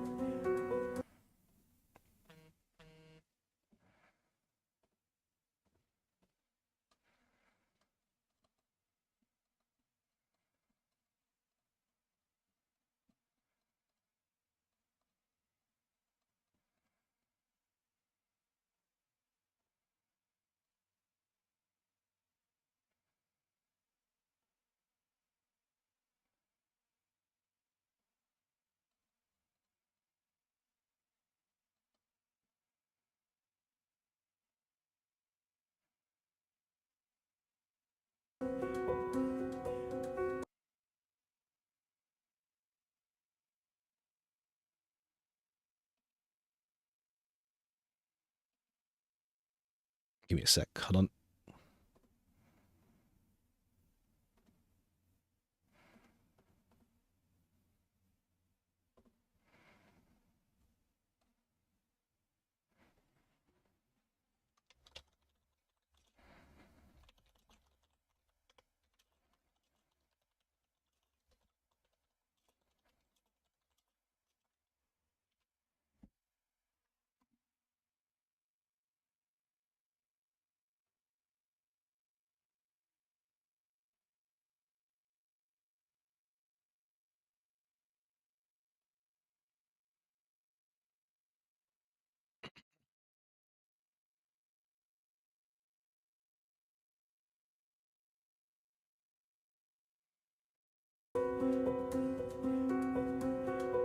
Oh wait, I just saw chat now. I think I can't stay. Okay, that's fair. Hope you're doing good. Take care. Take care. Take care. Take care.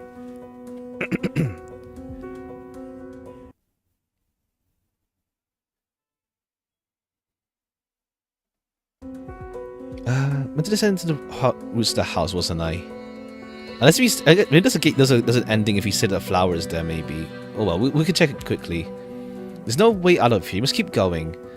Alright, where's this blue light coming from? Does it go around carefully? You know, those florid crystals. Okay, yeah, we're back here again. Must take a closer look. Examine the crystal. As you move closer, you realize the crystal hasn't emerged organically from between the stones. It was placed there with clear intent. It's been faceted to make the most of the liquid within.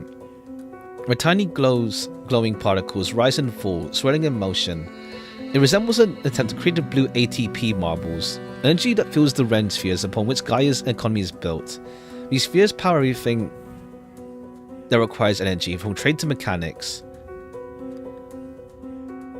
Okay, I wonder if, like, yeah, they want to do something with it in the future of, like, this, like, bigger world setting. The notion where ATP marbles, Gaia's base energy and currency unit, are perpetually produced. Crafted by mechanic alchemists living among Firelins, gears, and cogs, but this is a crude imitation of their system. Firelin, where's that? Beyond Livber, the island nation you call home, dozens of others scattered across the sea. Firelin lies to the east. If you take a 40-day sea journey against the pull of the Sistio currents, you can reach it. A land full of gears and cogs of blue ATP marbles, where you breathe in azoth and smoke. Sistio and Diazio are rhythmically directional shift cycles of the whirlwind Huluka, which is using the Cardia to measure time intervals. Okay, yeah. I wanted to, yeah, it feels like they do want to go to the bigger world building they're setting up for like something at some point. I mean, right now, to be fair, like this is what's it called? Pretty much like an isolated story, essentially. How could Firelin's mechanic have made it all the way here? Lilith once talked about her father studying in Firelin, but she's also said she never finished his training. But his work had opened the door to something dark. These are his works. You brush yourself off and take a look around you. The stone walls are damp, covered in moss. When you listen closely, you hear waves crashing with full force against the cliff beyond the walls. Knowing there's still a world outside brings a small sense of comfort. On the wall to your right, okay, yeah, let's look at the journal.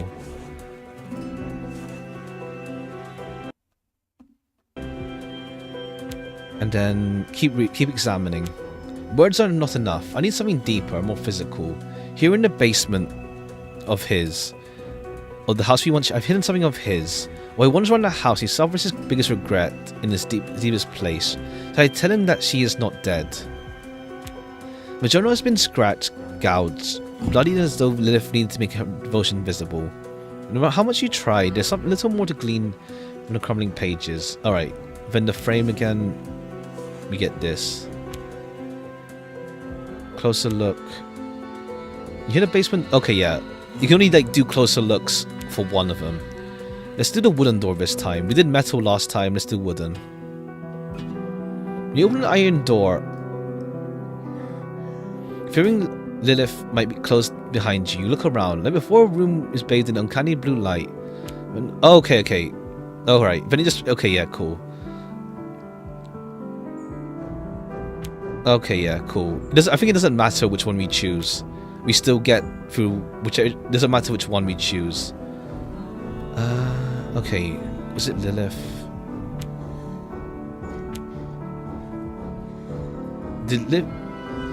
Lilith, I loved you for who you were. The young woman hesitated for a moment. She tries to furrow her brow. The lady told me if I stayed pretty, I'd always be loved. Okay. You don't have to be sad anymore. You're not sure if there's anything else you could say. What words are there for someone curled in a corner, experimented on, reshaped and tortured for someone who knows how long?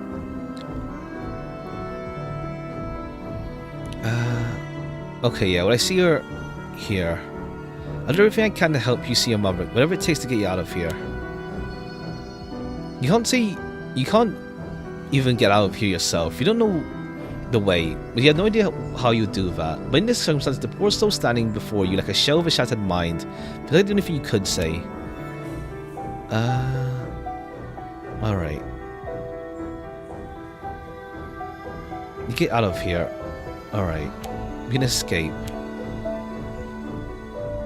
Okay, the doors are different this time though.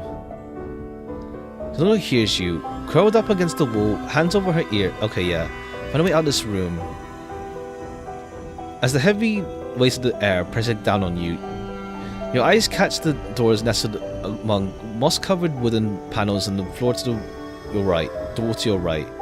The first is unpolished wood, but its surface remains intricately carved with winding green patterns like real tree bark, dried moss fragments, and root designs reaching upward. This is carved from a tree of an actual trunk of an actual tree. The second, by contrast, doesn't look natural at all. Its surface is neatly ivory white, but faintly glowing.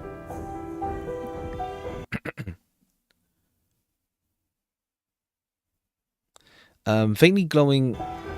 Hold on. Its surface is nearly ivory white, but faintly glowing glowing raised patterns appear. Human bones, ribs, finger joints, jaw fragments, all intricately carved and joined together. You can't help but admire this art. A small inscription is etched up near the edge of the door. The most delicious are the familiar. Let's go for the bone door. It's as if you're touching a gravestone, the chill of death itself. Suddenly thoughts rush into your mind. Your mother, Lilith. You, your conscience. You realize you're trying to figure out which one feels more familiar. For a moment, you think about the last piece of meat placed on the table where you sat with Lilith. Oh, I see. The meat also influences as well. What kind of meat it was? You shake your head, banishing the thoughts from your mind, and okay. The meat from earlier affects things as well. Metal tables. Okay, yeah. Then we get Keenan again. Who's talking? Okay, yeah, cool. It doesn't matter which one we go through. There's like slight variation depending on the meat, it seems then. Look around. No, there's no chair. Dead one, who is it? Dunno, might be you actually. It was here before I arrived and it'll still be here when I'm gone. Another of Lilith's little experiments when she was trying to recreate you. His indecision is what killed him. Maybe this time will be different, golden boy. What do you think? How do you know? What are you? Were you someone once, or did she create you? Which one? Okay, I was someone once, yeah, but it didn't last long. Because the last time that someone opened their eyes, Liv was staring back at them and bam. In that moment I was forced to choose between being someone or looking like someone. Okay, I see. The only difference is, my choice was always made by others. Which did you choose? Guess. His face falls blank, head drooping to one side, lips pressed into a straight line. At last he speaks. I chose to look like someone, because being someone meant making choices of my own. And I have nothing other than what's given to me. Not anymore anyway. Okay, yeah. Well, it's more like, because this Keenan is pretty much just like representation of our character. Doesn't show mercy until she doesn't show mercy or anything she creates. Considers them until nothing is left but a shell. But you're definitely others, aren't you? Your observation skills are truly remarkable. The others aren't exactly talkative. They couldn't give voice to the parts they've kept locked away. But I guess I was a bit more useful. In the end, they were Lilith's creations. But me, you created me. Okay, yeah. You're back here again. Okay, yeah. You're already dead. Approach. Okay, yeah. Then we get the memory.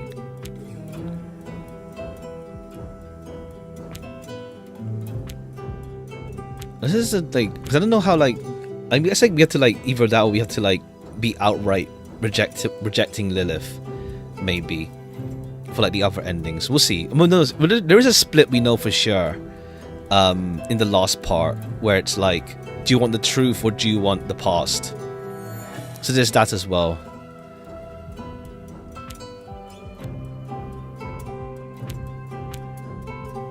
Okay, cool. Okay, then change. Let's try the ajar door. Open the ajar door. Name you never heard. As you near the door, you begin to feel something. A smile from a face you don't know. A name you never heard yet somehow remember. There's longing there. Thoughts unspeakable. All of them words leave in memory.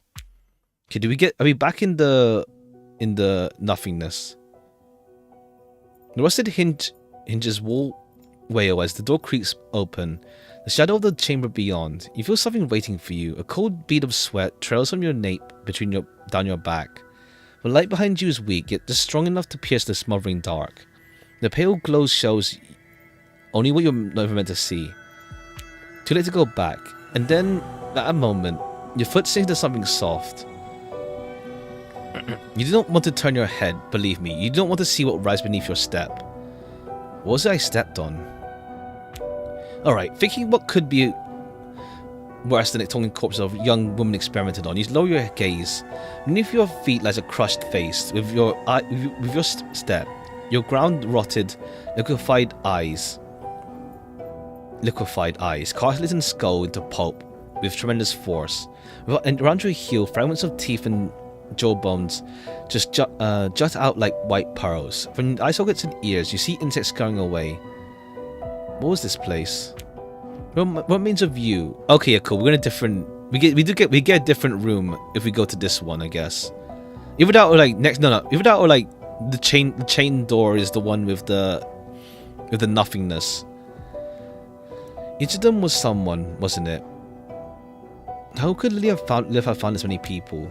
A meaningless detail. We don't have time to dwell on it. You notice a light seeping from beneath the door, directly from the room. The thought strikes you. You need to get out of this place at once. Important detail. The loss of so many should have been noticed. Maybe a few were searched for their families, but Livber is a country full of people vanishing without a trace. That's why most of them slipped through the cracks, and the city isn't dissolved into nothingness. Okay, I see. With that, you should continue along your way. The one I crushed under my foot, who was it? Look, these things don't matter. If we don't get out of here soon, who was it? Okay, we're starting to question what we're seeing. He was a Bacter, named Tarim. An Ubak, a hominid race from the mines of Incentinia, with beige and yellowish toned skin. Their most distinct feature is the whip-like appendages on their back, used for balance and communication. In this past, he spent many years as a pirate at sea. At long last, he was forced into the ports of Liv by Eurogin, a legendary pirate and lymph soldier who roams Gaia's oceans, and his crew. That was long ago. First, he lost his ship and almost everything else. When serving as a watchman in the harbours, he met Lilith. Now his crushed face lies beneath your foot, waiting to be scraped away with a stone. Alright, satisfied now? We need to keep moving. Okay, yeah. We're questioning, like, our own, like, what we're seeing. That one. Listen to me, you piece of meat. I'm the one who keeps giving you the feed in this burned-out, piss-sticking house. The one stopping you from crawling up like a fetus in a madness. Use your fucking brain and get to the door. Alright, we can wait a long time for that. You think you're clever, don't you? I'm the master of the story, and if I had to get us out of here, suddenly the room you're in starts to shrink. The walls before you drawing close. The dead bodies between the walls pile onto each other. The bloated corpses crushed beneath erupt violently. Bits of liquefied organs splatter across your face. I won't let you write my story. I'll not go through the door. Look, I don't think you fully understand what I'm trying to do here. You need to live, and I need to narrate, alright? You must survive. If you stay here in this darkness, everything will collapse. You, me, we'll both cease to exist. Why? Why what? Why do you need to narrate? Because this is what I do, narrate. I draw a veil of stories around you. That's why you don't have to face the truth. You're the one creating everything then? What? Don't be ridiculous. Don't listen to me. I'm not creating, I'm only narrating. Ha! But maybe you don't need to narrate any further. I don't want you to keep doing this anymore. You ride within your madness. Ha! I truly struggle to keep you alive. But is there any need for you this illusion anymore? Farewell, leading man. I hope you enjoyed the story I narrated to you. And then wake up. Oh, okay, I see. The narrator is is just keeping us what's it called? It's keeping us like semi-sane enough to like go through this. Otherwise we'd just be like a madman by this point. Sit up and look around. Water trickles. Okay, yeah. I see. Tethered. Ha! Essentially, it's like, like without the narrator. Well, the narrator seems to be like another cosmic being, but like a cosmic being of sorts. But it's like without the narrator, our character just like loses their mind to what's going on. Like, I mean, they've already lost it as well, but yeah, now we're like on this ending again.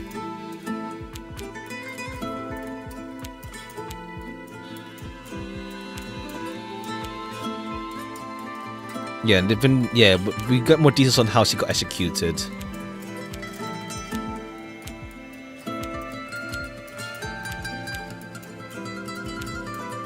And then yeah, we get this ending again.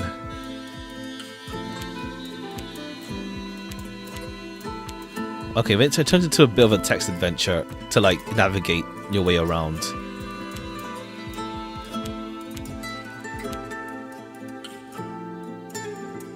Then all your memories melt away, like tears in the rain. Okay, yeah, this ending is just like where we can just end up like non-standard. We lose our minds by this point type deal.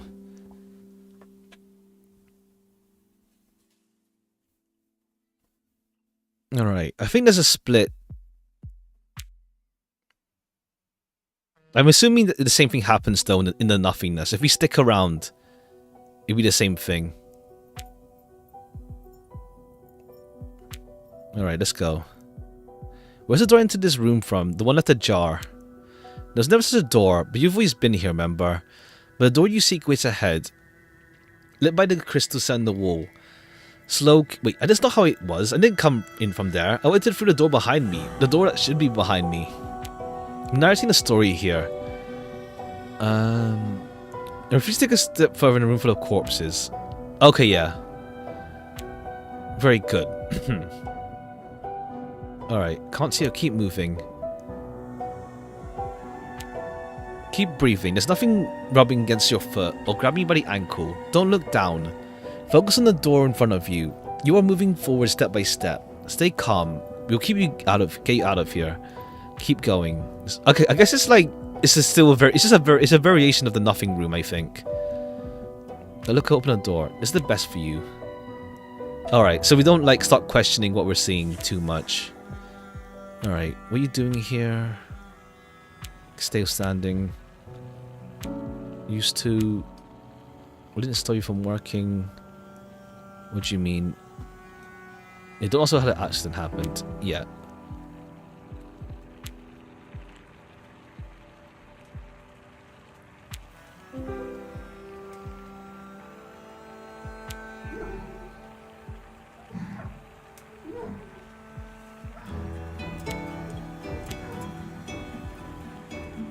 I should leave here. There are things I must put an end to. You want to stay in this... Oh, okay, yeah. You want to stay in this loop. I see. I see. It's like, if you end up breaking the loop in a way that's like... what's it called? With us... Like, one way of just breaking the loop is just us losing our minds, essentially. Like, to the point where we can't even function. But I guess that's not really another way, though. I should stay here. There are things I must put an end to. You will never forgive her, darling. Just as you never forgive yourself if you stay in this loop. There's no path with an exit. In this eternity, you do nothing but grieve. And if you leave this loop, you go mad. Oh, okay, yeah. What do you think will happen once you forgive yourself, leading man? A garden of white flowers and salty spray from the waves striking your face? No. Only out there is only ruin, darkness and madness. Nothing but loneliness. I'm here, I am here. A familiar voice to guide you. Oh, okay, yeah, because the narrator is also like kept in the job technically. if they're always around to narrate, like our character going through things over and over again, as well. All right. You have to stay in this loop to exist and to remember you. The right choice. I will always remind you of her and this room of great peace and warmth, but I can't promise you'll remember her as she truly was. She takes us dangerously close to reality and I can't risk that. Okay. But at least remember this. There's no other way. For you to live, your mother must die. It's always been this way and it always will be. I understand, then you must go on, darling. If that's what you choose to do, I'll always be here. Each and every time. The woman walks towards the wall on your left. She cracks open the door of the alchemy cabinet. A warm breeze stirs through your hair. Places a small kiss on your cheek where tears just roll down. Okay, yeah. Yeah, the narrator says it outright where like, if we ever go out this loop, we lose our minds completely and we can't even function. When you step inside... Okay, yeah. Alright. I think the other ending... There's at least, like, a split with, like, going through the past or the truth. The 65th month. Yeah. We'll see. We'll try and... We can actually speed through and, like, try... I want to try with, like, just outright rejecting Lilith.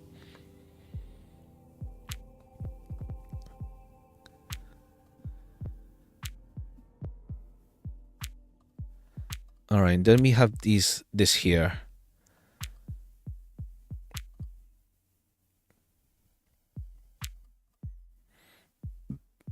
Alright, then we put Lilith back together again. Take the tongue. I think if we don't take the tongue, that's how we get the other stuff, but fleeing from when I left you in that room, yeah. Okay, then clasp his wrists.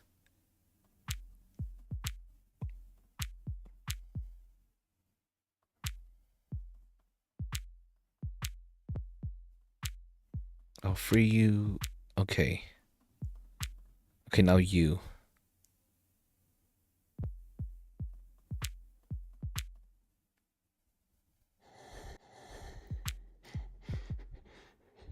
Take the skin.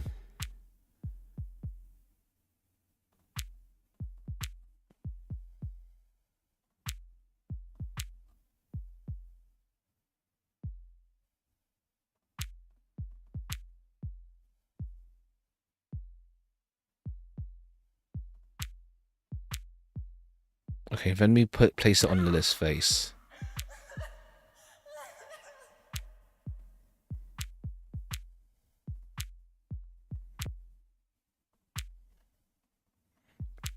Alright.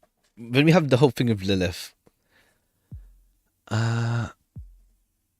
Cause of this. Okay.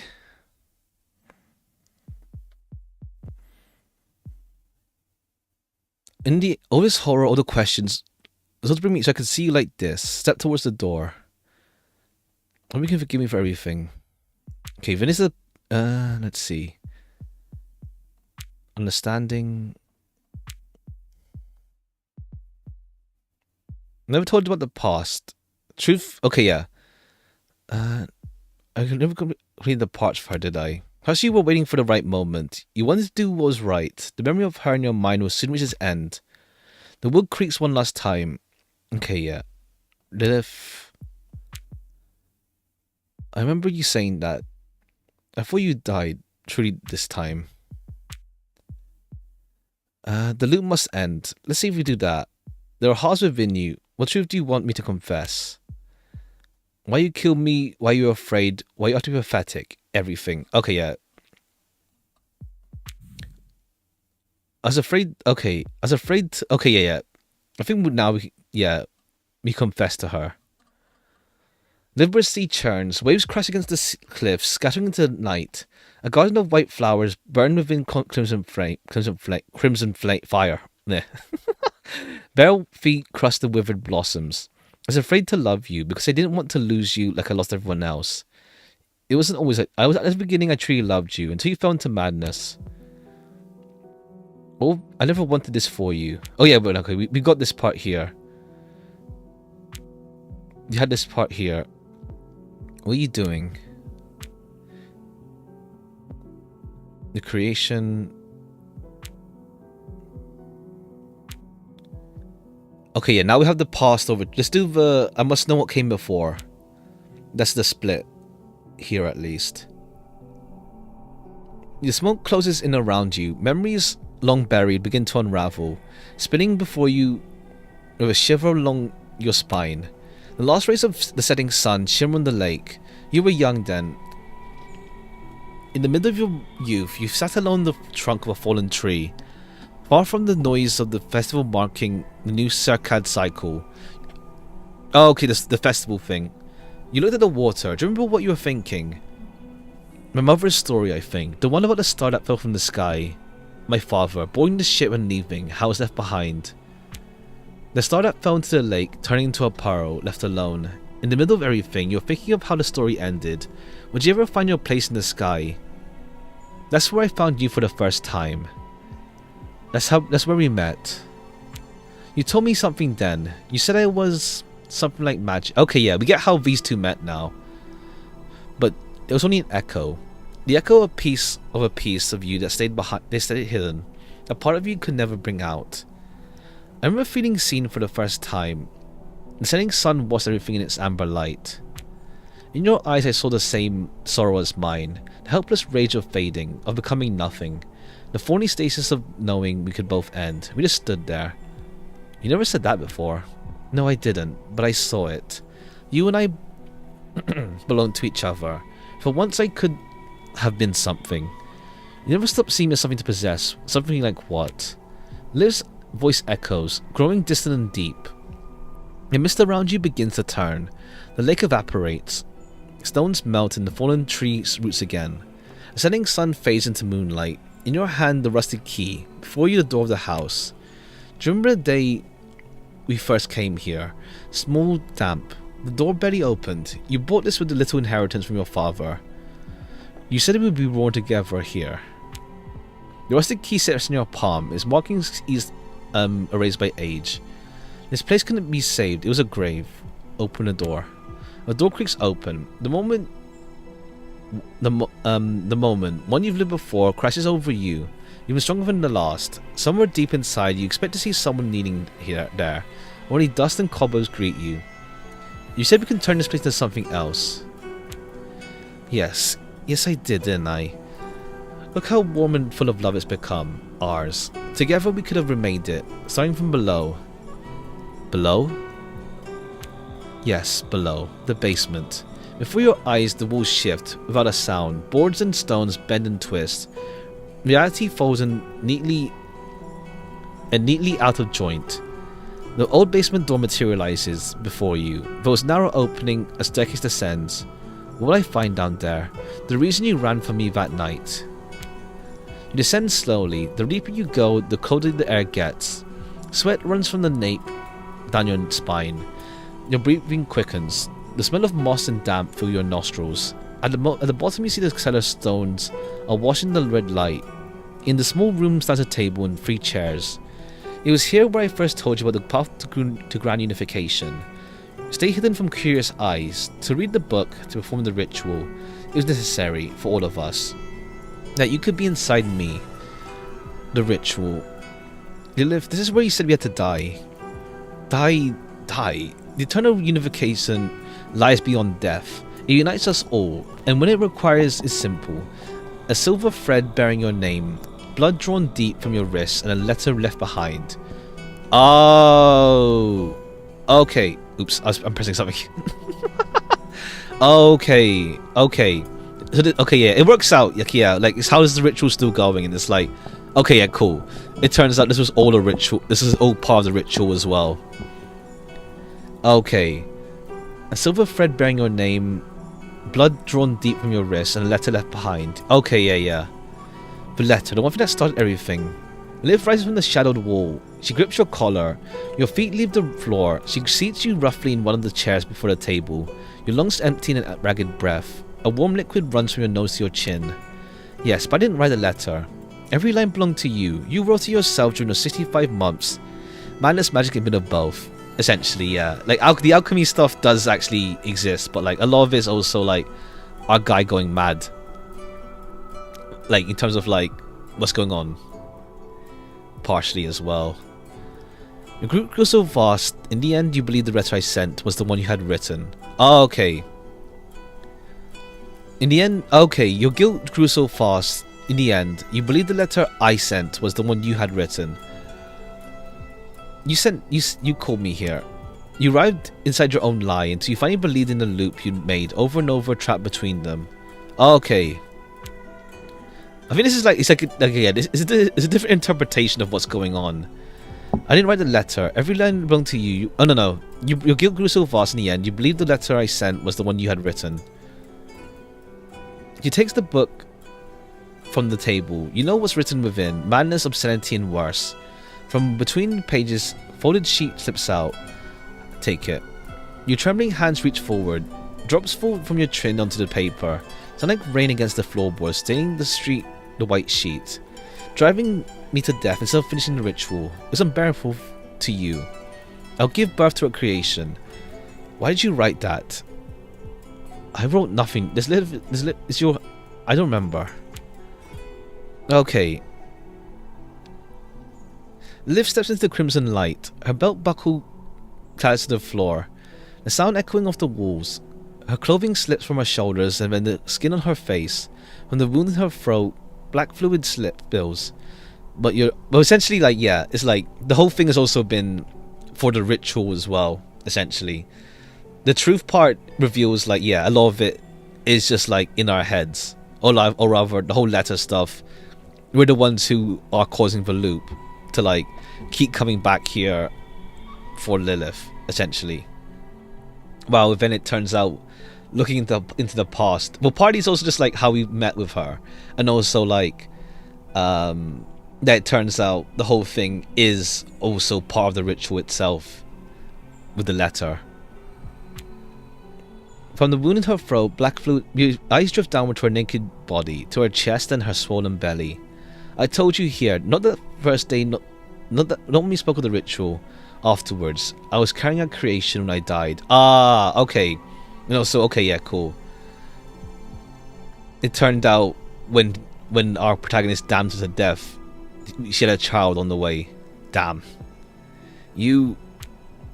No, my love, us. You remember everything now. Every choice that led you here. The lake, the house, the ritual, me. In our creation. You see your past. Everything ends here. You must accept it. The plot thickens. It's already... There's a fair bit going on, for real. I think, like, you can break it down pretty alright, though. Into, like... what's it called? Like, obviously, like what's it, I got confused a bit when we saw the first... The girl in stitches. The young woman in stitches. But then it's like, okay, yeah, cool. The three ones there are literally all, like... just representations for things... For, like, the various aspects, let's say, going on. And also, like, with our protagonist. Liv pulls the candle closer. Within its hollow, you glimpse black smoke coiling and turning. She lifts a knife from inside. I don't think... There's no other way, is there? Take the knife and... Okay, cool. You stand in an empty room before a mirror. There are a thousand reflections in the room. Your father's, your mother's, Liv, Clara's, and finally... Clara, that's it. A strange palimpsest of your own face laid upon themselves. Whom did you love? Whom did you bury? Whom did you silence? In the end, I died. You take a step toward the mirror. A thin light threads from your chest. Where your heart should be, there's a hollow. Empty, quite empty. As you pass through the glass, you hear Liv whisper a single word. What's she say? All stories have continued far enough, end in death.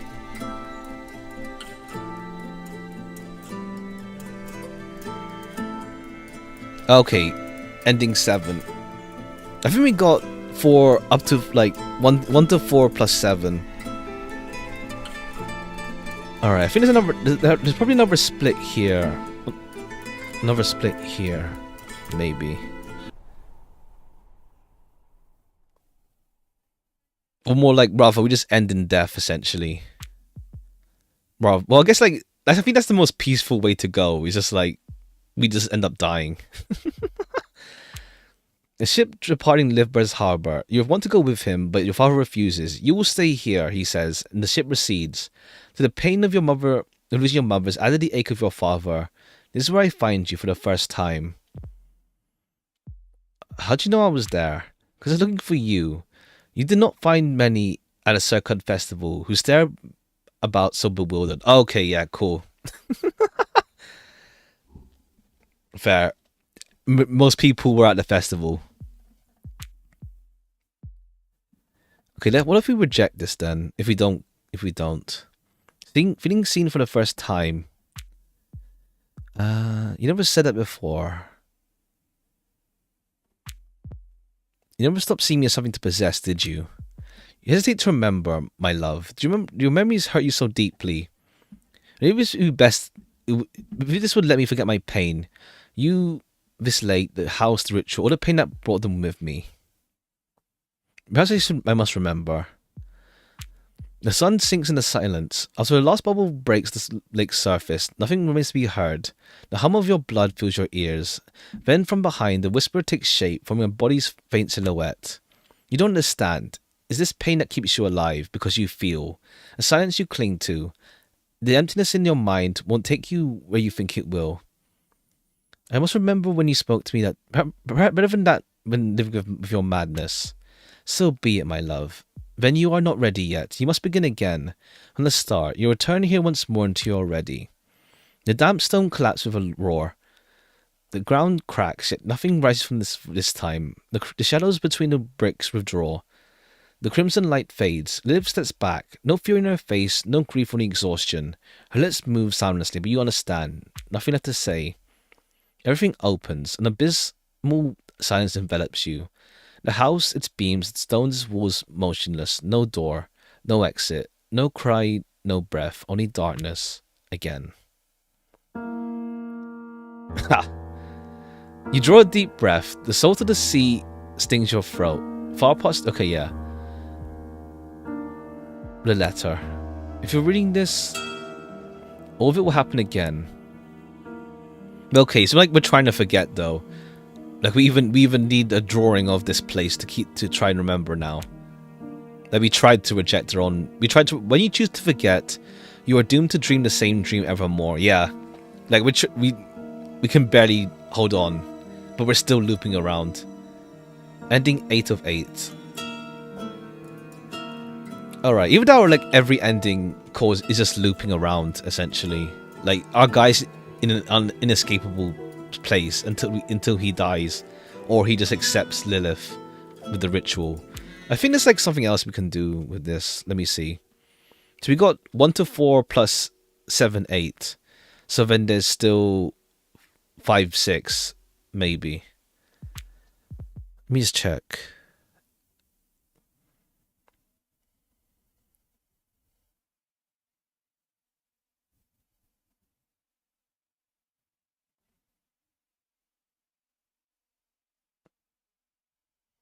Let me just check something.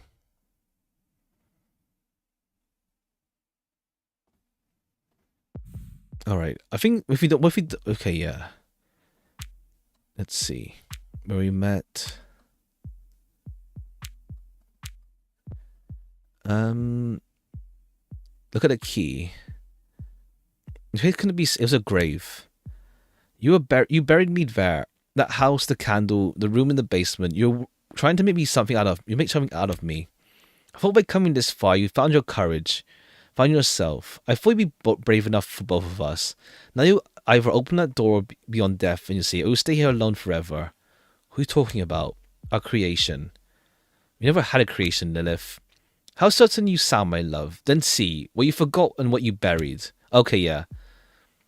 The moon darkens. The ground trembles beneath your feet. The soil opens like a womb, pulling you in. You fall. Then impact. Face down some wet stone. The metallic taste in your mouth tells you that you've bitten your tongue. Blood drips from your nose. Liv steps into a crimson light. Okay, yeah. Then we see that yeah. There's a child on the way. I don't think I can do this. I can't. I couldn't then, I can't now. When you'll stay here until the end of time. The smoke within the cradle rises thick and heavy, and the fluid once spilled from Liz's throat. It wraps around you. You stand amid the storm. Memories spin through your mind, striking the faint shards of your awareness and shattering. Each fragment collides, merges, separates, till nothing remains but black smoke. You stand alone at the edge of the void. At last your body begins to dissolve.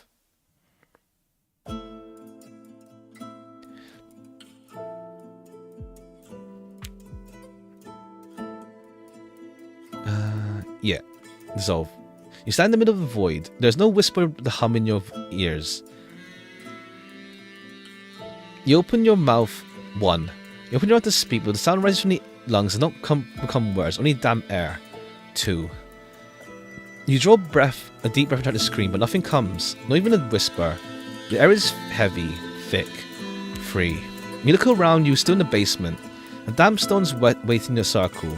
The book on the table, the knife in the cradle gleam. 4, 5, 6, 7. You look around and you're still in the basement. Wet stones surround you. No door, no window, no exit. The ceiling above you feels as if it rises forever into the dark. A red light of no clear source glows around you. On a table above the book and the cradle, both shine. 8, 13, 21, 34, 55, 56, 57, 65.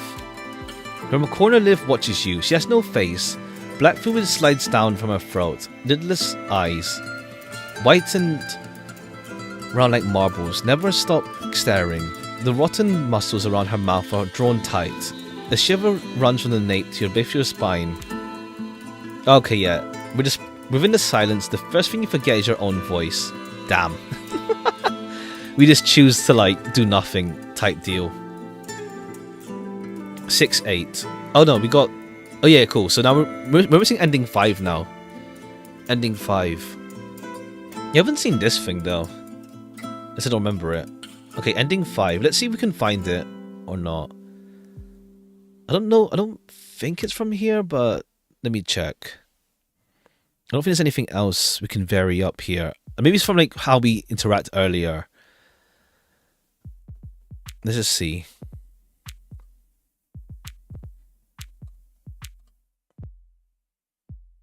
Step back. There's a grave. Step back. Open the door. Never loved this place. Leap aside. You spot the crack opening beneath you and throw yourself sideways at the last second. Struggling to your feet, the dust and earth choke your throat. From the gaping wound in the floor, Lilith claws her way up. The edge of the skin you barely managed to fix to her face have peeled away, almost falling. She looks at you once she's out of the pit. 2 quick strides as she presses her lips to yours. The house and you've rotted, Lilith. You strike face first on wet stone. Metallic taste floods your mouth. You've bitten your tongue, your nose is bleeding. The basement stones are bathed in red light. In the center of the room stand a chair and table and 3 chairs. Okay, yeah. The unification ritual. The letter. Okay, yeah, cool.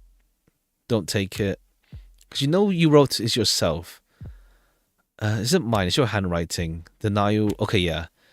Don't when you denied you wrote those lines, but you know, the letter was born of your fear. Also of our child's fate. You... Okay, yeah. There's no other way, is there? Okay, cool.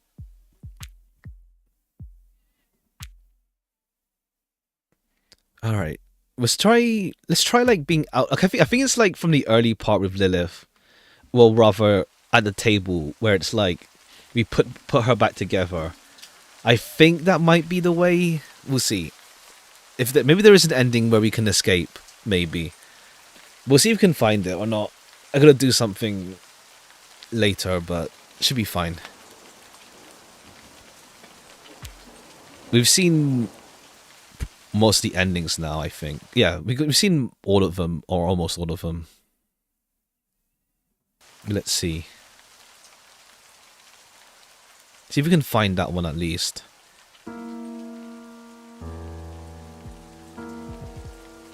Do I even have another choice? Of course not, but don't feel bad. Most people in your shoes would not have said the same thing. Standing in the rain, holding a letter from a love you thought was dead for 5 years. Alright, I'll find out what she wants. I can still turn back. Never able to escape the memories. Why after all these years? Okay, cool. Because in the demo we can throw away the letter, but I think like to maintain the loop we can't throw it away. Otherwise we just lose it.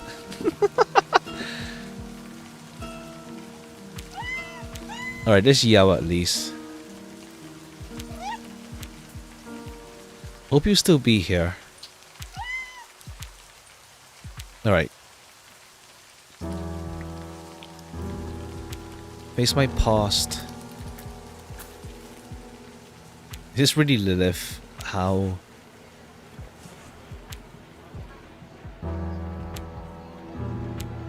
Alright. How could you write this letter? You never told me any of this. I don't want to. I don't want to sit. This is an illusion. Sit in the chair. Okay, madness. Or look away. She turns her face towards you. Darkness of hatred with rage. Or something even darker. Okay, yeah. The skin ripples. Love means something different to you. You don't love me. You want to own me. You might as well break both of us, Lilith. Poor for me, you've lost it. We didn't do anything, Lilith. I think if we manage to keep rejecting her, let's see. I told you I'd never leave you, no matter what. It didn't matter that you came from a different class. Step back. As you try to step back, the table goes scrapes against the wood. Your knees slam against the underside of the table. He's suddenly right beside you. When you knew how happy it makes to see you worry about me. It's a small cut, don't fret. You okay? Was it funny? Alright, get up. Yeah. Alright, and then she does that thing. Head for the door. Clearly lost it. Oh no, let's see if we try to go to a different exit. You do realize who you're asking. This isn't love. Come to your senses.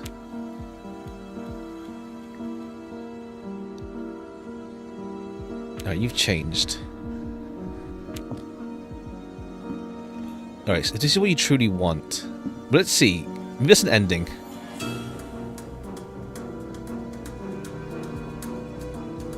Or not. Well, let's see.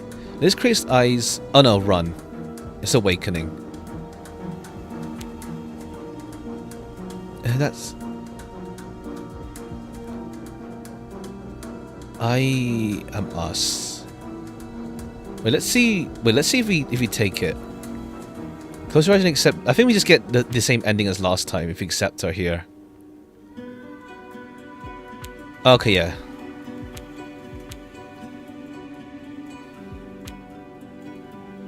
I think it just goes right here again. Okay, cool. Okay, the audio's glitching a bit, but it should be fine. You have to do this.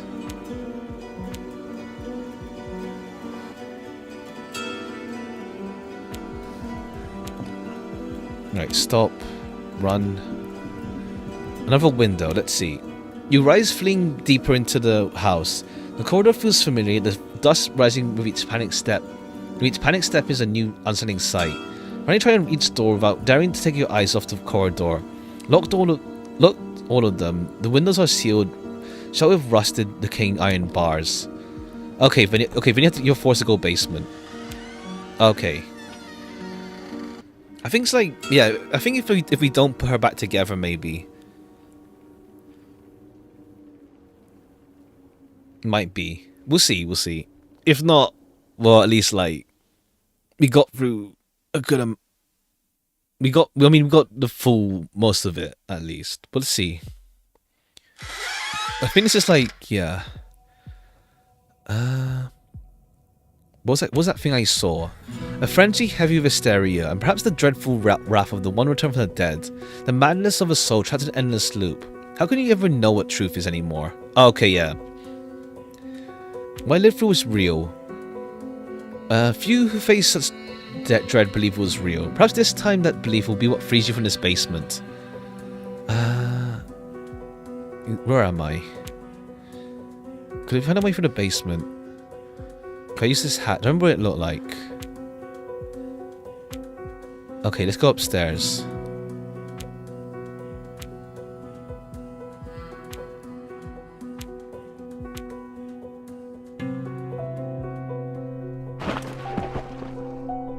Focus on breathing. Where am I? The attic. Reach for the closest flower. Let's see, keep looking at the flower. The grey petals blacken, swirling into, yeah, pus. A vague bliss whispers. Okay, how do I leave this place? To the window. You call this beauty. Of course, for your lips with you I rise, beloved. What could be more beautiful than this? Save our creation. Look at the flowers. If you look at the flowers, keep watching the body form of petals. Petals gather a body of charred towleaf leaves. It smokes like ash, drifting closer. The house convulses one last time, but the stones and dust cannot pull your eyes away. The body closes in and envelops you. Your breath falters. Darkness pricks your vision. From far away, a child's voice reaches you. Father, our creation. Okay.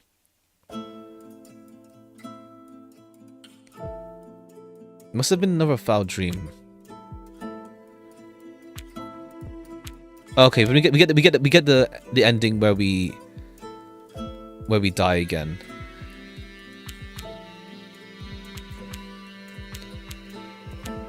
We get it much earlier.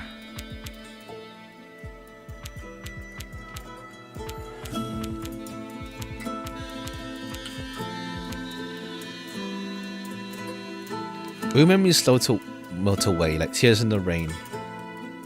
Which one was this again? Which ending was this called again? Ending 2? Yeah, 2. I guess that's why it's 2, because we get it before every other ending. But it's in order of like but then 5 is like after 1 to 3 to 4 though. I don't know. We'll see. You know, it's sorted based on like, yeah, truth, past, and then something. Let's see. Okay, the soil again.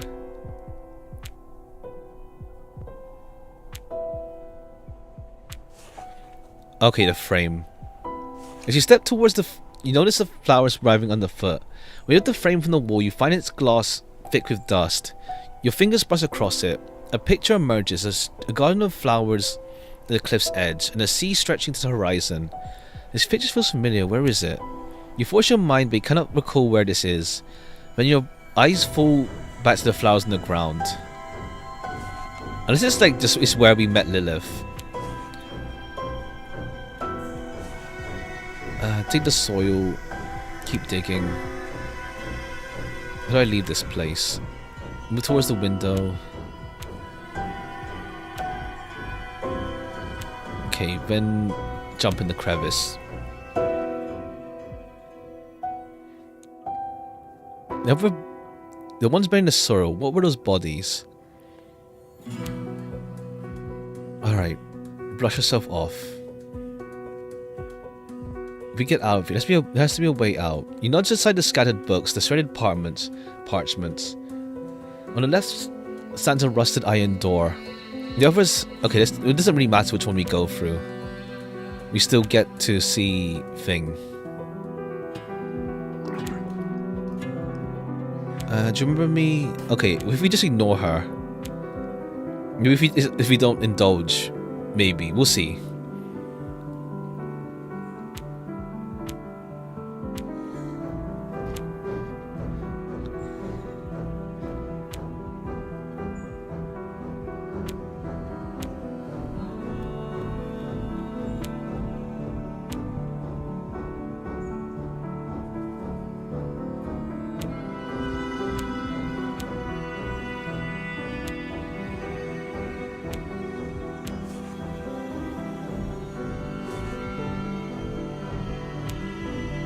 Anything in the mirror catches my attention. You step toward to examine the mirror. The shards scattered across the table and floor, stained with blood, reflect the dozen of twisted, warped, and deformed versions of yourself. They stare back at you with disgust, as if they're loathing the fact that they bear your face on the mirror's silver side. Ha! You feel ashamed of being yourself, of having this face. Fear makes you take a step back. Alright, reach out to the shards. Pick up one of the shards. Under the pale light, a small shadow passes under the silvering. Your trembling hands bring the bloodstained mirror shard to eye level. You see your own reflection. What did you expect? Tired with dark circles in your eyes, a frightened face, eyes that can't tell what's real or not, and golden blonde hair. But then In the blink of an eyelid's eyes appears, wide open in terror, filled with old anger and hatred. Eyes that seem like they could emerge from the other side of the door. Unless if we do all of the stuff, I don't know. We'll see. Place the door. Alright. I don't know, maybe. Unless it feels like it's a kind of thing for the best ending as well, though. If we do old door, let's see. Like it feels like if you have to like fully go for it.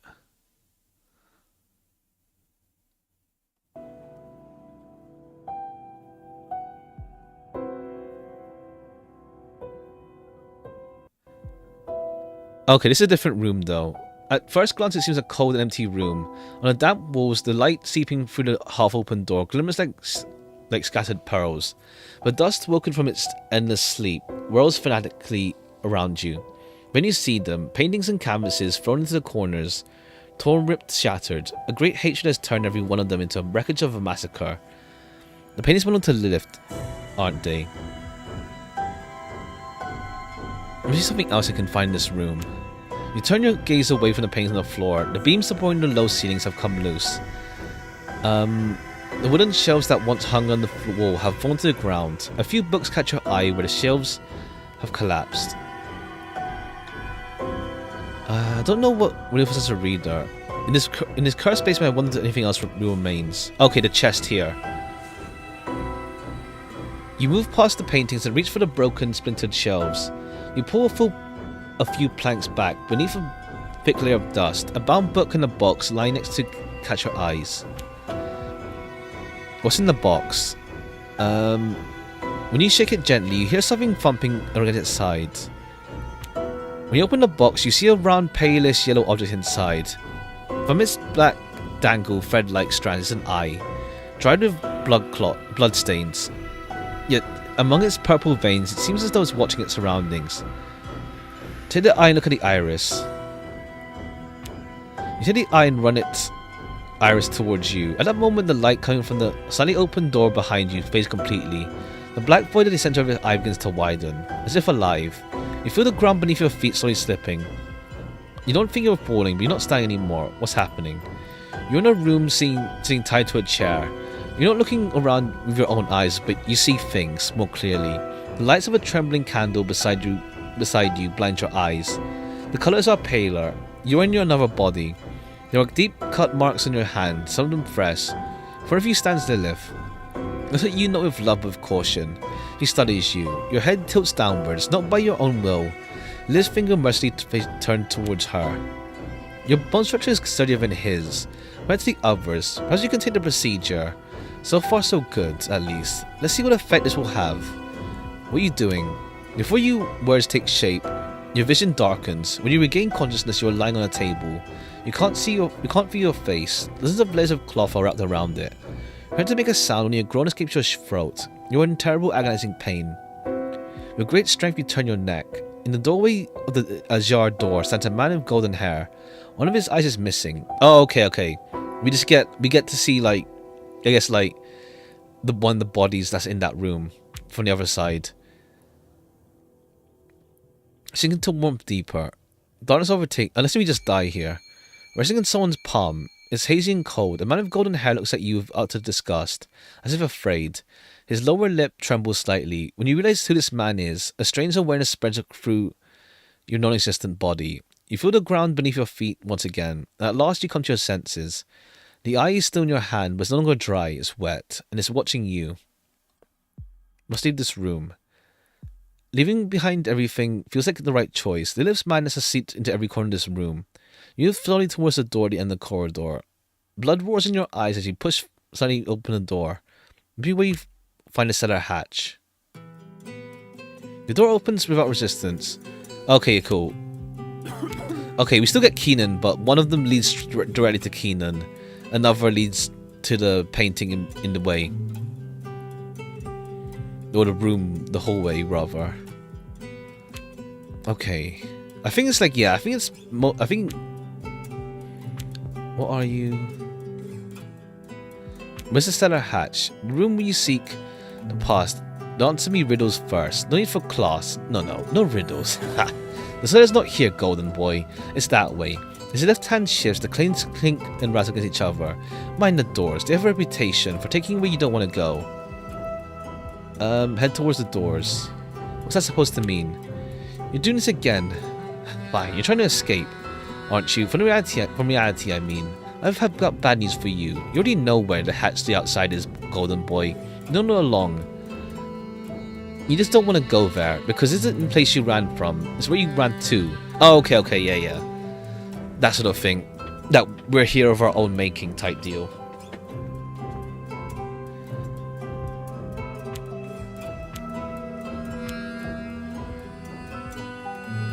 Okay. I don't know if we can actually find that cellar hatch or not.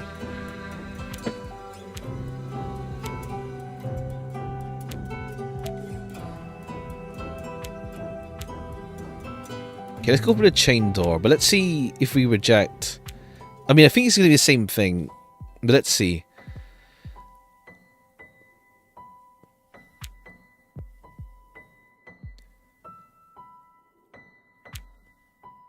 You can rest here in silence. Look, we don't have much time to lose. You can't rest until you're out of here. Remember the cellar hatch, don't you? The one that opens to the outside. The hatch will lead to your freedom.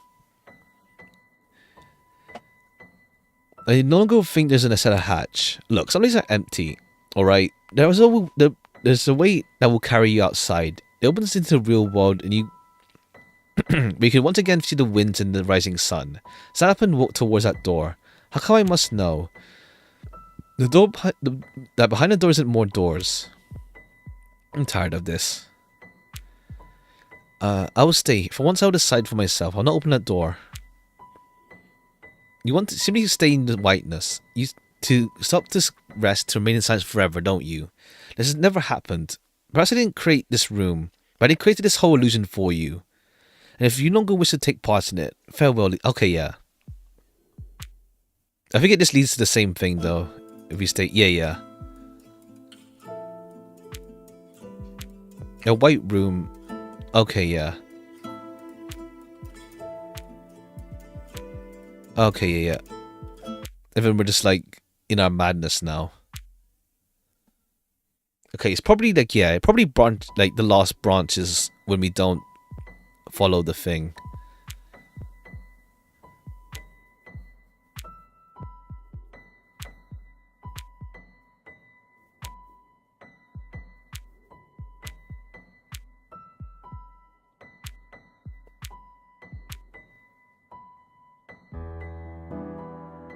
Alright, then we have you.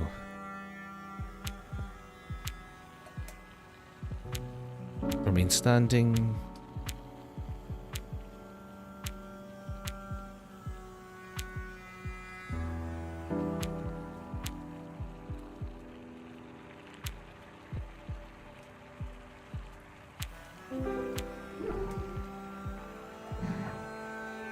Make it halfway free again.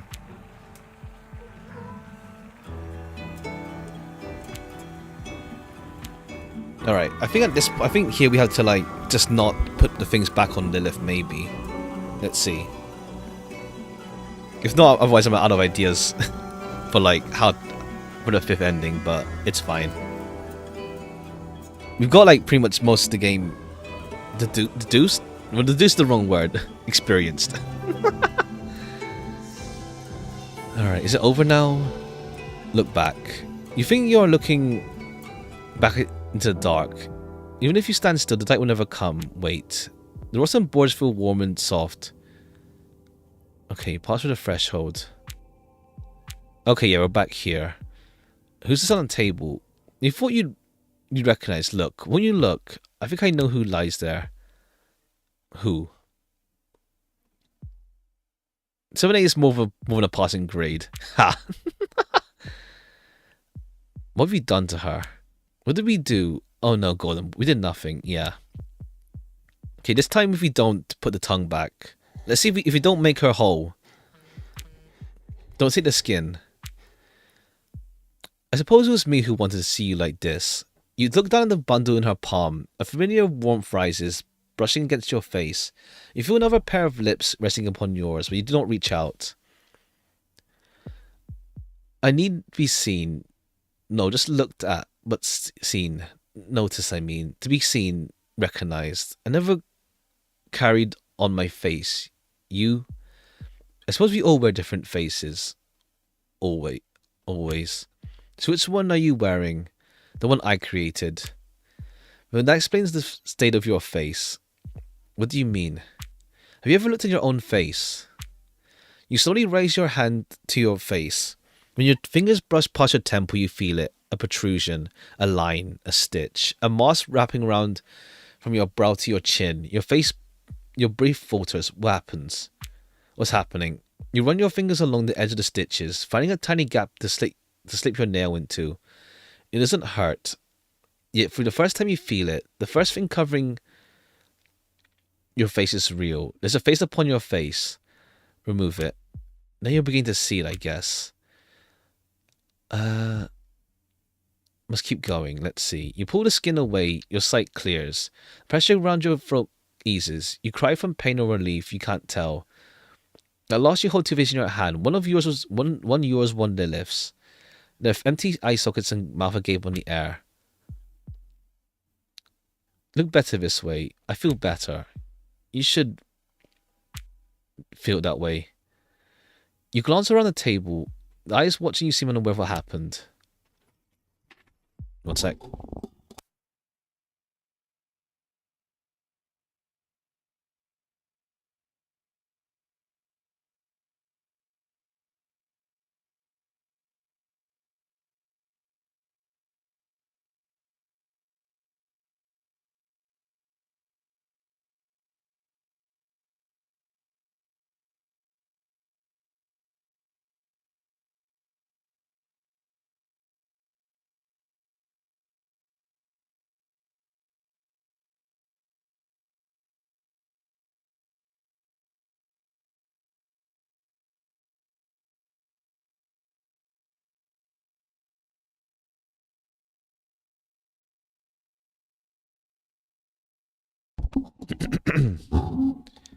Alright, I think maybe we can have some variation here. Alright, do not take the tongue. Do not worry, golden boy. Take it. Before entering the final scene, you need a little voice. No, I don't want anything pulled out from Lilith's body. The ritual is halted, unfinished. Something once cracked now splinters deep within. Lilith's body gives a faint convulsion. Black fluid seeps from the corner of her mouth. She still had words left unsaid. Oh well, maybe next time. Someone else will speak in her place. Lilith had already spoken all she needed. Did she? Let's think about it. Did she reveal what was your creation? It was a trick to bring me here. And I hope you can say the same for the child in her womb. She was carrying our child. Your gaze shifts to the woman lying on the table. Her corpse lays bathed in the moon, as if you think something is moving in her belly. Nothing more to tell. Hans' head slumps onto his shoulder. In his eyes you see disappointment, and in a deep pride as well. The rotten boards creak as if braced, and the broken ceiling a few drops of rain fall into your face. Was that all? This fragment takes its time to sew in place. Okay, yeah.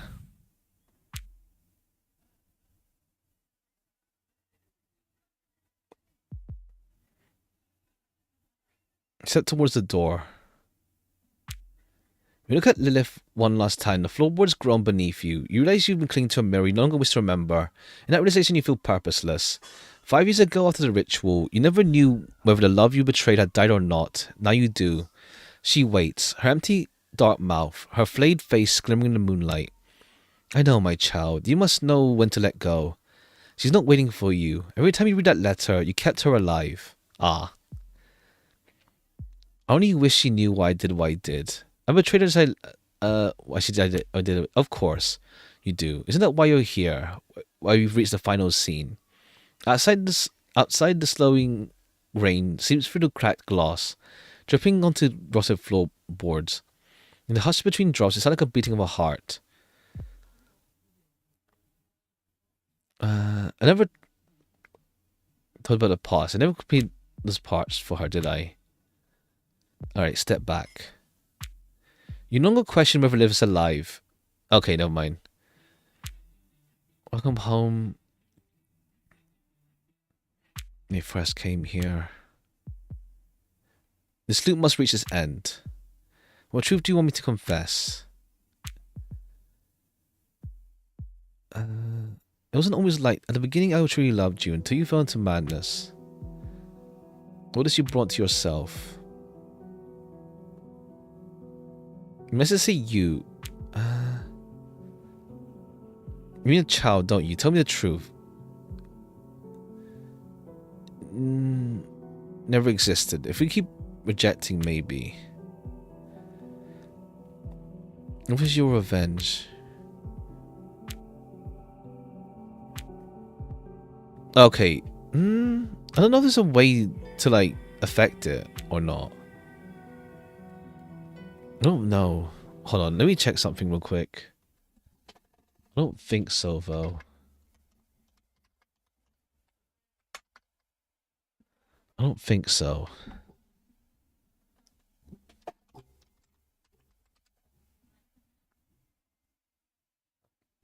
Let me check something. I don't think so.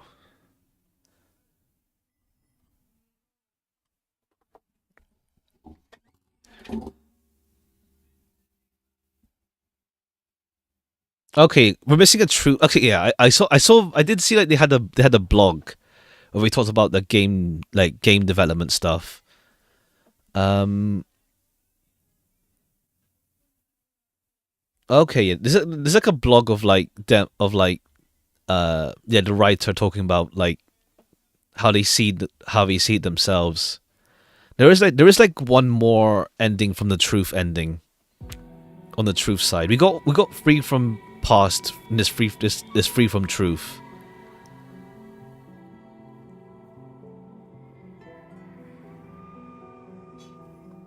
Okay, there's a thing we can do here. At least. You see the truth now. The name, I must know who I am. The truth is hidden behind your ritual. You have to understand me. Friday, it did be Friday. Wherever you are, you wouldn't dare.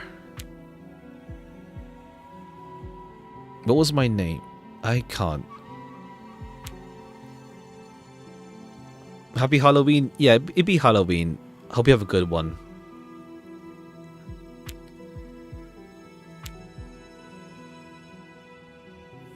You know why I did what I did. You can't do this. You can't then, can't now. I won't come back again. Never. That easy.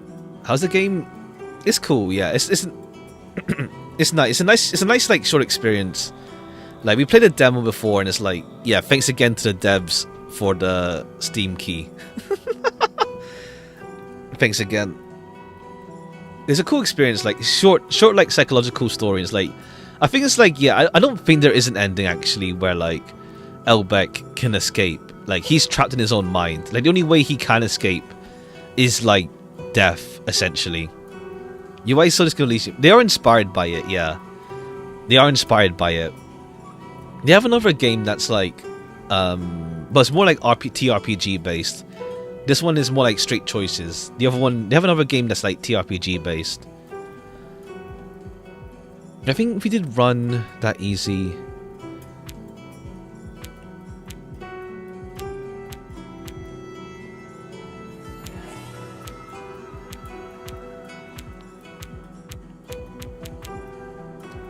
How long has it been? Eternity.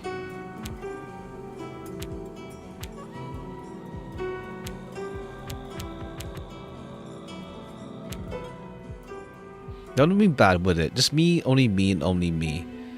Better leave than lose my mind here. What if I forget? Okay, I think... Even though it's like... Oh, no, okay. We got it here. I see, where we just, like, stay. You stay here, murderer. It's why he said. Yes. After my mother died, he boarded the ship and left. He never returned. Oh, I see. His father blamed him for it, huh? Okay. I think, okay, the ending branch for truth was like how we after we tried to like leave. But yeah, we got like actual Hana food. I think it's like Tremor, but I think they're both Tremor though. It seems apparently. Well, next week's stream will be short apparently because like there's nothing going on. It's just here's a gacha. I climbed the hill of white flowers and who goes there? Son of blood woven into a fable. I wait in the dark. My mother's death is in my hands. Who goes there? No one. No one but me. She had red hair. Who? Okay, cool. This is like if we just choose to forget everything. It's dark here. Are my eyes open? Yes. Perhaps I should tear them out to be sure they are open. Yeah, my cat was not mine. It was with me. It had amber eyes. It lived in Lilith's garden. A winged cat. Come, pass through the dark. To whom was it written? To me or to her? I wrote it. Letter is mine. I wrote it to summon me. Mother died, Liv died, and I died too. Creation was real. Liv said she would give birth to our child. She was pregnant. She would give birth to our child. It was its last months. Okay, either way. I did not rejoice. I thought only of myself. Once again. I did not think I would be a good parent. I avoided my existence. That is why she wanted the eternal unification. Oh, I see. Okay. She wasn't... Okay, yeah, cool. She did the eternal unification because she feared that we'd leave. Well, Elbeck would leave. But also, like, our guy is like... Well, we guess either way interpreting it, but like... Okay, yeah, this guy is also just, like, trying to avoid being a parent. Damn. Tremor bleed... True. I think, like, well, Greg's doesn't really have a good Tremor ID at all, so that's good for him. But then, Ishi had to, like, decide between... Vator's Vi. Why'd she never tell me at home there then? I don't think I would be... I thought only of myself. I did not think I would be a good parent. I avoided my existence. That's why she wanted the eternal unification. Who? Lilith. Elbeck the Virtuous. Here. Forever. I remember the truths. Okay, yeah. We choose to reject the truth. The light will forget you, but the darkness will remember you always. In the deepest depths, the shadows will embrace you. Okay, yeah, cool. Okay, yeah, we get the final piece of, like, about whether Lilith was pregnant. And it's like, okay, yeah, she was. And it's like, or more like, the whole unification thing happened. Or rather, was decided? Not decided. Well, she decided to go for it because Elbeck was, like, trying to avoid his responsibilities. Like, damn. So it could have ended up even fine, even. Okay, yeah, guy's got issues that had to, like, go through. But even then, everything besides death or losing his mind just results in looping around. Like, he's just stuck, essentially. There's no happy ending where, like, him to escape or, like, fully coming to terms with it. Because he's that far gone, essentially. Damn. I guess, like, a lot of horror, like, there is, like, horror stuff that is, like, the end bleak, essentially. But it's also, like, yeah. I mean, to be fair, Elbeck isn't really a great guy, and it's like, damn. He's stuck to, like, keep looping around, essentially. I guess this is why there's no save function either. It works out in that sense. Damn. Trying to prevent him from happiness, which, yeah, essentially, well, his own guilt, and it's like, he brought it upon himself to an extent. I mean, to be fair, Lilith was also grand unification. Like, the happiest one is kind of like when they do the grand unification in the truth ending. But yeah, because I checked the blog to see, like, well, the dev blog, and it's like, what's it called? Yeah, for them themselves, they don't think that that that Elbeck deserves an ending, let's say. There is no end to his story. Elbeck does not deserve an end. He should be cast in madness in an infinite loop. It's hard to reach an end because you only choose one of the 8 endings. Even then, it still loops around, so yeah. I'm so late I don't know the game, Sag. It's a short like horror, like psychological horror game. It was cool. It was neat. I enjoyed it. Thanks once again. Thanks again to the devs for the key. Like it was the game we played it for the demo a while ago. Since the devs asked, and like they said, yeah, they sent like keys to like a bunch of the people who've like other like streamers, etc. as well. But thanks again to the devs. I put a Steam link in the description if you want to support them as well. But yeah, damn. I mean, I guess like to be fair, like a lot of horror stuff does end up bleak, I guess, in a sense, where it's like there is no like outright happy ending in a bunch of horror stuff. To be fair, I feel like some of the horror stuff we've played ends up like some of them ends up being like an ending where like things worked out type deal. In this one, it never works out for Elbeck. Let's say. Even then, you can also like just interpret it as like he's just losing his mind, even in the unification ending. But I guess it gives him a finality, I guess. Bittersweet, kind of. Well, only the unification one. But then what's it called? What's it called? Like two endings have him like, well, one is two. There's two unification endings. One ending where he dies, and then yeah, 5 of them end in a loop. There's endings in horror. True. Compared to other endings in horror stuff, it's like, yeah, he got off. He ends up. He has a conclusion of sorts. I mean, they'll probably do potentially, yeah.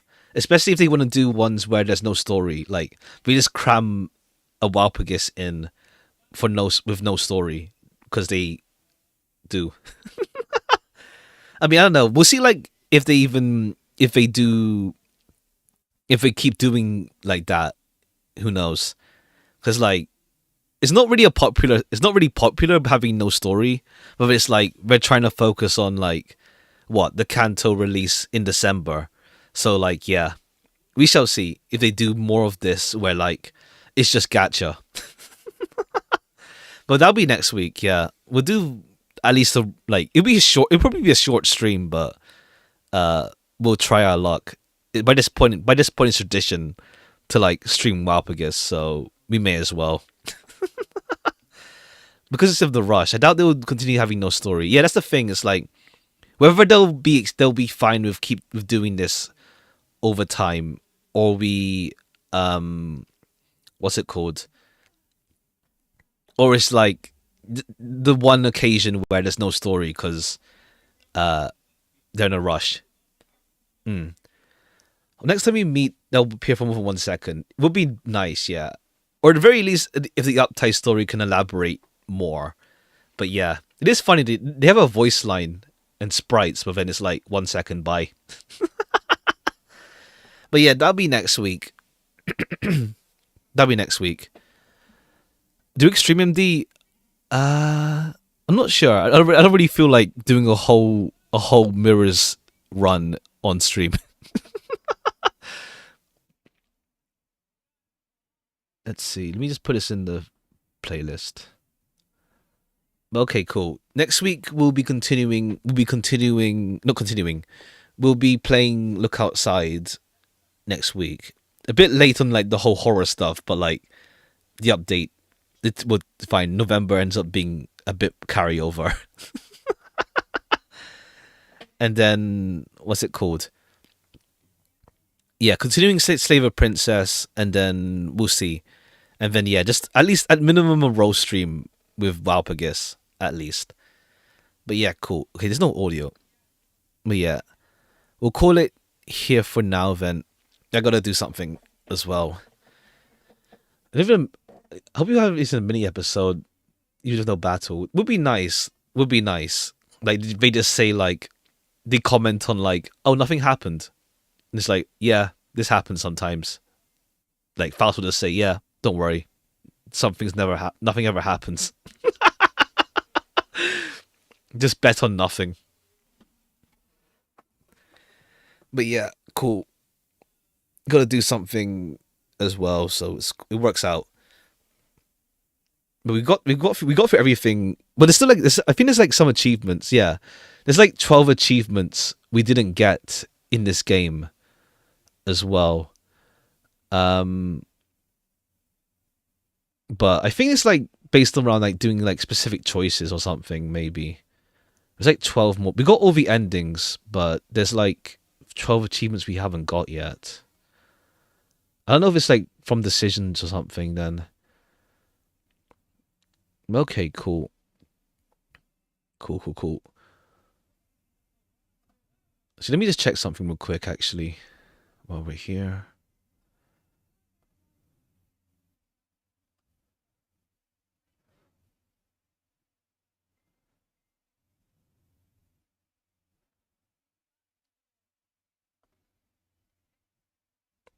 Oh no, I think like I think their other game is also like based on the world. I see, yeah. I think so.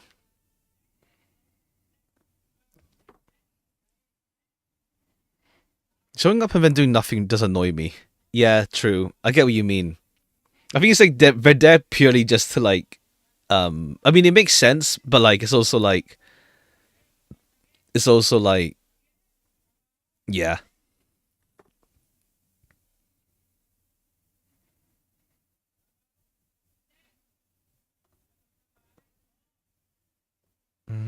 Anything else? But like ha. True. Okay, yeah, it didn't show up on live in top chat because of YouTube filter, but I see. One of the biggest lore drops in the first time. True. I think it's like I know that's the thing. Like with general reception ones, you kind of wish they could expand their character more. But I mean, there's gonna be the Uptide story at least as well. If they could like give us a glimmer of something, a slight look. But that'll be next week. All right, cool. Man, my throat's been dry this week. Damn, it's cold. But yeah, we'll be back next week. We'll be back next week. We'll do the Star Rail update is next week as well, but we'll save that for the week after to give people time to read. For people who want to read it first, or play. All right, cool. All for today, and take care. Bye bye for now. Bye bye. But yeah, schedule. The open slots are just like if you're going to continue on with Slave the Princess and look outside, probably. Unless they decide something else, we shall see. If it's in a smaller game, maybe. Bye bye. Take care. Happy Halloween.